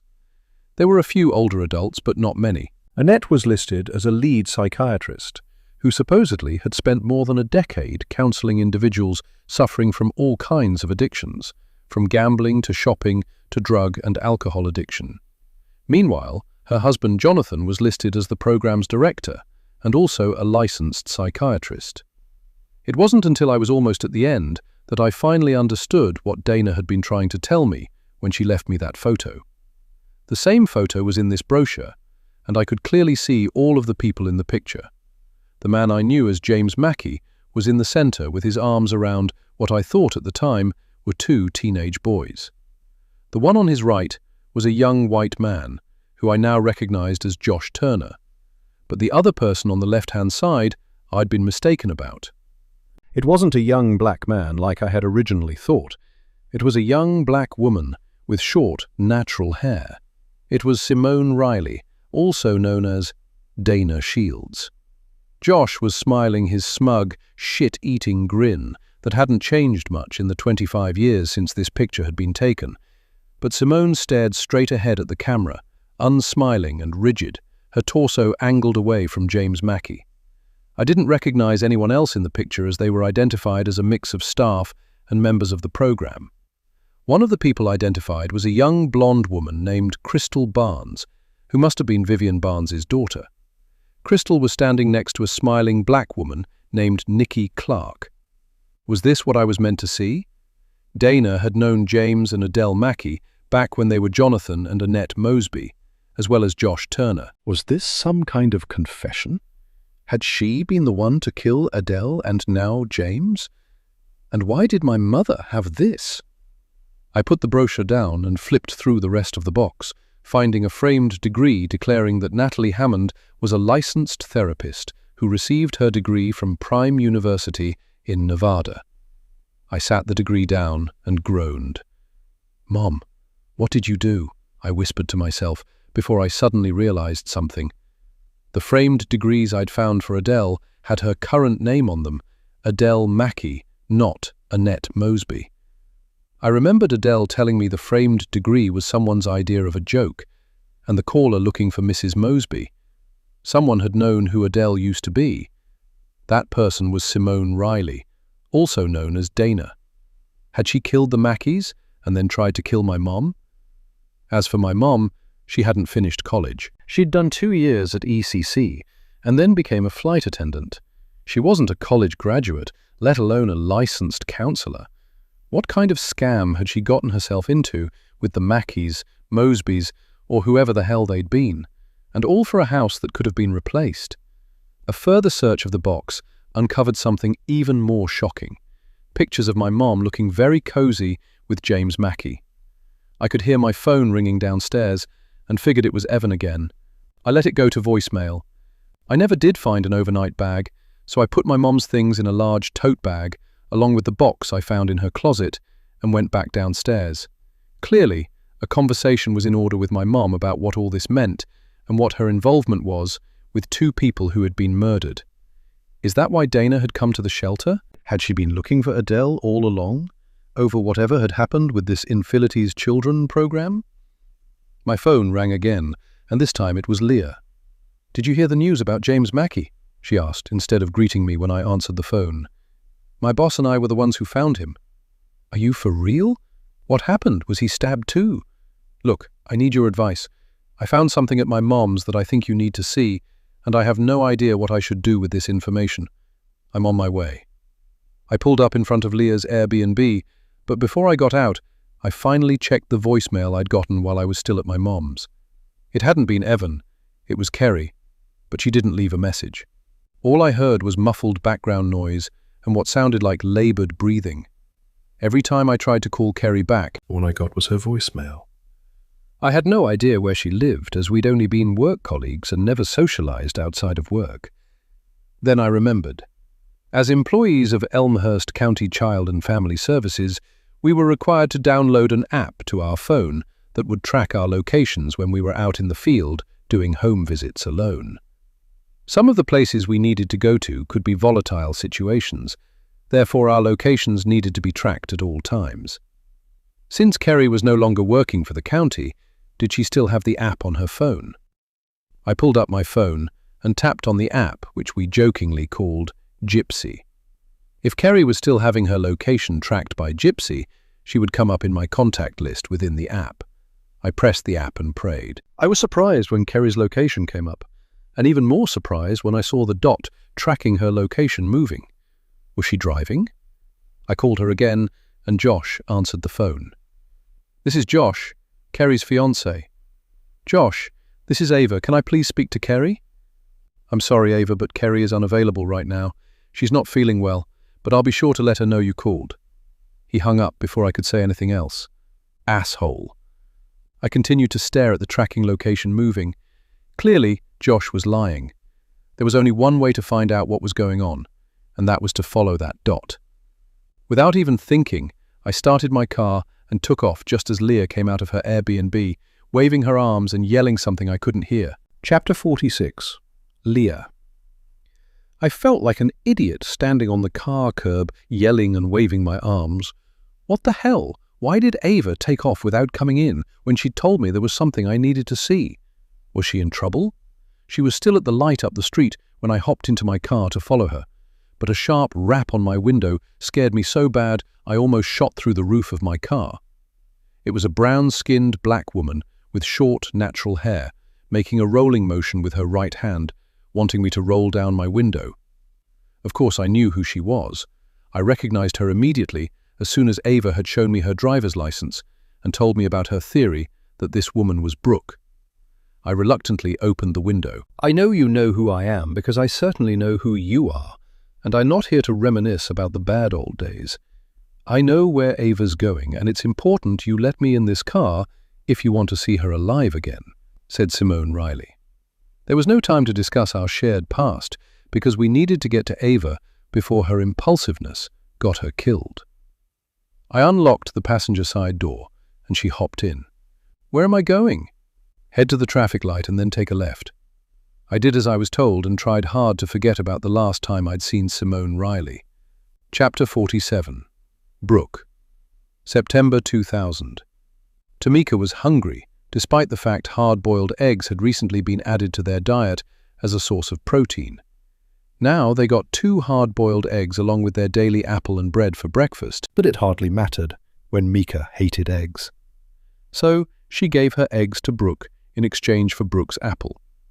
Having an extra apple did nothing to ward off the hunger that was coming later in the day. Her meager portions of vegetable stew and bread were quickly burned off by the day's work, and by bedtime, she was usually starving. "We're going to get caught, Mika," pleaded Brooke, as they crept into the kitchen after 10 o'clock that night in search of something to eat. "How? Everybody else is in bed, and I'm so hungry my stomach hurts." They crept into the dark pantry, only to find all of the cabinets had padlocks on them. "See," said Brooke in a harsh whisper, "all the food is locked up. I already told you that." "That's not locked up." Mika pointed to a loaf of bread sitting out on the counter. "Well, hurry up and grab a slice so we can get back to bed." No sooner had Mika reached out towards the loaf of bread than a light came on flooding the room with brightness. "What are you two doing in here?" An older black girl with short hair stood in the doorway to the pantry. Brooke had overheard someone calling the girl Simone. She always looked angry and barely spoke to anyone at the farm. She was one of the people who had brought Brooke to the farm and her new family. Brooke avoided her and that mean white boy who lured her to the car like the plague. "I was hungry and wanted something to eat." Brooke stepped in front of Mika, instantly angering her friend, who shoved her aside and took a step forward. "I'm the one who's hungry, and I want a piece of bread." Mika crossed her arms, glaring at the older girl defiantly. Neither of the younger girls were sure of what this girl would do, but they didn't expect her to grab the loaf of bread, open it, and pull out 2 thick slices. She handed a slice to Brooke and a slice to Mika, who instantly snatched it out of her hand and shoved half the slice into her mouth. "What's going on in here?" All 3 girls whirled around to see the woman they'd been instructed to call Mother standing there, at which point Mika almost choked on the remainder of her bread, and Brooke tossed the slice she'd just been handed back up onto the counter. "The girls were just hungry, so I gave them a couple of slices of bread, that's all. No big deal." The woman stepped forward, staring from the bread to Simone, a tight smile creasing her lips. "Oh, but it is a big deal. What was your name again?" "Simone." "And how long have you been here, Simone?" Mother took a step forward. 4 months. 4 months what? The older woman and the teenager stared at each other before the other girl realized what was required of her. 4 months, Mother. Then you already know that there are rules around here, and one of those rules is that food is only to be consumed during meal times. Part of your treatment here is that your meals be strictly regulated. If you're sneaking food, that means you're stealing from us, and we do not allow stealing here. It's just a couple of pieces of bread for 2 hungry little kids. What's the big flipping deal? The big deal is you are quite undisciplined and ungrateful, and this is the kind of attitude that landed you here in the first place. It's fueling all of your poor decisions and addictions. This is the kind of behavior that you were sent here for us to stamp out of you, and stamp it out of you we will. What are you talking about? Do I need to remind you of the waiver that you signed in order to be allowed into this treatment program? You had no money to pay and agreed to come here to work off the expense of your treatment. What if I change my mind and want out of this whack-ass program? I've been here 4 months and have never gotten any treatment. All any of us do is work. You don't even know my name, and I'm not calling you Mother anymore. I have a mother, and it's not my fault you can't have kids." Brooke and Mika thought Mother might explode. Her face got very red. Then she smiled and walked up to Simone, who took an involuntary step backwards. "You'll be let out just as soon as you fulfill your financial responsibility, and not a minute before. Until then, you need to learn some manners." Mother stepped over to the phone on the wall and picked it up, whispering something into it, while Brooke and Tamika clung to each other in fear. When Mother turned her attention towards them, Brooke felt the warm sensation of urine trickling down her bare legs, and she looked down at the puddle on the floor in horror before bursting into tears. Even though Simone didn't know what Mother was capable of, Brooke did. "You two get the cleaning supplies and scrub the entire kitchen floor and then go to bed. And you won't have to worry about having any breakfast tomorrow, since you're so ungrateful for the food that you got today." The girls rushed off to do as they were told when 2 security guards showed up, each grabbing one of Simone's arms. "Get off me! What the hell are you doing? It was just a couple of slices of bread. Are you insane?" Brooke looked back in time to see Simone being dragged from the room, kicking and screaming. As soon as they were out of the room, both girls dropped their sponges and ran to the window as Simone was dragged to the discipline shed, followed by Mother, who had something long and thin that ended in a wheel shape in her hand. All 4 of them entered the discipline shed.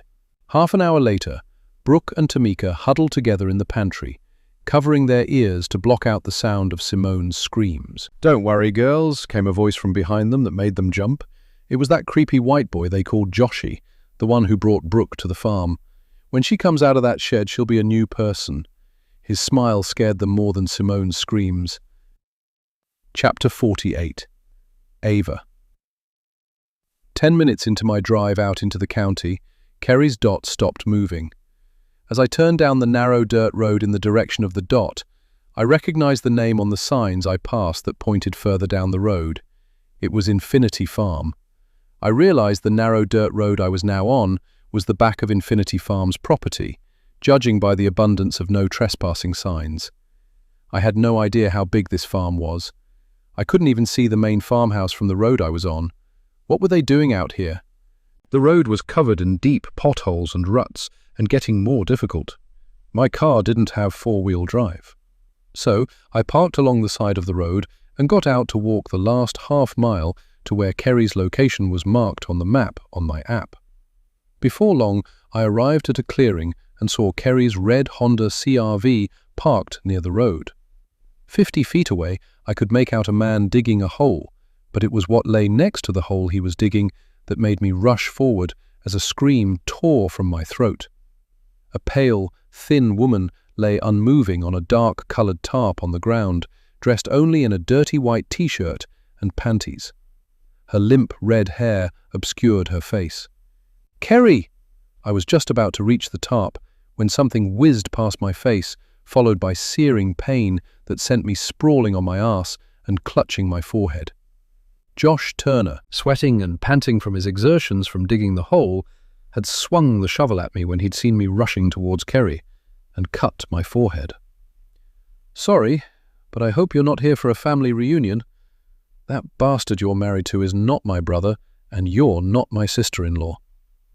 "Like I'd want to be connected to a spineless nutjob like you," I screamed as warm blood flowed through my fingers and panic gripped my chest. He started to swing the shovel at me again. I held out my hands to shield myself, but the blow never came. The woman I'd known as Dana was holding my husband's gun to Josh's temple. About 10 feet behind her was Leah Quinn. "Easy there, Joshy. You don't want to do that. Drop the shovel or I'll blow your head off. And since we go way back..." "You already know what I'm capable of." "You wouldn't dare." Josh Turner's jaw was so rigid with anger it sounded like he was hissing.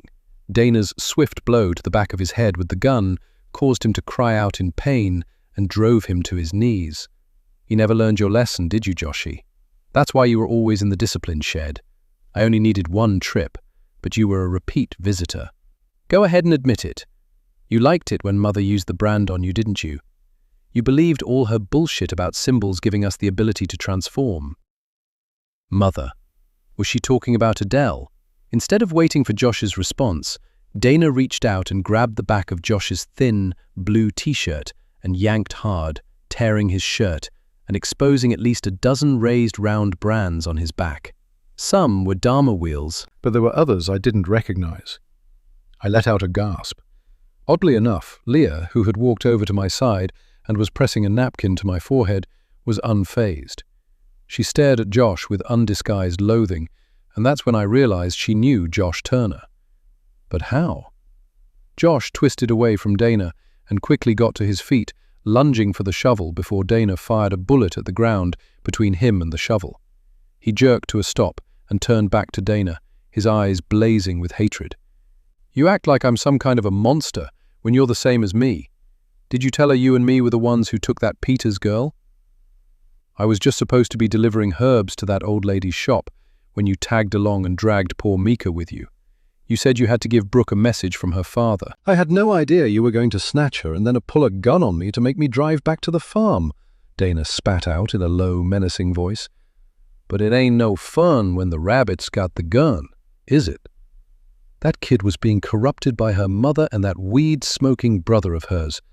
Mother was just trying to save her and show her a better way. She needed a discipline of the farm. She didn't want her turning to drugs like her dad had. I'd have done the same thing if she were my daughter, and if it was so horrible, why didn't Nate take her back home?" "You mean like your parents did to you? Their alcoholic teenage son who was out of control. They sent you out here because they didn't know what else to do. Told you it was an addiction program when it was nothing but a work camp for con artists who needed free labor, and you were stupid enough to buy into all the crap your parents and the Mosbys fed you." I was suddenly lightheaded and wanted to throw up. All this time I thought strangers had taken Brooke, but the father she'd been told was dead knew where she was all along. Her own flesh and blood had betrayed her. I wanted to scream and rage on her behalf. "That's a lie!" Josh's face was bright red, and the veins in his neck bulged. "Well, if Nate Peters was Father of the Year, then why did you kill him and dump his body in the trunk of the car I drove to the farm? Were you trying to frame me?" She let out a loud, harsh laugh. Josh continued to glare at her. "He breezed back into town a month ago needing a job and a place to lay low. I hired him to guard the farm. There's only one working camera on this whole property, and it picked you when you showed up with that car. I came out here to see what was going on, and found him rummaging through the trunk, looking for stuff to sell because he'd fallen off the wagon and was using again. He needed to be punished. I shoved him into the trunk. I came back 2 hours later to let him out, and he was already dead. Try again, you lying asshole. I was squatting in the shed, the discipline shed at that. How's that for irony? I had no place else to go because I couldn't stay at Haver House after I found out good old Mother Mosby was working there. I never saw anyone else here. That's why I came, because I knew it was abandoned. Then one night you showed up here, Joshy, and you weren't alone, were you? I got scared and left the car behind because it was out of gas and booked it." "Wait." Leah looked from Josh to Dana as astonishment widened her eyes. "Nate Peters was the body they found in the barn?" Kerry groaned and her eyes began to flutter. I pushed Leah's hand away and knelt by Kerry's side, gently pushing the hair from her bruised face. "You get away from her. She's still my fiancée." Before he could reach me, Dana once again struck him with the gun. "What did you do to her?" I screamed at him. "Nothing she didn't want me to do. She told me she wanted to transform and be the woman I wanted her to be, the woman I knew she could be without her addiction to food. All I did was show her the way."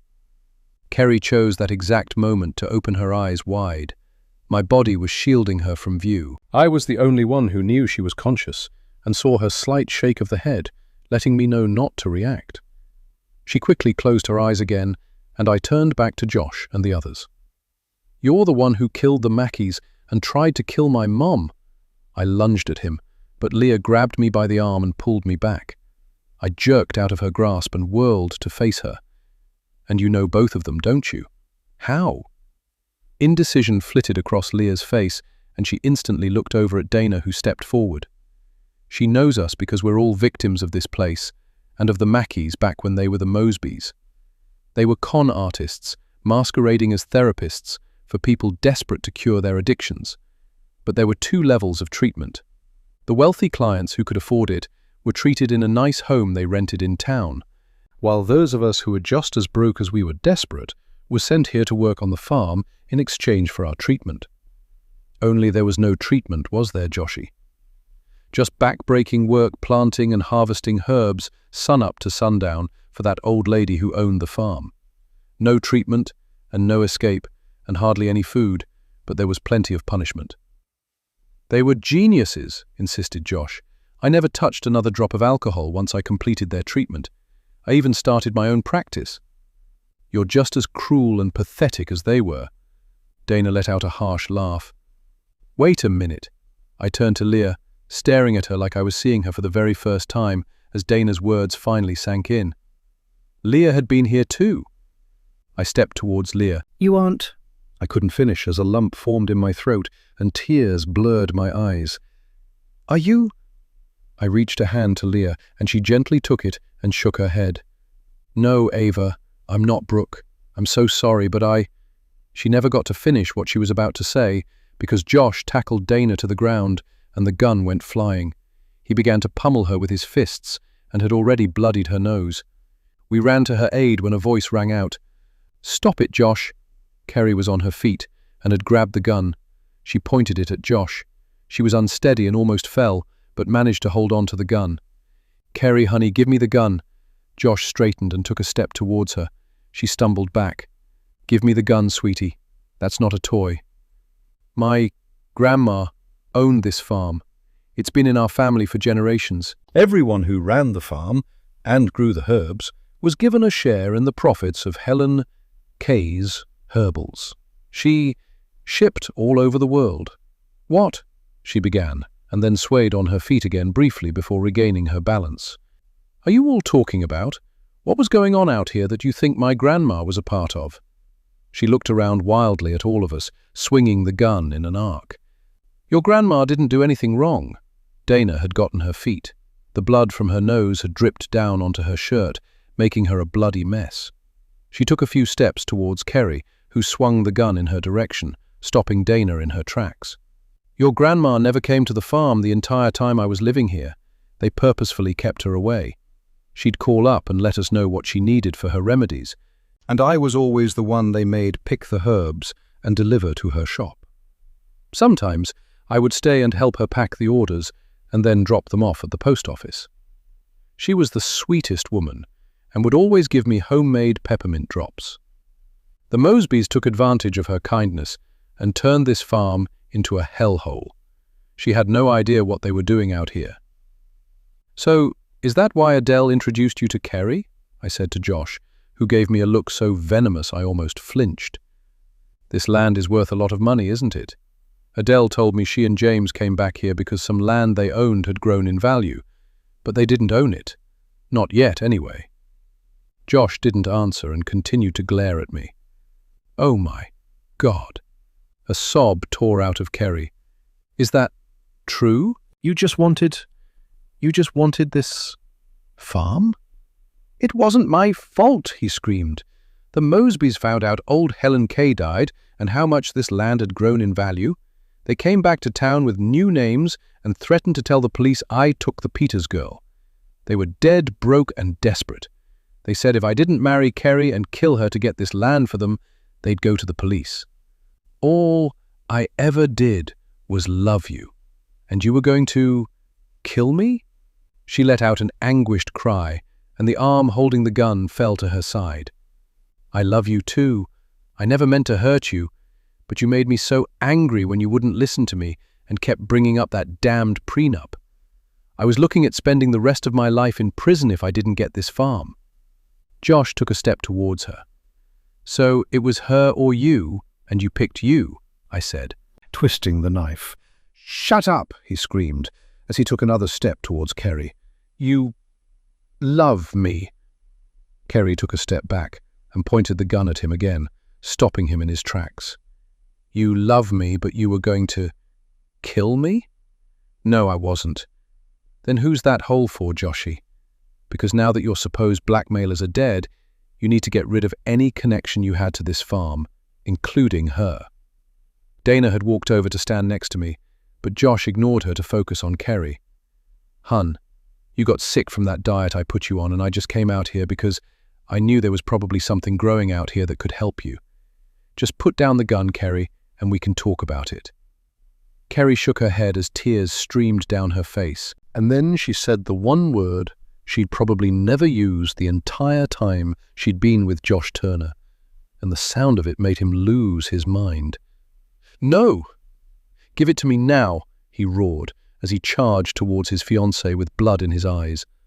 The bullet hit Josh center mass in the chest, dropping him like a rabid dog before Kerry collapsed in the dirt next to him. Hours later, when Evan arrived at the ER where they'd stitched up the wound on my forehead, he found me vomiting into a trash can because I didn't know where the restroom was. Between what happened on the farm, seeing Josh's dead body, remembering all the blood on me, Kerry and Dana, plus the needle used to stitch my wound, it all finally caught up with me, and a wave of nausea hit me hard after the nurse left the room. "Easy," said Evan, helping me to my feet and then giving me a tissue to wipe my mouth. "Are you okay?" "Yes, but my head is killing me." Evan guided me over to a chair next to the examining table. "I'm going to get you some water." He turned to go when I stopped him. "Evan, Josh is dead." "I know. The police told me. As his next of kin, I have to go to the morgue tomorrow and officially identify his body." "I'm sorry," I said, although I wasn't sure what for. "Don't be. I can't mourn a relationship that never existed." Minutes later, Evan returned with a bottle of water for me, and the nurse who gave me my aftercare instructions told me to come back in 2 weeks to get my stitches removed. I perused the instructions and noticed something was missing. I spoke up as the nurse was leaving the room. "Hey!" "Wait." "Yes." She stopped and came back into the room. "Do you have a question?" "Why can't I have any painkillers? My head is about to explode." The nurse looked taken aback, but walked up to me and put a hand on my shoulder. "Mrs. West, we can't prescribe you painkillers. That's standard practice for women in their first trimester." First trimester? I was instantly dizzy, and Evan had to steady me. Had I just heard this woman right? You mean you didn't know you were pregnant?" Neither Evan nor I answered because we were suddenly sobbing in each other's arms. Chapter 49. Ava. 2 weeks later, I was eating my lunch in the playground at Haver House, sitting in one of the swings when Leah arrived. I'd seen very little of her since what happened at Infinity Farm. I had questions. So many, in fact, that I wondered if she'd left town because she didn't want to tell me something I didn't want to hear about Brooke and her ultimate fate. Leah sat down on the swing next to me and gave me a smile. "I hear congratulations are in order. How far along are you?" 6 weeks, and the morning sickness is kicking my ass." She laughed. Of all the things that had happened to me in the last few weeks, being pregnant was the plot twist I never saw coming. Evan was still living at the townhouse in the basement, and we were in marriage counseling. I honestly didn't know what the future held for us, but if nothing else, we were committed to being the best parents we could be, whether we remained married or not. I heard Kerry's on the mend. She is physically, but it'll take a while for her to heal mentally and emotionally. She came in today for a few hours, if you want to go say hello. I was relieved to hear she won't face any charges for Josh's death. Her being charged for his death would have been a bigger tragedy than her killing him. It was self-defense, and she saved all our lives that night. Leah nodded in agreement. "And your mom?" "She's getting better. She's back at home and trying to put all this behind her. And thanks for not telling the police about her connection to Infinity Farm." My mom had been lucky. Her connection to the Mosby's/Mackey's bogus addiction treatment only went as far as her applying to be treated for her alcoholism. But she freaked out when they branded her, telling her it would help with her transformation. James Mackey was interested in her and offered her a job. Once she'd seen the phony degree he'd purchased for her, she quickly resigned and had never appeared in any of their brochures. But that left her with no income to pay the mortgage, so she borrowed from local drug dealers. I'll never know if she knew Brooke was at Infinity Farm. I'm choosing to believe she didn't, and since my mom and I look alike, it was easy to convince the police that it was me, Josh Turner, had been after the night he attacked Mom, because he thought I was encouraging Kerry to leave him and got my mom by mistake. Me, Kerry, Leah and Dana had told the police Josh had confessed to kidnapping Brooke and killing James and Adele because they were blackmailing him. When I thought about it, he'd never actually admitted to killing anyone, but he was a nasty piece of work and had the biggest motive. So, who else could have done it? The police closed James and Adele's murder investigation. Since Brooke's body was never found, her case was still open. "I never once saw your mom at the farm. Her secret is safe with me." "Thank you." "And Dana?" she asked. "I haven't seen her. She disappeared from the hospital where they treated us that night. I never got to tell her that none of us told the police she was involved in Brooke's abduction. I just hope she finally finds some peace."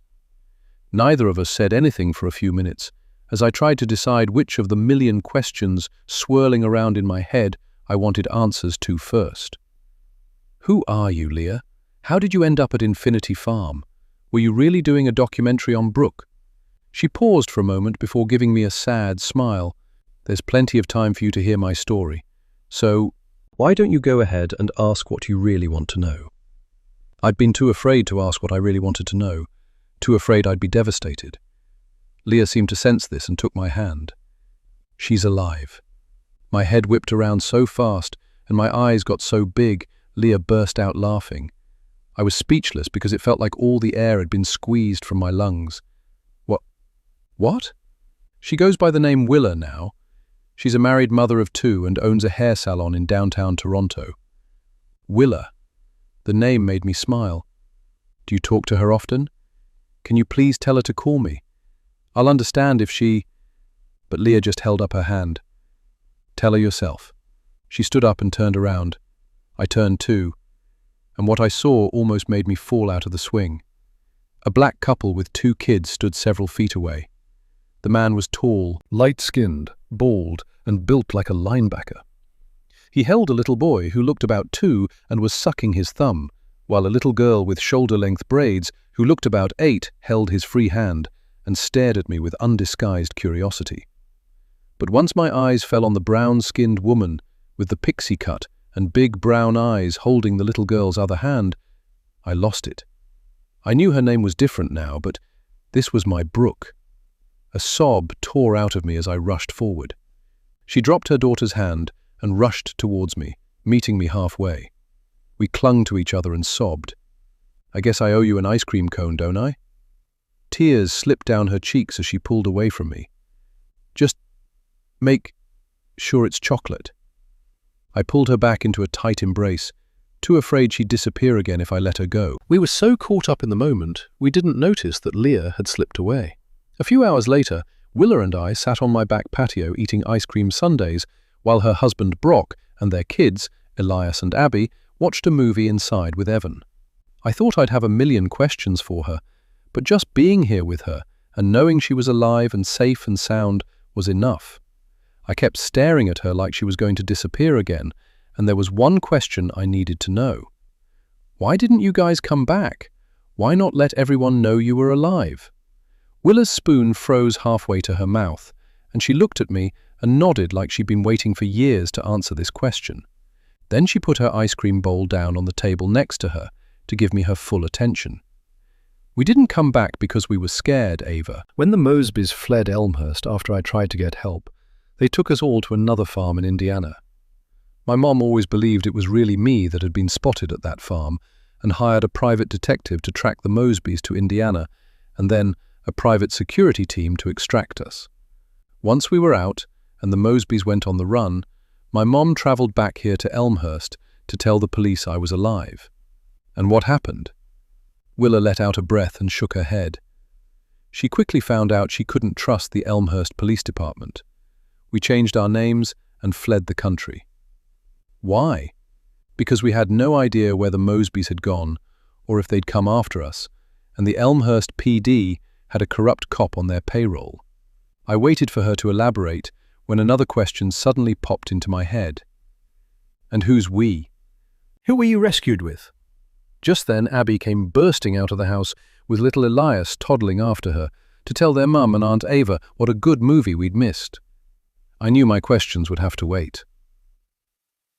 Chapter 50. Leah. Detective Michael Avery was surprised to see me when I turned up on his doorstep after leaving Ava and Willa at Haver House. I'm sure he had no idea I knew where he lived, but he was polite enough to invite me into his small apartment, which was surprisingly neat and predictably Spartan, with only a black leather couch, glass coffee table with a blue ceramic ashtray in the center, and a flat-screen TV mounted on the wall over a console with a record player on top. The shelves below were crammed with vinyl records, mostly jazz and old-school hip-hop from what I could see from where I was standing. A beige leather recliner sat on the other side of the coffee table. A small kitchenette took up the opposite side of the room. Although clean, the apartment had a faint odor of cigarettes and onions. "I'm surprised you're still here, Miss Quinn." "Why is that?" I took a seat on the couch, and he sat down in the recliner, where, judging by the cup of coffee sitting in a cup holder on the recliner's arm, he'd been sitting when I rang his doorbell. "I'd have thought you must have gotten all the info you needed for your documentary." "I've actually decided to shelve the documentary on Brooke Peters' abduction. I'm focusing on a new case now." "And what case would that be?" "The case of another missing girl." "Another missing girl?" His eyes narrowed and he took another sip of his coffee. "What other missing girl?" "A little girl no one was looking for because no one knew she was missing. Her name was Tamika Clark. She arrived at Infinity Farm 26 years ago with her mom, Nikki, who was hoping to finally overcome her addiction to cocaine. It didn't take long for Nikki to realize that the so-called treatment at Infinity Farm was a scam when she wasn't getting any better. Then one day she just disappeared, and they told Tamika her mom had left because she didn't want her anymore. Tamika still had her friend Brooke, who meant everything to her. "What does this have?" "I'm not done. My voice was soft but menacing. Avery instantly shut up. One night, a couple came to the farm looking for their daughter, Crystal, and Brooke begged them for help. After the police came out to the farm as a result, they rounded them all up and took them to another farm in a remote location in rural Indiana. It was the same setup. They were there for almost 2 years when 5 men in black clothing and night vision goggles showed up at the farm one night and tried to take Brooke. "Is that so?" Avery replied sarcastically, but Leah's hard look shut him up. You see, her mom, Julia, always knew Brooke had been at that farm. That's why the Peters sold their house and disappeared. They needed the money to pay a private eye to track Brooke down, and then a private security firm to extract her. She screamed and cried so much, not wanting to let Tamika go, that they had no choice but to take both of them. 2 days later, the FBI showed up and raided the farm and shut it down, but the Mosbys had disappeared. Julia took Tamika in, and Brooke's family became Tamika's family, but she never forgot her real mother, Nikki. And because Julia was afraid of Nate and the Mosbys, they got new identities and emigrated to Canada. Julia died a few years ago, but she made Tamika promise her on her deathbed to find out what had happened to her mother. Avery leaned forward in his recliner, with his hands on his knees. "That's an intriguing story, but what is it you want from me, Tamika? You're the other girl in the story, right?" I stared at him, waiting for the emotions I'd been suppressing to come surging back, but I felt nothing. Instead, I reached into my tote bag and pulled out an item from a clear plastic sleeve and held it out to him. "I want the truth, Nate. What happened to Nikki Clark? What happened to my mom?" He stared at the one and only album of a rap group called In the Cut, circa 1986, with its 3 members, Tony Greer, Johnny Mosby, and Nate Peters, all dressed in black tracksuits, bucket hats, and gold chains on the cover, as Mavis Brady's words from our interview echoed in my head. His name is Nathaniel Peters, born and raised right here in Elmhurst, ran off to New York City right out of high school trying to be a rapper, and no one saw him for about 12 years. "Are you recording this?" He nodded towards my tote bag. "You have my word that I'm not." He reluctantly took the album from me, staring at it fondly like it was a long-lost friend. He traced a finger in the dust across the image of his younger self, absently wiping the dust on his pant leg. "Where'd you find this?" It was hard to track down. I finally found it in the basement of an old record shop that was going out of business. But he'd barely heard a word I'd said. "I remember when this came out. We thought we had made it, but the record company had no money to promote it. Radio stations wouldn't play it, and 6 months later, we were dead broke and owed the record company money for the copies that didn't sell, and all of us had a nasty crack addiction. Tony got shot and killed trying to rob a bodega for drug money, and Johnny and I stuck together and ended up back in Elmhurst. How'd you figure it out? I could never understand why you were so eager to help me, but gave me so little information. You wanted to control the amount of information I got. I had to ask myself why, and went digging into you, Detective Avery. You didn't want me knowing you never worked the Brooke Peters case, did you? You didn't join the Elmhurst police force until after Brooke was abducted, and that was as a rookie police officer, fresh out of the academy. That's why no one ever saw Nate Peters again. You showed up back here in town a different man, Michael Avery, heavier, and with a beard that covered the cut on your face that Julia gave you for what you did to Brooke when she was 3. I had to cover that cut with stage makeup every single day when I first joined the force. No beards allowed. You have no idea how relieved I was when they allowed us to have neatly trimmed beards. He chuckled, like we were old friends reminiscing, and finally my anger flared to life. But Brooke couldn't cover the brand you gave her, you sick son of bitch. How could you do that to your own daughter? Julia told me Brooke was so traumatized she blocked the entire memory out. I never branded her, and I damn sure never abducted her. He angrily jumped up from the recliner and began pacing. Annette did. I continued to stare at him, not speaking until he finally calmed down and explained. When we got to Elmhurst from New York, the only place we could get jobs was on a herb farm out in the county run by a white farmer. We were still smoking crack, but Johnny slowly stopped. He'd be so worn out from working on the farm, he stopped. He also started screwing the farmer's daughter, Annette. His getting clean was just cold turkey. But after the old man died, Johnny married Annette. The money they were getting from the old lady who owned the farm to run it wasn't enough for them anymore. Johnny had expensive tastes, so they came up with the idea of using the farm to help other addicts get clean by pairing cold turkey with a strict diet and manual labor, meditation, and a bunch of other shit to make it sound like a treatment and even pass themselves off as therapists. And the branding, that came later, and it was strictly because of what Johnny did to Annette. What are you talking about? Johnny never could keep it in his pants. He gave Annette chlamydia. She thought it was just a yeast infection and was taking herbal remedies that Helen woman who owned the farm was making, but it never got any better. By the time she was properly diagnosed, it was too late. She was infertile, and it broke her. She'd always wanted kids and started making us all call her mother, even Johnny. She'd lost it.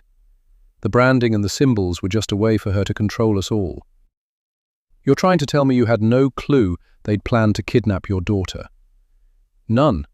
Julia wouldn't let me see Brooke because I made the mistake of bringing her to the farm when she was 3 on one of her weekend visits with me and letting Annette watch her while I went to score some drugs because I'd relapsed. Crazy-ass Annette branded her to protect her from becoming like me. Julia refused to let me see her for years. Then I found out Brooke's brother Sam was selling weed and made the mistake of complaining about it to Annette. She thought my daughter needed saving. I didn't know what she'd had Josh Turner do until after Brooke was already there. But once you found out, why didn't you take her home? Why did you leave her there? Johnny wouldn't let me. I tried to take her home, and he threatened to kill me. I did the best I could for her.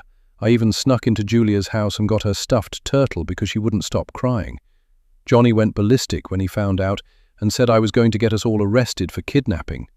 We argued. I left. By the time I came back, everyone was gone. I never did know where you all went for 25 years, until 6 months ago, when they showed back up here as James and Adele Mackey. Your best wasn't good enough. You should have gotten her out of there by any means necessary. I tried. He sat back down in the recliner, breathing heavily, like it had cost him something to admit all of that. But I needed more from him, much more. What happened to my mother? And don't you dare. She's dead, he blurted out, not able to meet my eyes. How? My voice was barely a whisper. I knew she was dead. I knew she'd never willingly leave me, but it was still like a knife in my heart. I had to take several deep breaths to keep the tears at bay, because I refused to cry in front of this waste of space. Like I said, Johnny was a ladies' man. He loved the ladies, and the ladies loved him. And your mom was real pretty, even for an addict. One night, Adele caught your mom and Johnny messing around in the hay barn, and she grabbed the nearest pitchfork and... He couldn't finish, and I didn't want him to. Where is she? What did they do with her? When I got back and found you all gone, I noticed a boarded-up well near the back of the property that hadn't been boarded up when I left. If I had to guess, she's in there. It was getting late, and the setting sun was making the room dark. Avery reached out and turned on the lamp sitting on the table next to his chair. Can I get you coffee or something? Why, so you can poison it and kill me, like you did that poor bastard in the morgue with your name on his toe tag.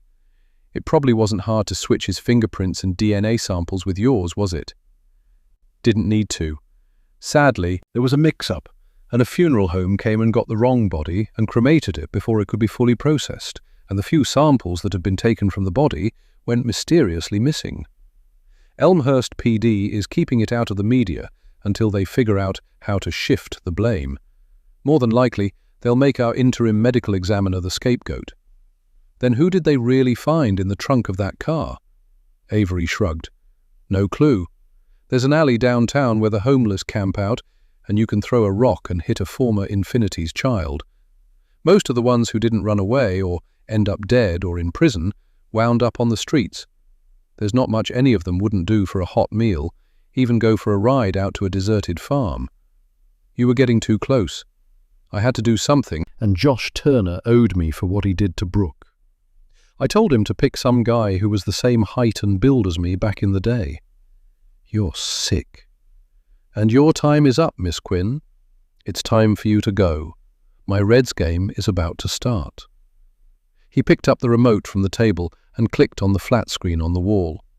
I stared at him in disbelief. "Aren't you even going to ask where your daughter is? How she's doing? You have grandkids now. Don't you even care?" I saw the briefest flicker of emotion in his eyes, but it was gone in an instant. "No, Miss Quinn. Nate Peters has a daughter and is a grandfather. My name is Michael Avery." Disgusted, I got up, glaring down at him as he continued to sit there, staring at the TV like I no longer existed. "You know you've been calling me Miss Quinn since we first met." I never told you I was a miss. I'm actually married. "Then why don't you wear a ring?" I do when I'm not around you. "And why is that?" I could tell he desperately wanted me gone, but I wasn't done with him yet.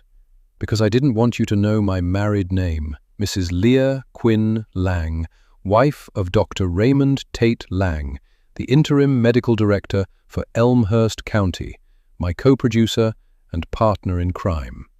When I'd met Ray, I was an angry, emotional, self-destructive wreck over my past at Infinity Farm and not knowing what happened to my mom. He could have run away. Instead, he saw past my rage and lovingly helped me put myself back together and encouraged my healing, even when it included revenge. "What?" He stood up abruptly and swayed on his feet, sitting back down hard in the recliner, looking confused as beads of sweat popped up on his forehead.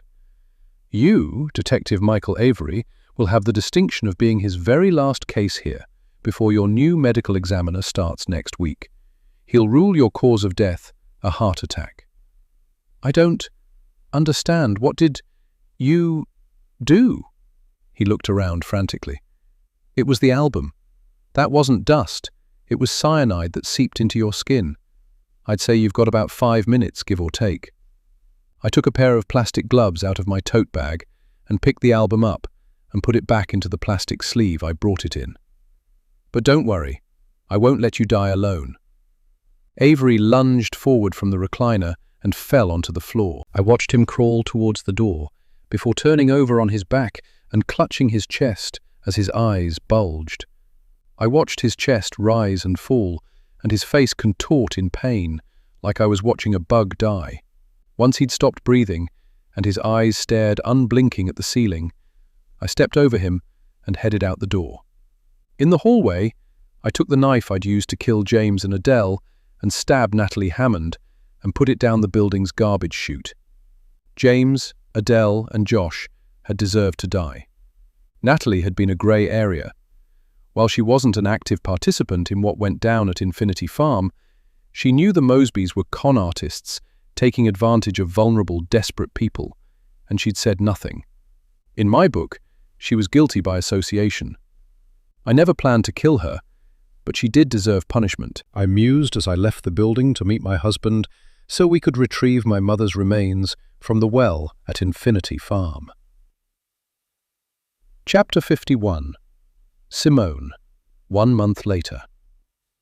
Simone had been working double shifts at Phil's diner, and her feet and legs were killing her, but she was grateful because she owed a lot of people money. Henry, the owner, was nice enough to give her old job back after she'd explained why she took off and who she really was. He'd even told her she could pay him back the money she stole in installments. She had already paid her landlady, Dana, the rent money she'd skipped out on. Dana even told the police she'd let Simone use her car. When the police never came for her over her involvement in Brooke Peters' abduction, she realized neither Ava nor Leah had told them. She knew she needed to thank them in person, but was afraid to face them, especially Ava. But one day she'd find the courage. On the 25th anniversary of Brooklyn Peters' abduction, the Elmhurst Police Department held a press conference to announce that Brooke was alive, and she and her family were living under new identities in another country. They outlined the details of the case and what went down at Infinity Farm with the Mosbys, Mackeys, and Josh Turner. They asked the public to respect Brooke's privacy, as she had no interest in being in the spotlight or sharing her story.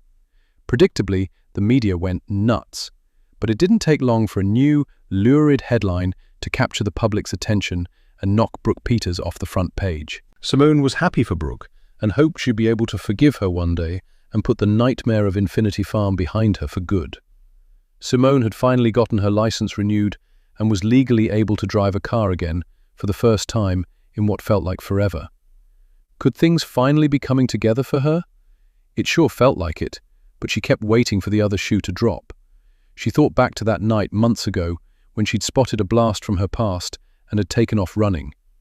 Now that the dust had settled, she thought back on what she'd actually seen. It had been James Mackey, formerly Johnny Mosby, in the diner that night. And yes, he had noticed her, looking right at her and making her panic. But he hadn't been alone. He'd been with a pretty young woman Simone had never seen. He'd been on date, and she remembered how many times he'd flirted with the women at the farm. Simone realized now that the man who'd featured so heavily in all her nightmares hadn't even recognized her. And why would he? She was no one to him. How ironic was it that his cheating had sent her trailing after him to Elmhurst and helped set in motion the downfall of people who'd caused nothing but pain to everyone who'd encountered them. Even Brooke's shady-ass father, who'd been cosplaying as a cop, was dead. She knew Leah was behind it, but she didn't need to know the details. She'd recognized him when he'd come to the shelter after Adele was murdered. She didn't care how heavy he'd gotten or that he had a beard. She recognized his eyes, flat, hard, and cold like a reptile. It had been the same with Adele. She had no idea the woman who'd forced her to call her mother all those years ago and branded her was now working for the shelter. Adele hadn't recognized her, but Simone knew who she was instantly. The same plain, round face, the same glasses, the same shoulder-length hair, albeit greying. When Ava had seen them arguing downtown, it was because Simone had confronted her about being Annette Mosby, and she flipped out on her, threatening to call the police on Simone for harassment. 2 days later, she was dead, and Simone had been there. She'd followed Adele with the intention of somehow making her admit to what she'd done to her, and couldn't believe it when she'd pulled into the same park she had driven Josh Turner to when he'd abducted Brooke. She found Adele on the ground next to her car, bleeding out but not quite dead. When Simone had knelt down next to her, she'd grabbed the front of her shirt with both her bloody hands, pleading for help. Even if Simone had called 911, it was too late. She'd lost too much blood. Simone noticed an envelope full of money on the ground next to Adele and instinctively took it and fled. But once she'd gotten far enough away, she saw Adele's blood had soaked through the envelope, staining some of the bills inside. She couldn't bring herself to spend any of it and threw it in a dumpster behind a grocery store. Simone closed her eyes against the memory of all that blood and was instantly taken back to that shed at Infinity Farm. She'd been stripped from the waist up, and she could still remember the searing pain of the brand on her back, the smell of her own burning flesh, and how she'd screamed. They'd left her lying on the dirt floor of the discipline shed, curled into the fetal position with her back on fire. At some point she must have fallen asleep because she remembered light flooding into the shed and realized someone had opened the shed door. Was it Mother coming back to inflict more pain on her? No, it was 2 little girls, Brooke and Mika. Mika pressed a cup of cold water to her lips, and she drank greedily, spilling most of it, while Brooke covered her with a towel and tucked something soft next to her. Then they were gone. When Simone woke up later, she saw that Brooke had left her stuffed turtle with her. Day turned to night, and by the time she felt brave enough to leave the shed, everyone was gone. She had no idea where they'd gone, but she quickly gathered up what food she could, even finding some money in the process, before they came back and fled. She'd been running ever since, moving every few years and using aliases and what happened at the farm to keep everyone at a distance, even the one person that mattered to her the most. A silver Ford Taurus pulled into the driveway of the house whose porch she'd been waiting on for nearly an hour. An older woman got out with a plastic grocery bag. When she spotted Simone waiting, a look of annoyance instantly popped up on her face and she sighed. "Whatever you're selling, I'm not interested. I'm a retiree on a fixed income." "Hey, Ma." Simone took a tentative step forward so her mother could get a good look at her, stopping the woman in her tracks. Her free hand flew to her mouth. "Simone? Oh, thank God." Amelia Riley dropped her grocery bag and held her arms out wide. "Ma!" Simone was off the porch in 3 strides, launching herself into her mother's arms and inhaling the familiar scent of Shalimar, finally realizing she was home and she was safe. 3. Epilogue. Natalie. 2 months later. It took Natalie 2 trips to bring in everything she'd bought for her future grandbaby. She knew Ava would protest when she saw all of the stuff she'd bought, but she didn't care. As a grandmother, it was her right to spoil her grandchild, and she planned on doing just that. Once she'd put everything away, she went into the kitchen. She didn't have any champagne and instead poured sparkling white grape juice into a champagne flute and carried it out into the backyard, where she had a table and chairs set up next to a large flower bed. She took a seat and looked around at her well-tended backyard, proud of how well she'd been able to maintain it on her own. Some of her other single friends who were homeowners hired a lawn care service to care for their lawns, but not Natalie. She did it all on her own. It wasn't because she loved gardening and yard work like everyone assumed. She did it all out of necessity. Natalie knew no one could understand why she had clung so hard to this house when it would have been easier to just move to a more affordable place after Clay left her. They thought she was delusional for thinking he would come back to her, but they were wrong because he had come back. She remembered like it was yesterday. She got a call from him to let her know he'd be home the next day and that he had something important to talk to her about. She'd cooked all his favorite foods, beef short ribs, garlic mashed potatoes, and parmesan and lemon roasted asparagus, and put on the red dress she knew he loved and waited. She'd even sent Ava away to Brooks for the night, so she and her husband could have some quality time alone. When he'd arrived in a taxi with a large suitcase, it had just cemented her belief that he was back for good. After dinner, which had led to dessert in bed, she'd awakened after midnight to find Clay not in bed.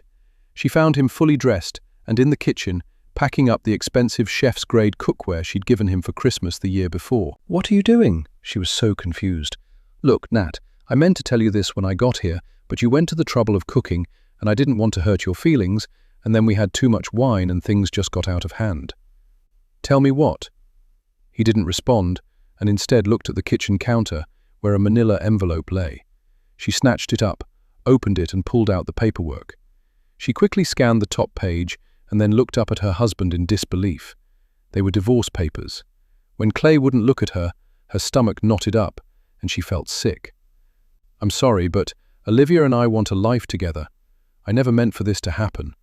Please don't make this any harder than it is." Watching him pack up the cookware, she realized the large suitcase had been empty. He'd brought it home to pack the rest of his things that he hadn't taken with him when he'd left for his new job in Seattle. "But what am I supposed to tell Ava?" Her voice was thick with tears. Clay was unmoved. "Tell her the truth. She's a big girl now. She'll understand. She can come visit us on her Christmas break." He pushed past her to head to the garage, grabbing the keys to the Mercedes SUV, which he'd given her on their 10th wedding anniversary on his way. Everyone who knew them knew the car was a guilt gift for putting up with all his cheating. Natalie didn't care. She loved that car. "Oh, no, you don't. That's my car." She snatched the keys out of his hand. "Don't be a bitch. That car's in my name. I paid for it, and I need it to drive back to Seattle." He snatched the keys back and shoved her out of the way, sending her stumbling backwards into the table across from the garage door. Natalie didn't remember picking up the heavy lead crystal vase on the table, let alone smashing into the back of Clay's head, fueled by all the lies, gaslighting, humiliation, and disappointment she'd accumulated in the years since she'd met him. What she did remember was sitting on the floor next to Clay and holding his hand as he took his last breath. She tenderly wrapped him in a sheet and buried him at 3 a.m. in the flower bed, telling herself she would dig him up and put him somewhere else when she had the chance. 2 days later, Brooke was abducted, and the eyes of the police, the media, and the entire town were on not just the Peters family, but on her and Ava as well.